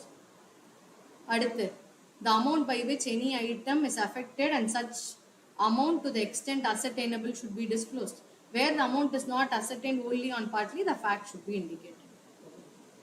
இதெல்லாம் actual this thing பா. சார்ட்டை விட இந்த மாதிரி ப்ரொவிஷன்ஸாக எழுதணும்னா it is better that you write it in these exact words. Thus, Rani Limited should disclose the change in valuation method. Company may disclose the change in the following manner. Company values inventory lower of cost or NRV. Since NRV of all items in the current year was greater than the respective costs, company valued its inventory at cost. In the present year, the company has changed to weighted average method, which better reflects consumption pattern of inventory. இல்ல ஆக்சுவலா what you should remember here is, சும்மா policy வந்து நம்ம மாற்றக்கூடாது. Policy should be change only when it is reflecting a better view. கரெக்டா? Compliance or it is reflecting a better view in financial statement. Compliance ரிக்வயர்மெண்ட்னால FIFO to weighted average மாற்ற முடியாது. Only because it is reflecting a better, இதனால மட்டும்தான் மாற்ற முடியும். So that aspect also is to be brought in here. Why I am changing, how much is the impact? That is why they have given this. இதெல்லாம் நம்ம எந்த ஸ்டாண்டர்ட்லயுமே படிக்கலையே. why is this been given na? It is due to the reason for change. What is the reason? It gives a true and fair view. அதனால தான் they have added that additional information. Anything that you are doing or any change that you are making in the financial statement, டக்குன்னு கேட்பாங்கல்ல share holder, எதுக்கு மாற்றணும், FIFO வச்சுக்கலாமே. அதுக்கு you have to explain, because that paragraph is a disclosure for the financial statements. Financial statementsல accounting policy கீழே எப்படி இருக்கணும் disclosure. Clear? Two things தான். ஒன்று accounting policy, இன்னொன்று fundamental accounting assumptions. Next, valuation of inventories, AS2. AS2 applies to all inventories other than construction contract. அடுத்து, work in progress for service providers, shares, debentures and financial instruments. Yes? Work in progress For service providers. AS2 வராதா? ஜென்ரலா work in progress வரும். Service ப்ரொவைடர்ஸ்க்கு work in progress தான் என்ன அர்த்தம்? Service provider ஓட transaction we cannot measure it like an inventory, no. So it is excluded from the scope of AS2. Like for service provider, they are doing some job னு வச்சுக்கோங்க. அது வந்து contract complete ஆகிற வரைக்கும் அது work in progress தானே. அந்த contract is not an asset under in AS2. அது வந்து it can be inventory for them, ஏன்னா அவங்க they are going to finish that job. But அதெல்லாம் வந்து don't bring it under AS2 is what is told. But நான் சொல்றது இதெல்லாம் வரதான்னு சொல்லுங்க. Raw material, finished goods, work in progress, spare parts and Everything will come. Inventories, what definition of inventory? Held for sale in the ordinary course of business. அப்படின்னா என்ன அர்த்தம்? FG, meant for sale or trade. அவ்வளவுதான். அடுத்து, inventories in the process of production. What is held in the process of production? All the raw materials, all WIP, all FG. ஒன்னு, it is held for sale, டைரக்டா வாங்க போறேன் விற்க போறேன், whatever is held for resale. இன்னொன்னு, process of production of such sale, what is used in whatever is consumed in the production process, stores, spares, direct raw material, WIP, FG, everything which is used in the process of production, that is also inventory in the form of materials or supplies to be consumed in production process. Materials or supplies, probably stores and spares we can include here, and RM we can include here. In the balance sheet, the fourth chapter, balance sheet கூட loose tools வந்து சில capital asset, non current asset கூட. So what happens is, stores and spares which are used specifically for a fixed asset should be valued as per AS10. Stores and AS10, அதாவது PPE. ஓகேவா? Stores and spares which are used for consumption in production process should be valued under AS2. Okay. புரியுதா? இப்போ நட்டு bolt எல்லாம் இருக்குப்பா, இதெல்லாம் வந்து ஒரு ஸ்பெசிஃபிக்கான ஏர்கிராஃப்ட்டுக்கு தேவை. அந்த கம்பெனியில வந்து ஒரு ஏர்கிராஃப்ட் வச்சிருக்காங்க, அதுக்காக டூல்ஸ், ஸ்பேர்ஸ், இன்ஜின் ஆயில் எல்லாம் வச்சிருப்பாங்க. ஓகேவா? இதெல்லாம் வந்து it is specifically required for maintenance of that aircraft. அப்படி இருந்ததுன்னா it is tools and spares as per AS10. Similar the repairing cost wages for அதான் அந்த டூல்ஸ் எல்லாம், அந்த நட்டு போல்ட்லாம் இருக்குன்னு வச்சுக்கோங்க, அந்த அசெட்டுக்கு மட்டும்தான் தேவை. இல்ல இது வந்து குட்டி குட்டி ஸ்பேர்ஸ், பேக்கேஜிங் மெட்டீரியல், அதெல்லாம் வந்து it is to be production process. அப்படி இருந்ததுன்னா அது இன்வென்ட்ரி. ஸோ அதனால தான் ஸ்டாண்டர்ட்லேயே போட்டிருக்கு. Other then machinery, spare, servicing equipment and stand by equipment meeting the definition of PPE. அதை தவிர will be covered under AS2. Clear? What is the cost of inventory? Same as what you study in costing pa. Purchase cost, conversion cost and other cost. Purchase cost na enna artham? Duties, tax, less rebates. Conversion cost na direct labor and overheads. Apram other cost. Overheads na enna, fixed na enna, variable na enna, all of this you will know. Other costs are costs incurred to bring the inventory to present location and condition. This definition is very, very important. I will tell you why. They will give you certain costs and tell these costs are required to bring freight inwards. அது வந்து other cost. Freight outwards கிடையாது. It is not used to bring the inventory. It is selling and distribution. அது வந்து shall be excluded. அந்த மாதிரி they will give a lot of cost and ask you to identify it. The trading account or items. Correct. Even அப்பனா அந்த octroi அதெல்லாம் அந்த மாதிரி expense. ஆக்ட்ராயிலாமும் direct cost தான். அது இதுல வருமா? அதர் காஸ்ட்ல போடணும். Because it is required to bring the asset to present location and condition. அடுத்து, what happens in case of joint products or by products? இதுல ஒரே ஒரு கீவேர்ட் இருக்குப்பா, split off point.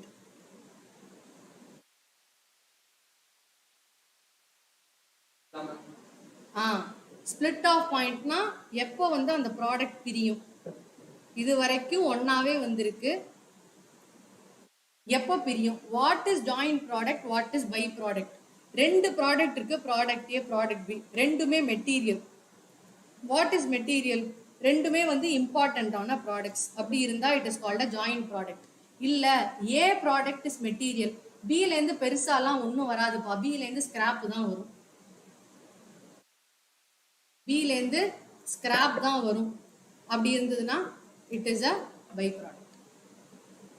If both the products are material, it is joint product. இல்ல இன்னொரு product வந்து scrap தான் வரும் அப்படின்னா அது வந்து by product. What you should do? till the split off point, costs will be incurred together, and after split off point the costs will be incurred separately. கரெக்டா? ஏயும் பியும் ஒரே ப்ராசஸ்ல போகும், அப்புறம் பிரிஞ்சிரும். ஓகேவா? If the cost of conversion can be identified separately for a joint product, அப்போ காஸ்டும் தனித்தனியா தெரியுமா? Please calculate on the base of cost incurred. ஏக்கு இவ்வளோ காஸ்ட், பிக்கு இவ்வளோ காஸ்ட், நல்லது தெரிஞ்சதுன்னா ப்ளீஸ் allocate it. இல்ல it cannot be identified separately, then what you should do is allocate based on the sales value. Allocate based on the sales value. At what point? At split off point. Split off point la you know what is the sales value. ஏயும் பியும் பிரியுது. இந்த work in ப்ராக்ரஸே நான் வந்து ஒரு sale value இருக்கு, இந்த ஐட்டமை நான் வாங்காம வெளியிலேருந்து வாங்கினேன்னா அதோட சேல் வேல்யூ என்னன்னு எனக்கு தெரியும். அப்படின்னா அந்த சேல் வேல்யூல allocate the cost.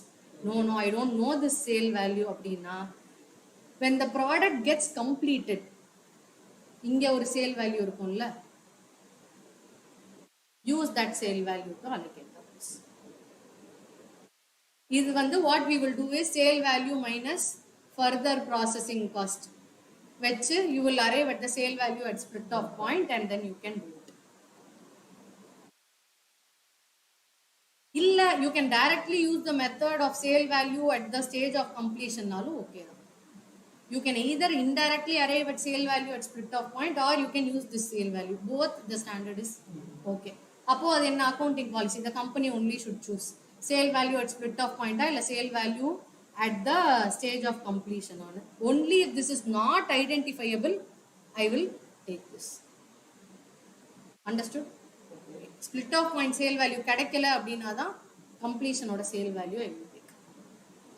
And then what I will do, whatever is the cost which was incurred till here, அதை வந்து I will split between A and B. Okay, joint cost. அதுக்கப்புறம் இருக்கிற காஸ்ட் I know இதோட A ஓட cost தனியா தெரியும், B ஓட cost தனியா தெரியும். Joint cost மட்டும் தான் இப்படி split பண்ணணும். What happens when it is a byproduct? Byproduct is usually a scrap part. Why? It is immaterial. அப்படி இருந்தா the NRV is reduced from the cost of the main product. NRV is reduced from the cost of the main product. Whatever is the sale proceed, reduce it from this and account. அதுக்கு cost எல்லாம் ஒண்ணுமே கிடையாது. Scrap sales வந்து will be shown it as less.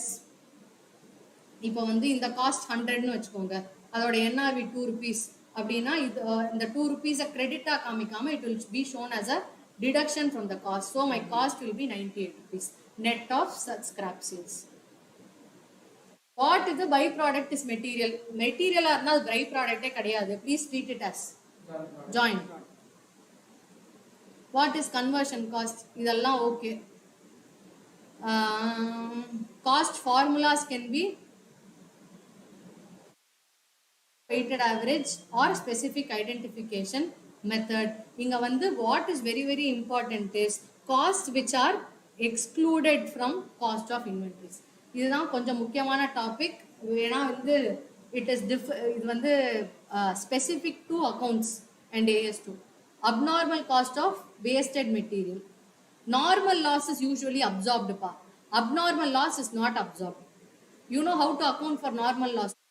படிச்சிருப்பீங்க. So material அப்புறம் by normal loss quantity போக வச்சு you will absorb. Abnormal loss will never be absorbed. Abnormal loss should be shown separately in P&L. It shall not be included in the cost of inventory. அடுத்து storage cost shall not be included. After production நான் வந்து store பண்றேன் sale ஆகாம, அதெல்லாம் inventory காஸ்ட்ல load பண்ணக்கூடாது. It shall be shown as a separate expense.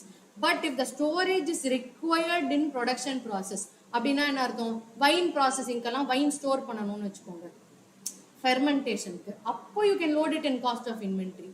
இல்ல wine produce பண்ணதுக்கு அப்புறம் பாட்டில் போட்டுட்டு நான் அதை வந்து ஸ்டோர் பண்றேன் அப்படின்னா that storage cost will not be included. Storage cost will be included in inventory only if it is required by the production process. அடுத்து administrative அதுலயும் இதெல்லாம் வந்து specific items which are given. இப்போ abnormal loss வந்து direct item தானே அப்படின்னு somebody can tell because it is required for production. No, abnormal loss is not required for production. Standard is specifically giving guidance. Administrative overheads shall be excluded. Selling and distribution costs also should be excluded. இதெல்லாம் specific items. Potential question. Measurement of inventory.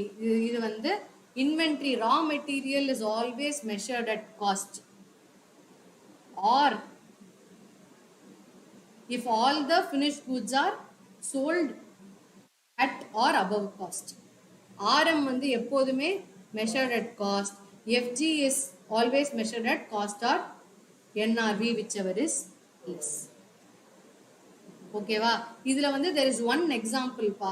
What happens to raw material if finished goods are sold below cost அப்படின்னு. FG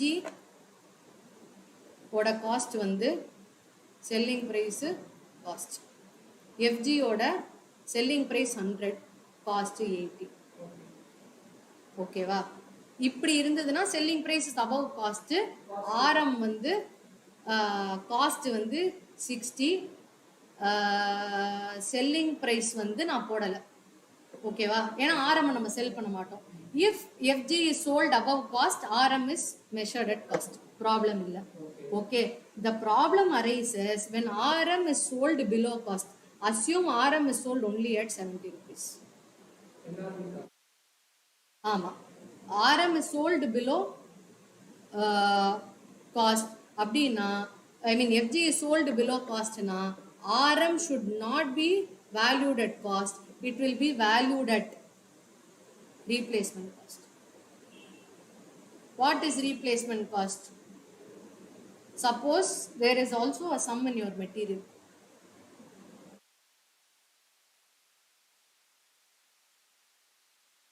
Why don't you go and check that sum for this concept? If FG is sold below cost அப்படின்னா RM will be valued at replacement cost. இதுக்கு ஆக்சுவலா ஒரு sum இருக்கு மெட்டீரியல்ல, please go and check this.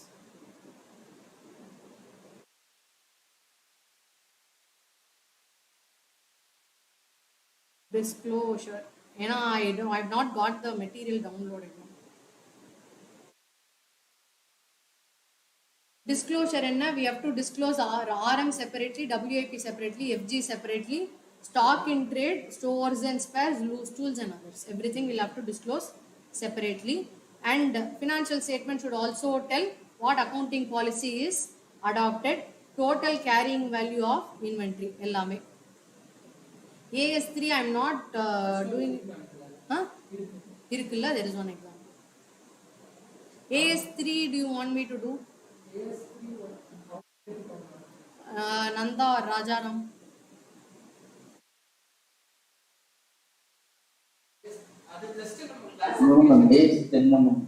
AS10 போலாம்.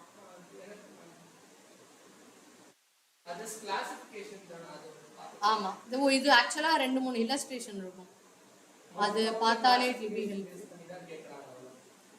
AS la if questions are asked, it will be classification based. If the question is asked for as a proper sum na, you should be doing it separately. Andachupa PPE, if PPE is done kadale mudinjum. Okay, property plant and equipment. See, property plant and equipment la வந்து like I tell you, any standard on assets no, நம்ம வந்து என்ன பார்க்கணும், initial recognition, subsequent measurement, அதுக்கப்புறம் வந்து டெப்ரிசியேஷனாக இருந்தால் அப்புறம் how the asset should be derecognised. இதெல்லாம் தான் components of any asset. Initial recognition, subsequent measurement, அதுக்கப்புறம் வந்து if additional cost are incurred how to recognise that, அதுக்கப்புறம் how to do the derecognition. இது 4 தான் பார்க்க போகிறோம். Now AS10. What is a PPE? PPE excludes specific things. What does it exclude? It excludes biological assets other than bearer plants.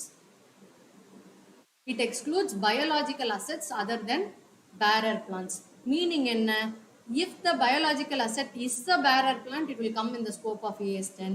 If the biological asset is not a bearer plant, it will not come under the scope of AS10.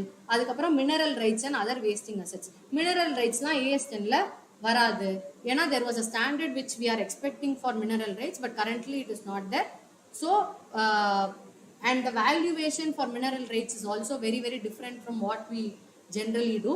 So mineral rights உம் wasting அசெட்ஸும் வராது, but biological assets will be under the scope of AS10. Yes, will come. Now we will see what a biological asset is. Biological asset na enna artham? It can either be a living animal or a plant. Animalo planto if it is used for business purpose. இப்போ வந்து we will see a definition of PPE and then come back to this. It will make more sense. PPE na enna artham? PPE is something which is used in the production or supply of goods for rental purpose or for admin purpose. எந்த பர்பஸ்க்கு வேணாலும் I can hold an asset, either for production of goods and services, for rental or for admin. For example head office இருக்கு, it is not used for production purpose. அப்படி இருந்ததுன்னா is it not a fixed asset? No. If it is used for admin purpose also it is a fixed asset. இல்ல I own certain land, I have given it on rent to others, it's not fixed asset or no. The definition is wide enough to say if it is used for admin purpose or rent to others, any of this apart from use in production or supply of goods, it is called a property, plant and equipment, and it should be a tangible item. It should also be used for more than 12 months. இதுதான் difference between PPE and inventory பா. இன்வென்ட்ரியில வந்து இந்த 3 criteria மட்டும்தான் இருக்கும். Sorry, இன்வென்ட்ரியில வந்து we will have only this criteria, used for production and supply of goods மட்டும்தான். பிபிஇல it is wider definition. It says ரெண்ட்டுக்கு யூஸ் பண்ணாலும் சரி, அட்மின் பர்பஸ்க்கு யூஸ் பண்ணாலும் சரி, if it is used for more than 12 months, it is an intangible asset. See, it is a tangible asset which meets the definition of PPE. Inventory has a restricted view. ஏன்னா அது வந்து sale ப்ரொடக்ஷனுக்கு மட்டும்தான் use ஆகணும். But PPE has a wider angle to it. It should be used for more than 12 months. ஓகேவா? Now என்ன ப்ராப்ளம்னு சொல்றேன். If there is a living animal, இப்போ கோட் எல்லாம் வந்து ப்ரீட் பண்றாங்க. அதே மாதிரி இந்த சுகுணா சிக்கன்லாம் என்ன பண்ணுவாங்க, சிக்கன் ப்ரீட் பண்றாங்க. கரெக்டா? அவங்களோட they breed chicken for one purpose. What purpose? Either to sell meat or eggs. ஓகேவா? If it is to sell மீட்னு வச்சுக்கோங்களேன், அது வந்து இன்வென்ட்ரி. ஆனா inventory standard is excluding livestock. Okay, if the chicken is bred mainly to sell eggs, அது வந்து PPE நம்ம சொல்லலாம். எப்படி சொல்லலாம்னா, for production, what do they produce? Eggs. Correcta? That is why the standard is telling we don't know how to measure livestock and all, so please exclude biological assets from PPE measurement. ஏன்னா அதோட measurement is very very different from how a furniture is.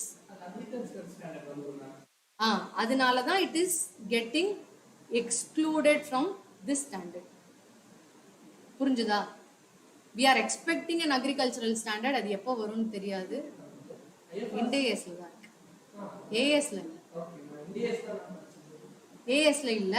so till that time we don't know what has to be done. But anyway, there is some guidance given on how to measure livestock. Till the time agricultural standard is used, livestock meeting definition of PPE will be covered as per AS10. Okay va? Now, what about plant? Plant-க்கும் அப்படிதான். இப்போ வந்து sometimes plant like maize, wheat and all is sold pa. வெட்டி வித்துறாங்க. But mango tree, it is like a PPE தான், because it is going to give me produce, used for production of mangoes. அப்படின்னா does it meet the definition of PPE? Certainly it meets the definition of PPE, but biological asset is excluded. அப்போ what you should do? We should see whether it is a bearer plant. Living animal fully excluded. Plant na enna பிரச்சனை? Plant na we should go and see whether it is a bearer plant or not. இப்போ ஒரு mango tree இருக்கு, mango tree meets the definition of PPE, correcta? But it is a biological asset. Now we have to see whether it fits into the definition of bearer plant and see if it is a bearer plant only, it will be covered under PPE. அப்படி bearer plant na enna? It should be used in the production of agricultural produce. அப்படின்னா என்ன அர்த்தம்? it should produce agricultural produce. meaning என்ன? இப்போ mango tree na இருக்கு, mangoes கொடுக்கும். Mango tree is the agricultural produce. The plant in itself should not be the produce. For example, teak. Teak does not produce anything. Teak is the produce. அப்படின்னா teak is not bearer plant. அதுலேருந்து அது ஒன்று produce பண்ணணும். Rose wood, timber இதெல்லாம் இருக்குல்ல, அப்போ அந்த செடி தான் அந்த agricultural produce. It is not a bearer plant. What is a bearer plant? It should bear something and it should give out agricultural produce. Expected to bear a produce for more than 12 months. For example, rice இருக்கு. Rice will give produce. கரெக்டா? ஆனா என்ன ஆகும்? It will not produce for more than 12 months. So what is a bearer plant? 12 years 12 monthsக்கு மேல it should be producing. அடுத்து அதுவே ஒரு plant தான். இது அது rice itself அது so it is not a barren. That is what I'm trying to say. Rice, maize, wheat, seasonal crops எதுவுமே barren plants கிடையாது. Has remote likelihood of being sold as agricultural produce. அப்படின்னா என்ன அர்த்தம்? அதையே நம்ம agricultural produce-ஆ sale பண்ணக்கூடாது. அதுலேருந்து வரதை தான் சேல் பண்ணணும். அதான் examples that I gave you are teak, timber, இதெல்லாம். Following are not barren plants. Plants harvested as agricultural produce. Trees grown for use as lumber. அடுத்து plants cultivated to produce agricultural produce and harvest and sell the plant. The purpose is ஃப்ரூட்டும் use பண்ணிக்கலாம் இல்லை செடியையும் வெட்டி use பண்ணிக்கலாம் அந்த மாதிரி தான் என்னோட பர்பஸ் அப்படின்னா that is not a barren plant. It is all based on the usage part. Annual crops, maize, wheat, all of this is not barren plant. இப்போ what is the summary? Generally biological assets does not come under PPE except barren plant. Barren plant na logic no, it is going to produce something. It is going to be there for more than 12 months. It will not be sold in itself as agricultural produce. What is the recognition criteria for PPE? Adedam. Probable that the economic benefit will flow and then the cost of the item can be measured reliably. ஒன்று தான்ப்பா ஞாபகம் வச்சுக்கணும். எல்லா அசெட்டும் any asset to be recognized in my books இதுதான் criteria. Future economic benefits will flow, cost can be measured reliably. இது வந்து ஒரு இது மாதிரி மந்திரம் மாதிரி திருப்பி திருப்பி we will use the same thing. Costs incurred. எப்போ when should we apply the recognition criteria? When the asset is acquired or constructed or when the asset is replaced or serviced. So whenever an asset is acquired or constructed, I will see, apply recognition criteria and see should I recognize the asset or not recognize the asset. Second case, illa I'm going to add something, replace something, don't add the cost. Again apply recognition criteria, see whether it meets the definition of the asset and then you calculate the cost. So in two situations I will apply the recognition criteria. இப்போ there are certain special areas which we have to do when it comes to recognition of PPE. என்ன day-to-day servicing of asset. Will this be added to the cost of the asset? Day-to-day expense will not be added to the cost of the asset. It should be recognized as expense in the statement of PPE. example. Repairs and maintenance. அதெல்லாம் என்ன டே to day servicing cost தானே. Maintenance பண்ணுறது, oil போடுறது, ஃபேனை வந்து என்ன check பண்ணுறது, நட்டு டைட் பண்ணுறது, ஸ்க்ரூ டைட் பண்ணுறது. இதனால அசெட்டுக்கு ஏதாவது நடக்குமா? ஃபியூச்சர் எக்கனாமிக் பெனிஃபிட்ஸ் ஏதாவது ஜாஸ்தி ஆகுமா? அது மாதிரிலாம் எதுவுமே ஆகாது. So day to day servicing cost shall not be capitalised. அடுத்து cost of replacement which is replacement required at regular interval.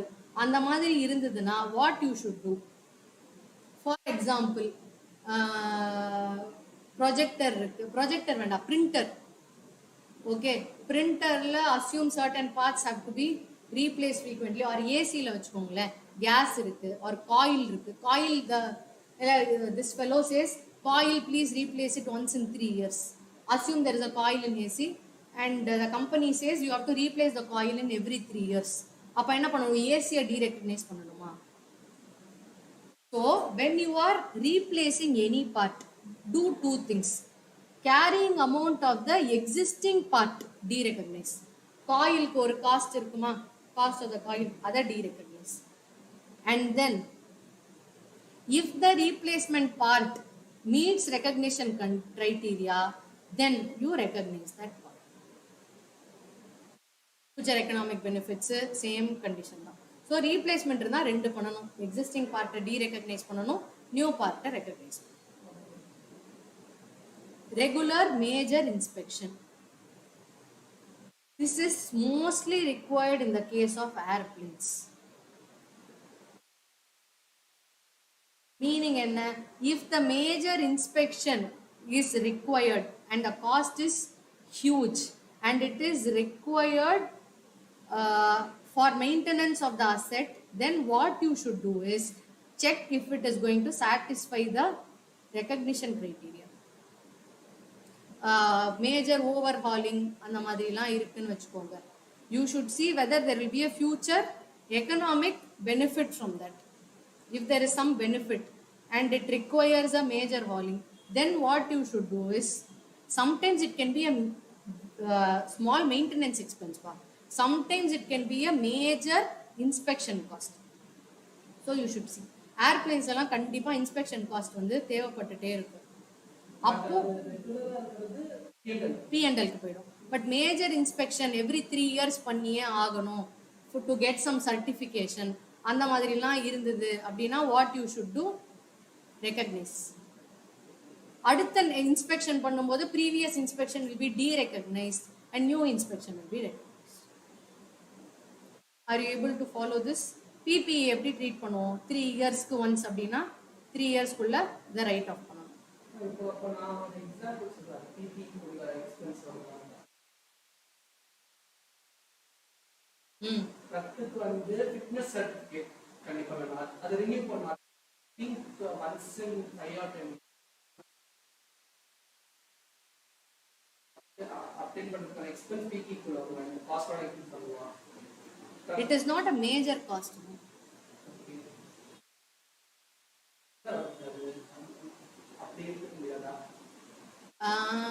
அவ்வளோ சிக்னிஃபிகண்டான காஸ்ட் கிடையாதுல்ல. ஸோ திஸ் இஸ் அ அதுக்கு தான் இன்னொன்று we should see recognition criteria also. It will not give me any future economic benefit or anything. அது இருந்தால் தான் என்னால் ஃபங்க்ஷன் பண்ண முடியும். It's one certification. So but some companies might still defend and say it can be capitalized, but I don't think it should. அடுத்து measurement of PPE. Initial recognition, subsequent measurement. Initial recognition will always be at cost. Subsequent measurement can be either at cost or revaluation. Subsequent measurement na at every balance sheet date I will see how to recognize it. Generally it will be at cost, but the firm can also choose to opt for revaluation model. What are the costs that can come under PPE? Purchase cost, direct cost, decommissioning or restoration liabilities. What is decommissioning liability? PPE classic example I give of petrol bunk. சொல்லியிருக்கேன்ல, petrol bunk வந்து what happens is end of the period you have to decommission the place, restore and give. அதுக்கு வந்து I will be incurring some expense. அந்த expense, if I recognize a liability, corresponding amount shall also be added to the cost of the PPE. ஓகேவா? What does it exclude? இது வந்து this is a potential question பா. If I am incurring a new facility, opening a new facility, அதுக்கு நான் இனாகுரேஷன்லாம் பண்றேன், அதெல்லாம் I cannot capitalize. அடுத்து introducing new product, அதுக்காக I am incurring advertisement promotional activity, shall not be capitalized. Conducting of business in new location, அதுக்காக staff எல்லாம் train பண்றேன், you cannot capitalize. Admin and other general overheads. Cost of relocation கூட cannot be capitalized. இந்த office இருக்கு, இந்த ஆஃபீஸ்லேருந்து இன்னொரு ஆஃபீஸ்க்கு நான் மூவ் பண்றேன், அதெல்லாம் வந்து I cannot capitalize. New facility open பண்ணுறேன், இந்த பில்டிங்லேருந்து Sankara is expanding, it is going to a bigger பில்டிங்னு வச்சுக்கோங்க, அந்த காஸ்ட் எல்லாம் I cannot calculate. P&L items. So the standard specifically says these costs shall not be capitalized.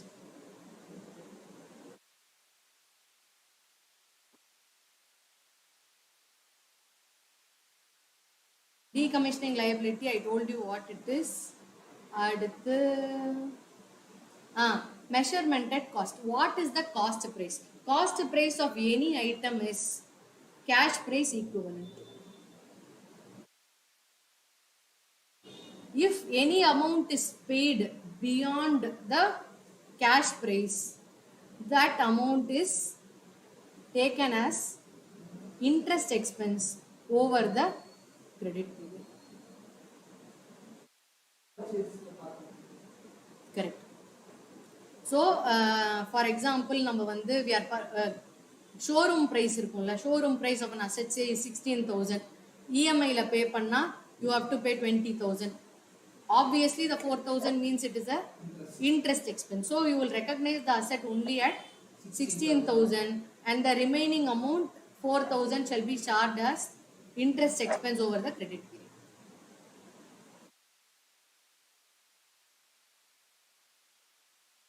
Yes, if the entire thing happens in fair value, I can do this. If the transaction is not happening at fair value, then I should measure it at fair value. Generally I will do it at cost. If the transaction is not having any commercial substance, then I will find the fair value and measure the asset at fair value. Fair value as on the recognition date will be treated as the cost of the asset. Are you able to understand this? Generally I will do it at cost. இல்ல காஸ்டே இல்ல சும்மா அடிச்சு விடுறாங்க அப்படின்னா fair value தான் I will take it as cost. PPE under finance lease shall be recognized under AS 19. அப்புறம் asset acquired as per government grant will be recognized as per AS 20. அடுத்து subsequent measurement. எப்படி cost modelனா cost minus depreciation. Every year I will show PPA at cost net of depreciation. அடுத்து revaluation model. Revaluation model I will show it as cost net depreciation, but the cost will be fair value. So revaluation model la fair value காமிப்பேன் less provision for depreciation காமிச்சு net காமிப்பேன். இங்க எல்லாமே cost, historical cost, fair value la I will do it at revalued amounts.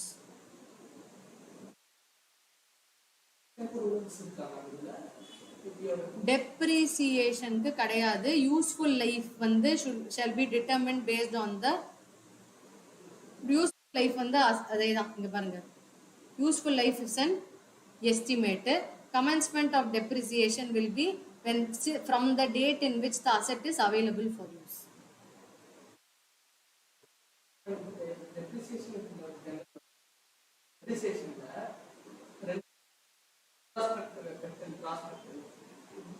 ரெட்ரோஸ்பெக்டிவே கிடையாது, only prospective. Okay, change in depreciation method SLW, I mean SLW அந்த மாதிரி மாறுச்சுனா only prospective change. ஏன்னா அது accounting estimate, அவ்வளவுதான். டன். முன்னாடி long back depreciation was change in accounting policy. அப்பதான் prospective ரெட்ராஸ்பெக்டிவ்லாம் அடிச்சு கொடுத்துட்டு இருந்தாங்க. when I was writing 2014 இப்போ change in depreciation is change in accounting estimate, prospective effect only. Foundation depreciation change na only prospective. ஆமா, only prospective effect, don't confuse. Now revaluation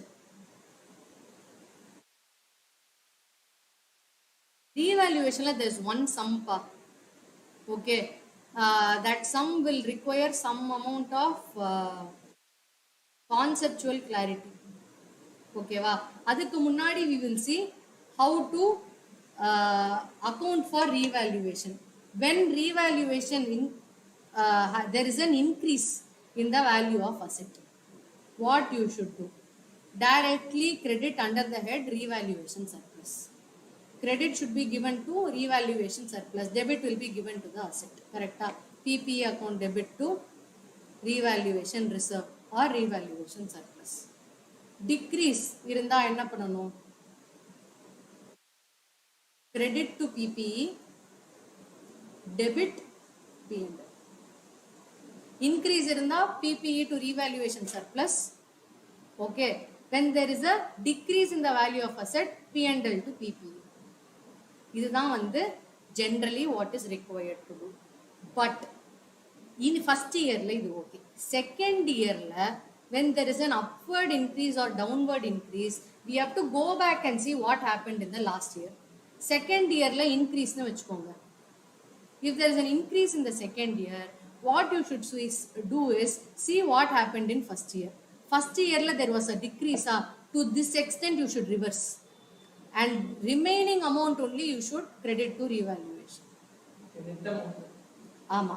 For example, year 1ல there was a decrease pa 10 rupees 10 rupees. Second yearல there is an increase of 15 rupees.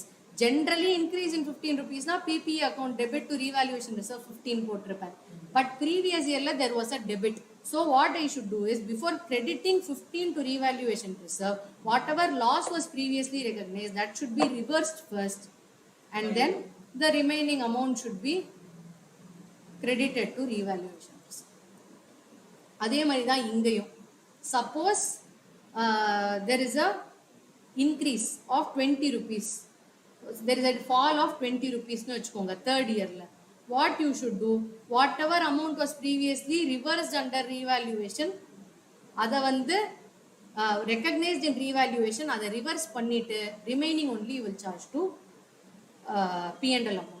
So last year I charged 5 rupees, 5 rupees I will reverse first and then the remaining amount only I will charge to P&L. So generally when there is an increase, credit revaluation reserve. Generally there is a decrease, debit P&L. But exceptions enna?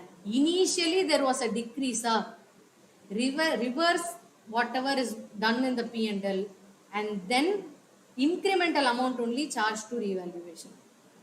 அதே மாதிரி degrees பார்க்கும்போது you have to see what happened before. Initially it was increased, then what you should do, decrease should be debited directly to revaluation surplus to the extent of credit balance in the revaluation surplus, remaining amount only shall be charged to P&L. You have to turn back and see what happened. Now treatment of revaluation. Treatment of revaluation, there is one sum in your study material. Revaluation பண்ணனும், ஓகேவா? Revaluation how to disclose? Two methods are there. What is the two method? இப்போ I have the written down value, I have the revalued amount. What I can do, depreciation eliminate panni, I got written down value, then I have the revalued amount. What I have two options pa. One, in future I have gross block, depreciation, net block. In future I can either increase gross block proportionately, increase depreciation proportionately and increase net value proportionately so that the net value shows revalued amount. Or I can directly compare the net with revalued. அப்படினா என்ன அர்த்தம்? Eliminate the gross block with depreciation and then compare it with revalued amount. ரெண்டுத்துக்கும் என்ன வித்தியாசம்? Amount same, amount will be same, but இங்க ஒரே ஒரு entry, provision for depreciation to PPE entry போட்டு you will reverse provision for depreciation, set it off against PPE. Now the written down value will be your gross block, revaluation அதுக்கு against a revaluation entry போட்டு you will show. இங்கேயும் amount will be same, but what you will do is, in order to show that net book value is equal to revalued amount, in same proportion you will increase gross block and depreciation.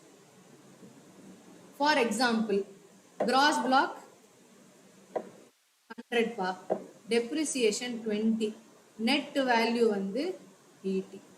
இப்போ after revaluation the asset is getting revalued at 120. Asset is getting revalued at 120. Same proportion ல இருக்கணும். இது 100 இல்ல 160 ன்னு வச்சுக்கலாம் for convenience sake. ஓகேவா? Same proportion ல இருக்கணும். அப்படினா என்ன அர்த்தம்? Gross block should be 200. Depreciation should be 40. Net block will be 160. இந்த மெத்தட்ல என்ன ஆகும்?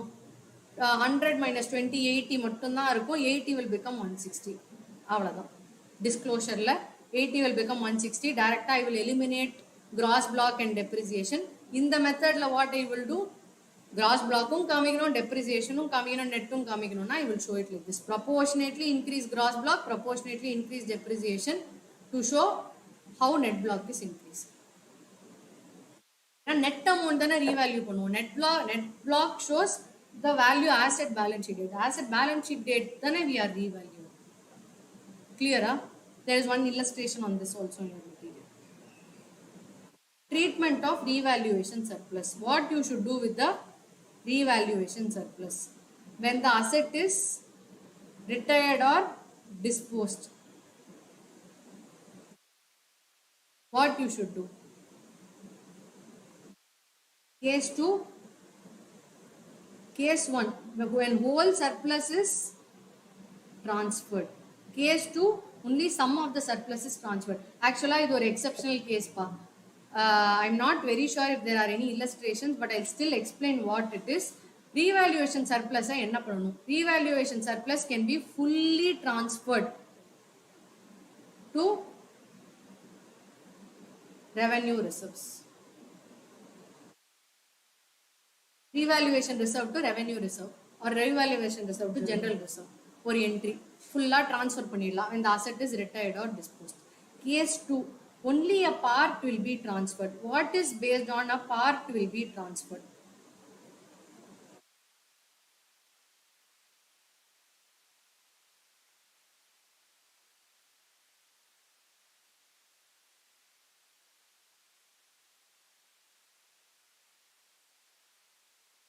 Part will be transferred when the asset is used by the enterprise. Full asset வித்தாச்சு அப்படின்னா full I can transfer it to revenue reserve. But when the asset is actually in use by the enterprise, I can transfer a part of it. Meaning enna or why is this required? Very simple part. இப்போ if the asset was depreciated based on the original cost. If the asset was depreciated based on the original cost, என்ன ஆயிருக்கும்? The depreciation charge in the P&L will only be so much. Meaning என்ன? ஒரு முன்னாடி case பார்த்தோம், 20 rupees தான் depreciation. Generally 20 தான் இருந்திருக்கும். If I didn't revalue the asset, if I used only cost model, I will be providing only depreciation of 20 rupees. அது மட்டும் தானே பண்ணியிருப்பேன் till date. There will be no impact in my reserves and surplus. But because I am revaluing, what is happening? My depreciation is becoming 40 rupees. So what this standard says is 40 minus 20 irka. This is excess depreciation. This amount you can transfer it to revenue reserve. எதுக்கு revenue reserve? Simple. இந்த amount generally தேவை கிடையாது. நீ notionally you have increased the value of the asset. So notionally you are increasing the depreciation. So to that extent, why should I let my revenue reserve money sit in revaluation reserve? Revaluation reserve காசு இருக்கு, ஆனா generally அது revenue reserve தானே இருந்திருக்கணும். So to that extent you can give it to revenue reserve. வேற எதுக்குமே use பண்ண முடியாது. So the standard says உனக்கு 20 தான் தேவை, நீ அடாவடித்தனமா ரீவேல்யூ பண்ணி அதுல அடாவடித்தனமா டெப்ரிசியேஷன் எதுக்கு போடுற? So to that extent excess டெப்ரிசியேஷனோட அமௌண்ட்டை வந்து ரீவேல்யூவேஷன் ரிசர்வ்ல இருந்ததுன்னா please transfer it to revenue reserve. May தான் சொல்லியிருக்கு, the standard does not force it, but revaluation ரிசர்வ்ல சும்மா இருக்கிறதுக்கு அந்த எக்ஸஸ் டெப்ரிசியேஷனை you can move it from revaluation reserve to revenue reserve. ஜென்ரலாக அது சார்ஜ் ஆயிருக்காது, ஆனால் இப்போ வந்து because you already charge, please move it if required.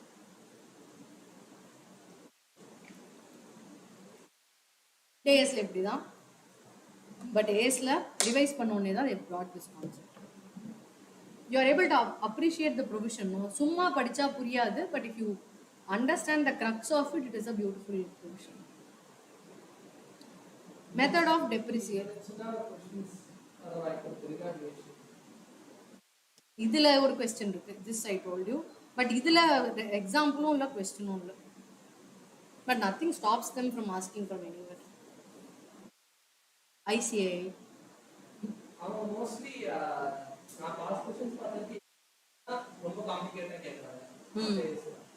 ஏன்னா அது வந்து எஸ்டாப்லிஷ்டு ஸ்டாண்டர்ட்ல. Cessation of depreciation. Commencement of depreciation begins when the asset is available for use. or ready for intended use. இதுல பியூட்டி என்னன்னா அசட்டை யூஸ் பண்றோமா இல்லையாங்கிறது முக்கியம் இல்ல, அவைலபிலிட்டி தான் முக்கியம். So the asset can be used from today, but I'm using only from next month. When will I start depreciating? From today. Because availability is important, not usage. Cessation of depreciation. The date that the asset is retired from active use, or the date in which the asset is derecognized. அப்படின்னா இந்த புக்ஸில் எப்போ entry போடணும், earlier of the two. That date I will cease depreciation. அப்புறம் land and building. There is never depreciation on land because of unlimited useful life. Okay. Buildings have a limited useful life, therefore there is depreciation. If the cost of the land includes cost of site dismantlement, then only that cost will be depreciated over the period. What is site dismantlement? நான் வந்து site வாங்குறேன், but I also have to incur site dismantlement, removal, restoration and all of these costs. அப்போ I will separately identify those costs and I will derecognize that. Site dismantling For example, என்ன சொல்றது, land வாங்கிட்டு I'm going to get the land ready. Land வாங்கிட்டு say I'm getting the land ready. அங்க unwanted decrease எல்லாம் remove பண்ணா அந்த cost அப்படியே R அந்த லேண்டை வந்து ரெடி பண்றதுக்கு அங்கேருந்து டெப்ரிஸ்லாம் க்ளீன் பண்ண போறேன், அதெல்லாம் க்ளீன் பண்ணா மட்டும்தான் என்னால் வந்து இந்த ப்ராஜெக்ட் இம்ப்ளிமெண்ட் பண்ண முடியும். அப்படின்னா அதுக்கு க்ளீன் பண்றதுக்கும் லேண்டை ரெடி பண்றதுக்கும் சைட்டை ரெடி பண்ற காஸ்ட் வந்து don't add it with the cost of the land. Probably அதோட அடுத்து ஒரு 7 இயர்ஸ்க்கு யூஸ்ஃபுல்னா 7 இயர்ஸ்க்கு டெப்ரிஷியேட். அதுக்கப்புறம் depreciation method, I can use any of the 3 method. It should be reviewed. It is a accounting estimate which should be reviewed year on year.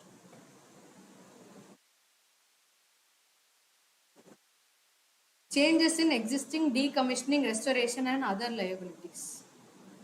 If there is a change in decommissioning liability, and the decommissioning liability, please remember, when you are recognizing liability, you are also adding it to the cost of PPE, correct? If the liability is going to change, what will happen to PPE? Cost of PPE will also change. Clear?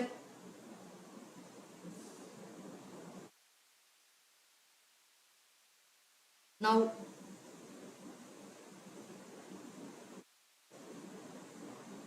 I'm not going to go into a lot of theory. Derecognition. Impairment. How should an asset be disclosed? Asset shall be disclosed at cost minus depreciation minus impairment. But what is impairment? How is it done? Not in part of our syllabus. PS 28. ஆமா, கிடையாது.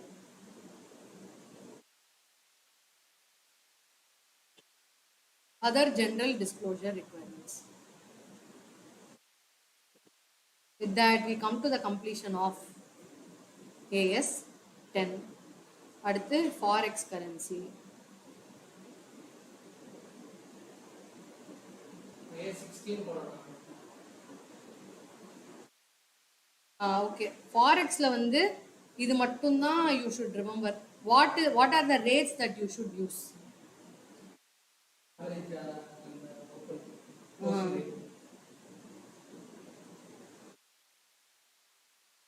As on the balance sheet date, what you should do? Monetary items are reported using closing rate. Non-monetary items. Monetary items na enapa? Receivable, payable, balance sheet. AR, AP. Whatever can be settled in cash or in terms of money.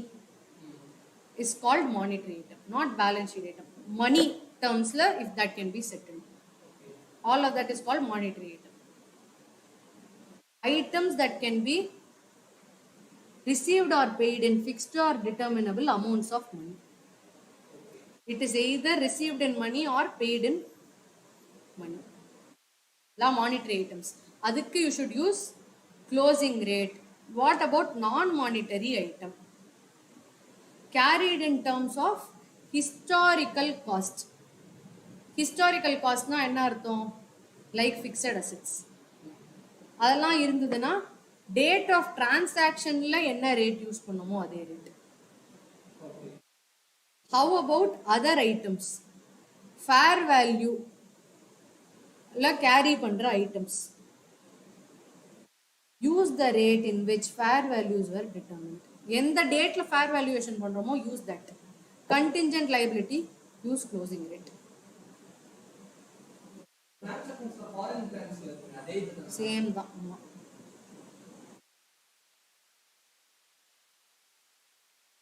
இதுல வந்து ஒரு couple of sums இருக்கு, பட் I'm just leaving this to you. If you have any questions you can ask. AS 12, accounting treatment of government grants. Okay va? Government grants can be treated in two ways, either capital approach or income approach. What is capital approach? Capital approach is when grant is treated as a part of shareholders funds. அப்படின்னா என்ன அர்த்தம்? capital contribution காக they have given something like a promoters contribution. எந்த specific purpose காகவும் தரல, promoter contribution மாதிரி நீங்க இந்த இதை டெவலப் பண்ணிக்கோங்க, generally use it for investment அப்படி கொடுத்தா it will be recognized as a part of shareholders funds. It will be recognized as a part of shareholders funds. Shareholders funds கீழே வரும். government grants கீழே வரும்.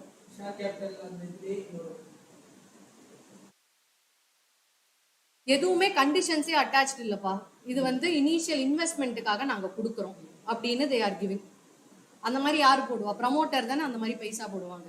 If it is in that way or the government wants to participate and say reduce promoters contribution, நான் வந்து இவ்வளோ காசு போடுறேன் அப்படின்னு சொன்னா it is a treated as a part of shareholders funds. இல்ல it is not given as capital, but we are going to attach some conditions and it is going to be given over a period upon satisfaction of some conditions. அந்த மாதிரிலாம் இருந்ததுன்னா take it as income over one or more periods. If it is monetary, இப்போ if the government grant is non-monetary, what you should do? In the table is a very comprehensive table pa. If it is in nature of promoters contribution, என்ன பண்ணணும்? show it under capital reserve. அதேதான் reserves and surplus கீழே show it as capital reserves. இல்ல it is related to revenue. What is related to revenue? Upon satisfaction of certain conditions. Illa you are incurring salary expenses. Government says we are going to give you grant to reimburse the salary expense.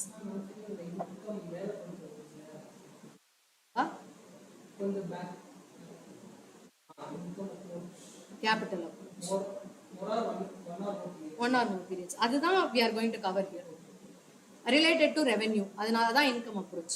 So salary இருக்கு. Government is telling we are going to reimburse all the salary that you are paying your staff. அப்போ what you can do? Show as a deduction from salary cost.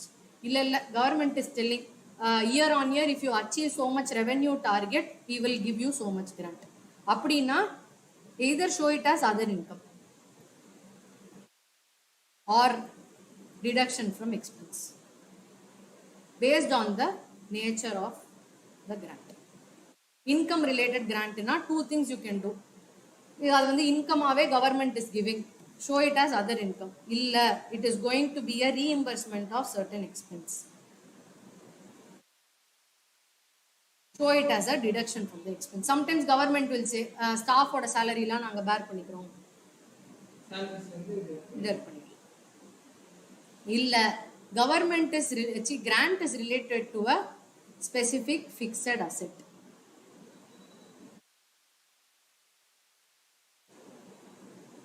Grant is related to a specific fixed asset. What you should do? Gross value of the asset minus grant will be the book value. So the asset going forward will be shown at book value. What is the book value? Gross value of the asset minus grant. Net of grant தான் book value ஆ இருக்கும். Going forward, depreciation will be charged based on this book value. Or another method.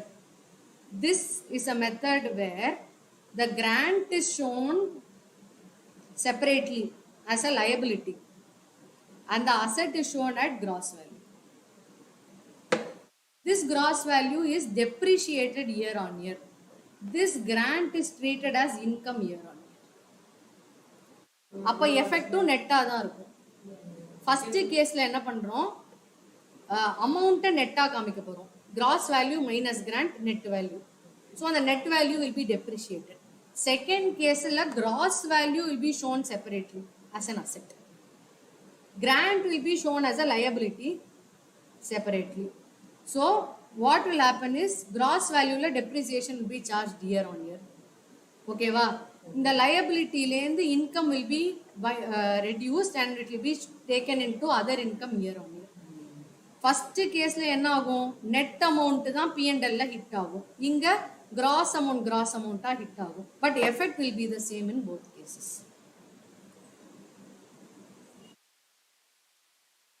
Effect சேமா தான் இருக்கும்.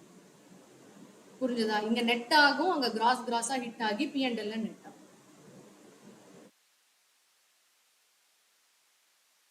Hey, there is one beautiful sum and refund of government grants.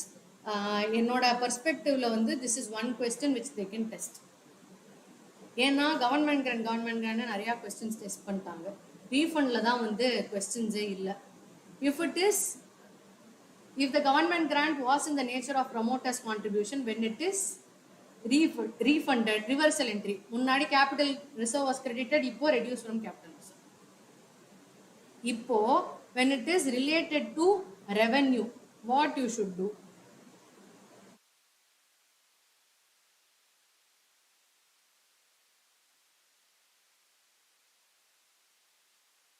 See if there is any unamortized deferred credit. What is unamortized deferred credit? If any amount is still in the balance sheet and the same amount is not gone to the P&L yet. Suppose government grant is received, but it is pertaining to 3 years. 1 year over. 2 years or amount is still sitting in my balance sheet. I have not taken as credit to P&L. When I am refunding, what I should do? First, whatever is in the balance sheet, reverse. Whatever is unamortized and it is in the balance sheet, reverse. The remaining amount charged to P&L. For example, 300 rupees grant in vechkonga. 100 rupees I have credited to P&L. 200 is still in my balance sheet. Year 1 la. Appa enna agudhu, government is asking for refund. How much I should refund? Entire 300 rupees. 2 cash 300. Unamortized grant 200.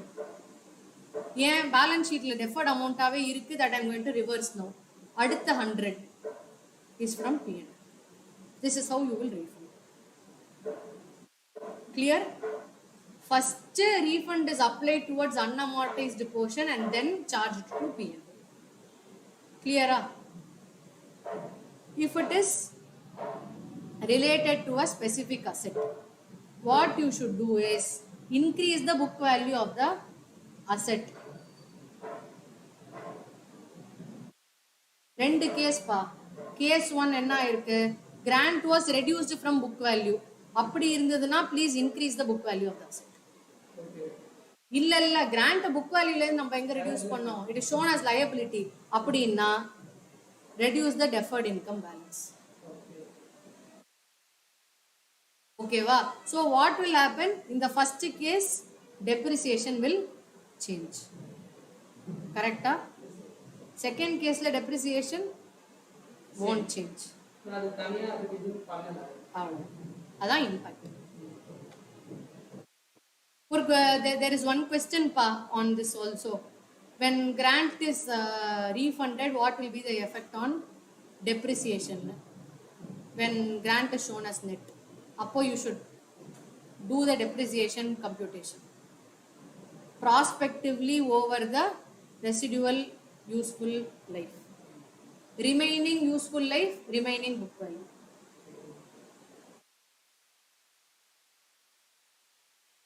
Accounting for investments, investment accounting we are not doing now.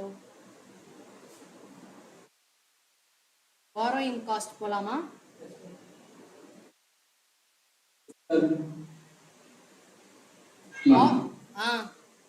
Borrowing cost oda last investment, it's anyway a specific separate this thing, no chapter irukku, so I don't want to do it with this.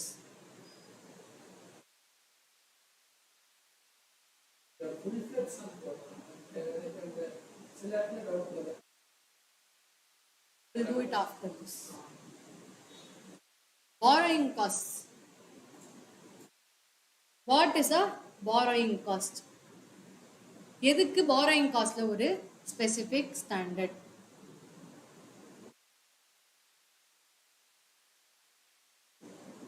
borrowing cost ஓட definition என்ன? borrowing cost includes interest and commitment charges on borrowings. First interest, அடுத்து amortization of ancillary cost. What are ancillary cost? borrowing related வேற என்னெல்லாம் cost இருக்கோ, cost that were incurred in order to get loan, அதுவே நிறைய cost வருமே அந்த cost. அப்புறம் amortization of discount or premium on borrowings, finance charges for asset acquired on finance lease obviously. அடுத்து exchange difference to the extent they are regarded as an adjustment to interest cost. What is the meaning of exchange difference? இது வந்து we are going to see it separately. So meaning four things என்ன? interest, other related cost, amortization, finance charges and exchange difference. Exchange difference na enna we will see separately. Now borrowing cost,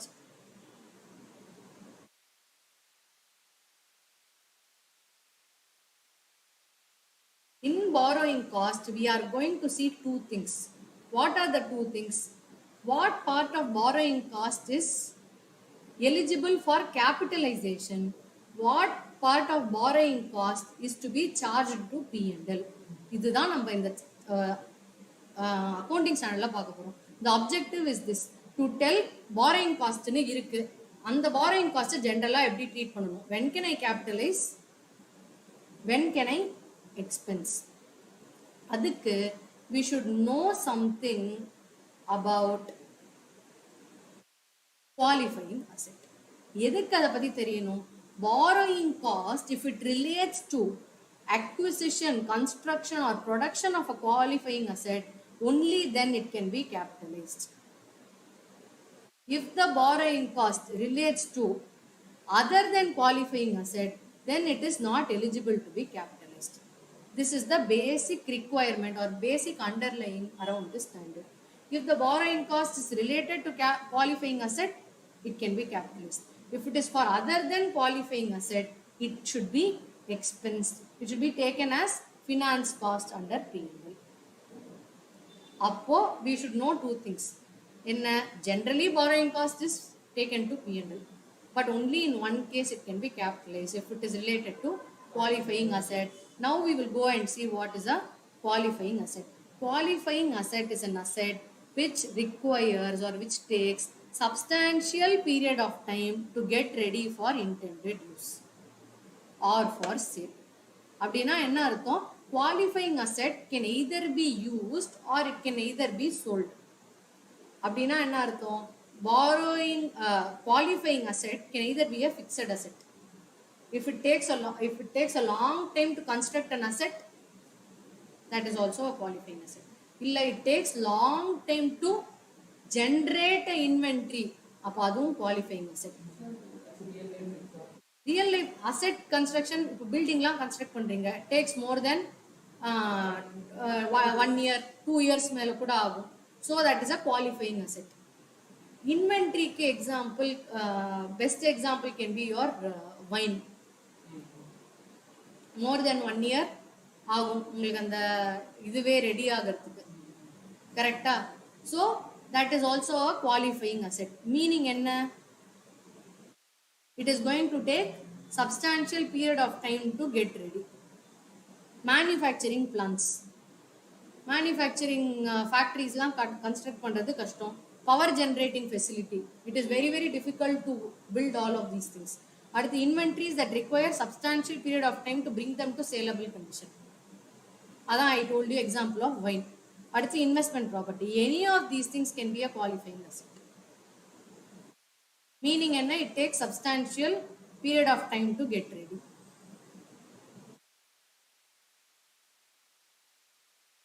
illa na asset vaangumbodhe it is ready for use அப்படினா it's not a qualifying asset. Constructed building na vaangren, building construct naane panna poren, it is going to take substantial period of time, qualifying asset. Constructed building na vaangren, it is not a qualifying asset. You are able to understand the difference. What is substantial period of time? Generally 12 months. But depending on the facts and circumstances, if you are able to justify, you can take a longer or shorter period. But generally it is 12 months. It is difficult to substantiate any other period pass. So generally we take 12 months. Okay. Now we studied that certain exchange differences can be part of borrowing cost. How is that done? Exchange differences AS 11 la vandu we will have this concept pa. Enna local borrowing foreign borrowing you will compare. To the extent it is the interest in foreign currency borrowing equals the local borrowing, to that extent it can be allowed as interest in irukumla in AS 11. And the interest தான் we are going to consider it as interest for the purpose of borrowing cost.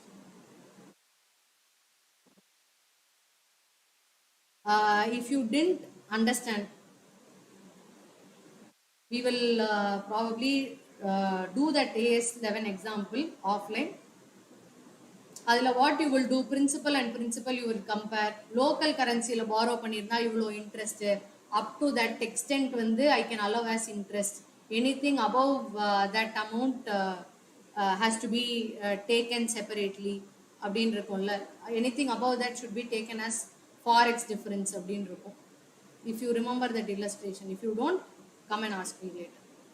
So அப்படி AS 11 ல whatever we are going to find, that interest is also borrowing cost.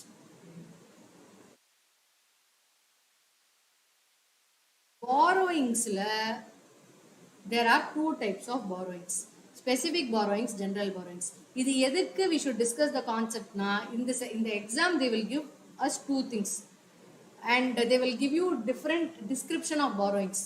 From that we should say which one can be capitalized, which one should be expense.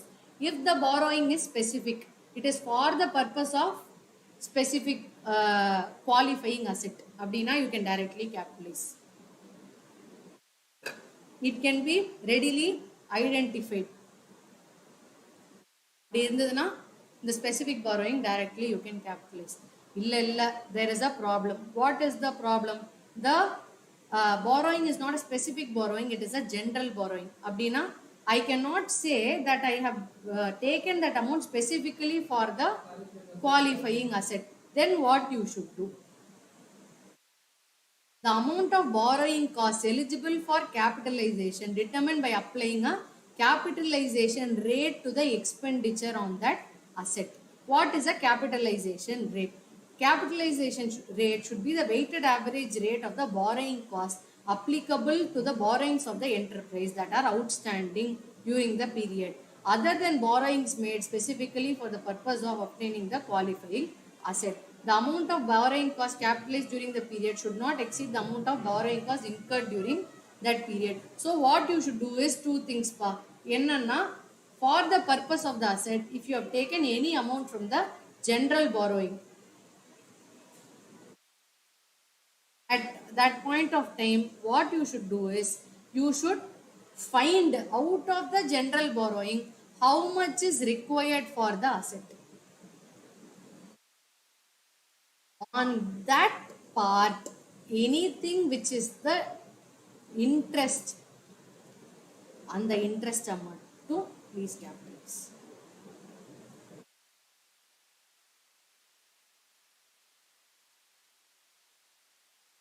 இங்க ப்ராப்ளமே கிடையாது. Specific borrowings தான் directly entire interest will be capitalise.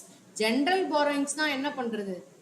Apart from specific borrowings கொஞ்சம் general பாரோயிங்ஸ்லேருந்து நம்ம காசு எடுத்துருப்போம்ல, find that component. 2 crore asset, 1.5 crore specific borrowing. General borrowings என்கிட்ட 3 crore இருக்கு. 3 crore எனக்கு தேவையில்லை. 3 crore I have capitalised only how much? 0.5 crores. Only for 0.5 crores I will apply the rate of interest and only that I will capitalize. Clear?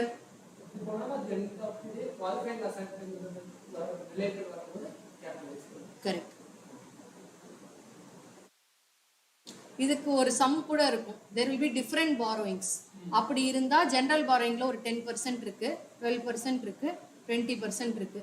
இதுல 0.5 crore இருக்கு, இது வந்து 1 crore இருக்கு, இது வந்து 1.5 crore இருக்கு. இதுல எந்த rate should I use? I will average all of this out, weighted average rate கண்டுபிடிச்சு average rate I will find and that average rate I will apply on this. இதுதான் weighted average rateல ஒரு average rate கண்டுபிடிச்சு I will apply on this. I will not either take the highest rate, 20% இருக்க capitalise தானே பண்ண போறோம், அது அந்த இதுதான் நான் யூஸ் பண்ணேன் அப்படின்னு நான் சொல்லவே கூடாது. I should find weighted average rate and then I will find the borrowing cost. There is one sum for that. 20% தான் highest, கேபிட்டலைசேஷன் பண்ணா அது P&L ஹிட் ஆகாது. So I will say general borrowingல இந்த பார்ட் தான் நான் அதுக்கு வாங்கினேன். If it, unless it is specific, you should not use that method. Excess of carrying amount of the qualifying asset over the recoverable amount. When the carrying amount expected of the qualifying asset exceeds its recoverable amount, the carrying amount is written down or written off in the requirements of other accounting standards. இது ஏன் இங்க வருதுன்னு தெரியல, but general guidelines. Qualifying அசெட்னு இருக்கிறதுனால should it be accounted under borrowing cost? அதெல்லாம் ஒண்ணுமே கிடையாது. அந்தந்த ரெலவெண்ட் ஸ்டாண்டர்ட்ல whatever is given, AS2O, AS10O, use those standards. When should we start capitalizing? We should start capitalizing when all the following conditions are satisfied. என்ன? Expense in relation to the qualifying asset should be incurred, borrowing cost should be incurred, activities required to prepare the asset for sale should also be done. 3 விஷயம் பண்ணணும்பா. You should start incurring expense. இல்ல எக்ஸ்பென்ஸே in her பண்ணல, borrowing மட்டும் வாங்கி நான் capitalise பண்ண முடியுமா? முடியாது. Expense should be incurred. Expense is incurring, borrowing cost incur ஆகுது, பட் ஆக்டிவிட்டியே நடக்கல. சாமான்லாம் வாங்கி போட்ட மாதிரி அப்படியே இருக்கு, பில்டிங் நான் கட்டவே இல்லை. Activity should also happen, expense should also incur, borrowing cost should also be incurred. All 3 conditions should be satisfied. Only then I can commence capitalization. இதுல ஏதோ ஒரு பிரச்சனை இருந்தாலும் I should stop capitalizing when development activity interrupted. எவனோ case போட்டுட்டான், injunction case போட்டு they are telling this project shall not continue. அப்போ what you will do? You will suspend capitalization. And இன்ஜங்ஷன்லாம் யாருமே போடல, but this cessation is required for the project. For example, ஃபவுண்டேஷன்லாம் ஒரு பில்டிங்ல நம்ம போடுறோம்னு வச்சுக்கோங்களேன். ஃபவுண்டேஷன் போட்ட நெக்ஸ்ட் டேவே உங்களால வந்து ஃபர்ஸ்ட் ஃப்ளோர் கட்ட முடியாது. After you put your foundation you have to allow the building to rest. அதுக்கப்புறம் தண்ணி அடிச்சு கொஞ்சம் செட்டில் பண்ண வைக்கணும். அப்போதான் வந்து அந்த இடம் ஸ்ட்ராங் ஆகும். இப்போ மெட்ரோ ப்ராஜெக்ட்ஸ்க்கு பில்லர்ஸ்லாம் வி ஆர் ரேசிங் கரெக்டா. அந்த பில்லர் மேல மேல பிரிட்ஜா கட்டிட்டு வரோம். பில்லர் கட்டுவோம், அடுத்த பில்லர் போவோம். they will allow the entire thing to rest கரெக்டா. Meaning no activity will happen. அப்போ should I suspend? No. If suspension is a necessary process for getting the asset ready, அப்போ you don't have to suspend capitalization. But legal problems கிடையாது. Development is interrupted but it is not part of the plan, or it is not part of getting the asset ready. அந்த அசெட்டுக்காக நான் வந்து stop பண்ணினா மட்டும்தான் என்னால் asset develop பண்ண முடியும். You don't have to stop capitalisation. இல்லை ஏதோ ஒரு external factor you have to stop capitalisation. You can take it like this. It's an external factor which is not a part of getting the asset ready, you have to stop capitalization. Internal factors னு சொல்றதை விட it is a part of the asset process. இன்டர்னலா எங்களுக்கு ரெண்டு ஃபவுண்டர்ஸ்க்குள்ள சண்டை அதுக்காக கிடையாது. It is required to get the asset ready, required to get the asset ready for intended use or sale. அப்படின்னா I should not suspend, but even then I have to ensure that technical and admin work are still carried out. இந்த metro project பில்லர்லாம் rice பண்றாங்க, ரெண்டு pillar rice பண்ணியாச்சு. They want the cement to get strong, foundation to get strong. அதெல்லாம் கொஞ்சம் solidify ஆகணும். தண்ணி எல்லாம் அடிச்சு அதை அப்சார்ப் பண்ணி செட்டில் ஆகிற அளவுக்கு விடுவாங்க. But still they will be planning for other activities. Admin activity will be happening. They will plan for how to extend. All of this will happen. No, அப்போ you don't have to suspend. When will I stop? What is suspension? Temporarily I am stopping. What is cessation? Completely stopping. When will I cease? When the asset is complete. Say, what the asset is fully complete for sale or intended use. எல்லாமே over. Majorly the asset is completed, but small routine admin work or small modification is required. அப்படி இருந்தாலும் பரவாயில்ல, இந்த routine admin ஒர்க்குக்காகவோ மாடிஃபிகேஷனுக்காகவோலாம் we will not allow you to continue capitalization. ஏன்னா என்ன தெரியுமா ஆகும், குட்டி குட்டி admin ஒர்க்குக்காக if you still allow them to capitalize, இன்னும் ஒரு 2-3 years capitalize பண்ணிட்டே போவாங்க. இன்னும் இந்த அட்மின் ஒர்க் பாக்கி இருக்கு, அந்த அட்மின் ஒர்க். மேஜரா if the asset is done, substantially it is finished, all activities are over, you have to stop capitalization. Substantially over. குட்டி குட்டி அட்மின் ஒர்க் இருக்கு, குட்டி மாடிஃபிகேஷன் இருக்கு, பெயிண்ட்ல டச் அப் பண்ணோம், ஆணி அடிக்கணும். Substantially work is over, enough, don't capitalize. அடுத்து, when it is completed in parts, what you have to do, whichever part is completed, stop capitalization for the relevant parts.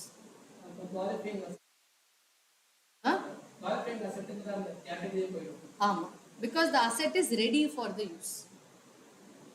Disclosure, accounting policy adopted and the amount of borrowing. Overall standard fullave capitalization தான். ஆமா, when you can capitalize, when you should not. Profit affect ஆகுறதுக்காக நிறைய பேர் capitalize பண்ணுவாங்க. தேவையே இல்லாத cost எல்லாம் வந்து capitalise பண்ணி டெஃபர் பண்றது expense. With that we complete accounting standards.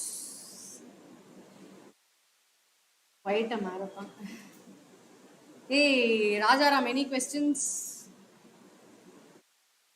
No, ma'am. Okay, with that we come to a glorious completion of accounting standards in both group 1 and group 2. This is more to brush through the concepts. This does not substitute your preparation. I would still want you all to go and revise all the questions, whatever was shared in the class. MTP, RTP, I have compiled it, put it in a drive, and I've shared the link in the group.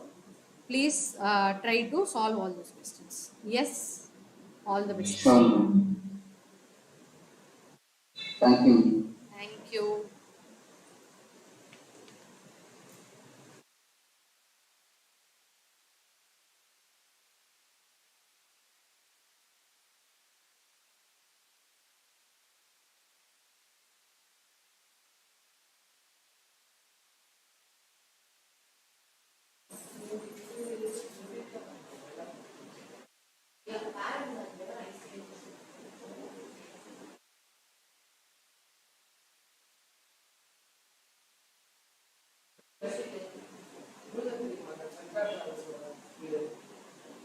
பழைய வீடு ஒன்று இருக்கு கபாலி இல்லைன்னு ஒரு பழைய house அதுக்கு ஆப்போசிட்ல அப்பதான் நடுஸ்டிக்கா இருக்கு நான் இருக்கிறது அதான் சாலை கொஞ்சம் கொஞ்சம் தண்ணி அந்த சைடு கோயில் சைடு கோயில் சைடு மோகன் ஸ்கூல் பெருமாள் டிபி டிபிஸ் பக்கத்து கொஞ்சம் தண்ணி டிபிஸ் கூட கொஞ்சம் தண்ணி அப்படியா பிள்ளையார்பட்டியிலிருந்து ஒரு 4-5 வீடு தண்ணி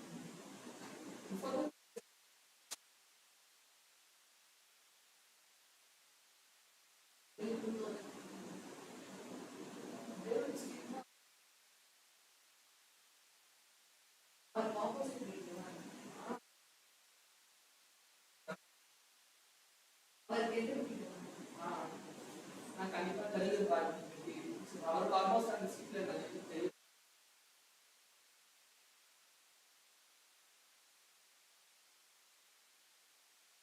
அவருக்கு நிறைய இதெல்லாம் ப்ரோக்ராம்ஸ் எல்லாம்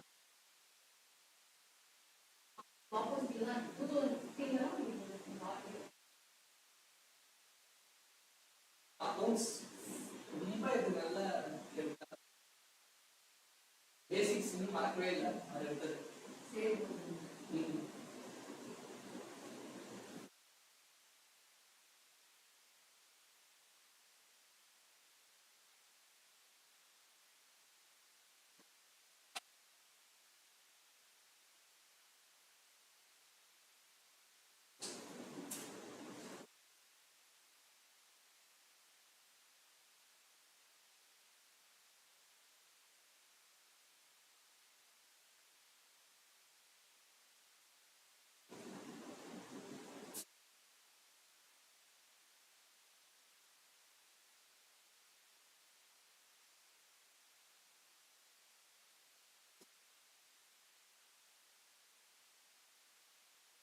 நீங்க ரெண்டு குரூப்பா எழுதிங்களா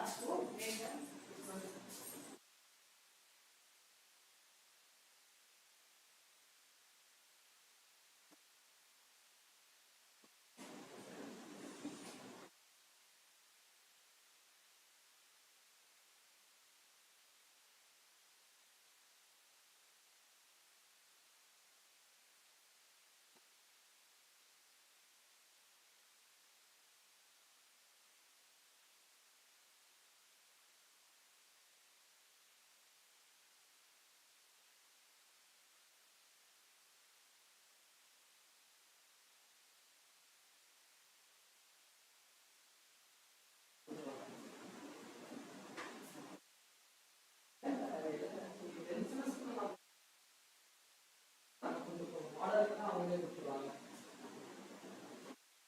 மாஸ்டர்ஸ் வைக்கணும்ல எப்போ மாஸ்டர் இருக்காது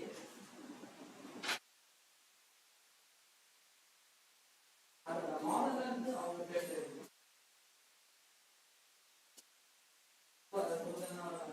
கேல்குலேஷன் மட்டும் ரொம்ப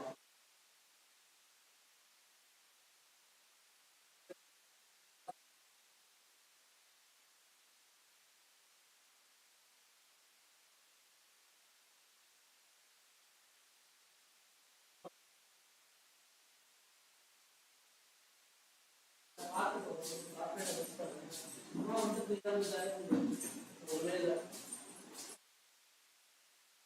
படிச்சிருந்தாங்க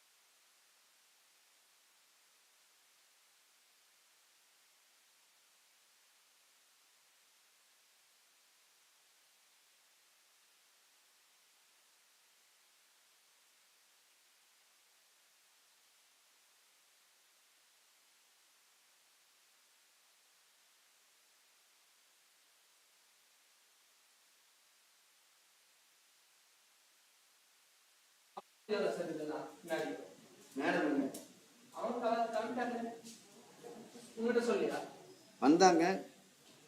அவங்க போயிட்டாங்க.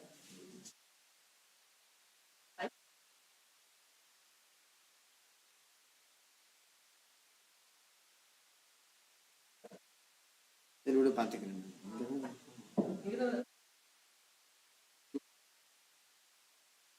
என்ன சொன்னாங்க? எவ்வளோ முடிஞ்சது இன்னைக்கு? புரியல. எஃபெக்டிவாக இருந்ததா? டைம் போனதே தெரியல சார் இன்னைக்கு. சண்டே இல்லை. சண்டே இல்ல. இவ்வளவு நேரம்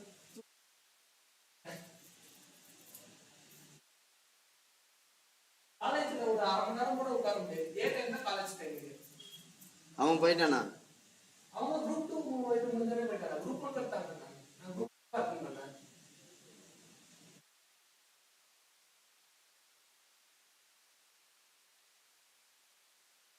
ஒரு ஐடிக்கான விஷயம் கிளாஸ் எடுத்தாங்க சார். நாளையிலேருந்து இல்ல ஐடிக்காக வேற ஏதாச்சும் சப்ஜெக்ட் அவ்வளோதான். வேற என்ன இருக்கு? டைம் இல்லையே. கிட்ட வந்துச்சுன்னா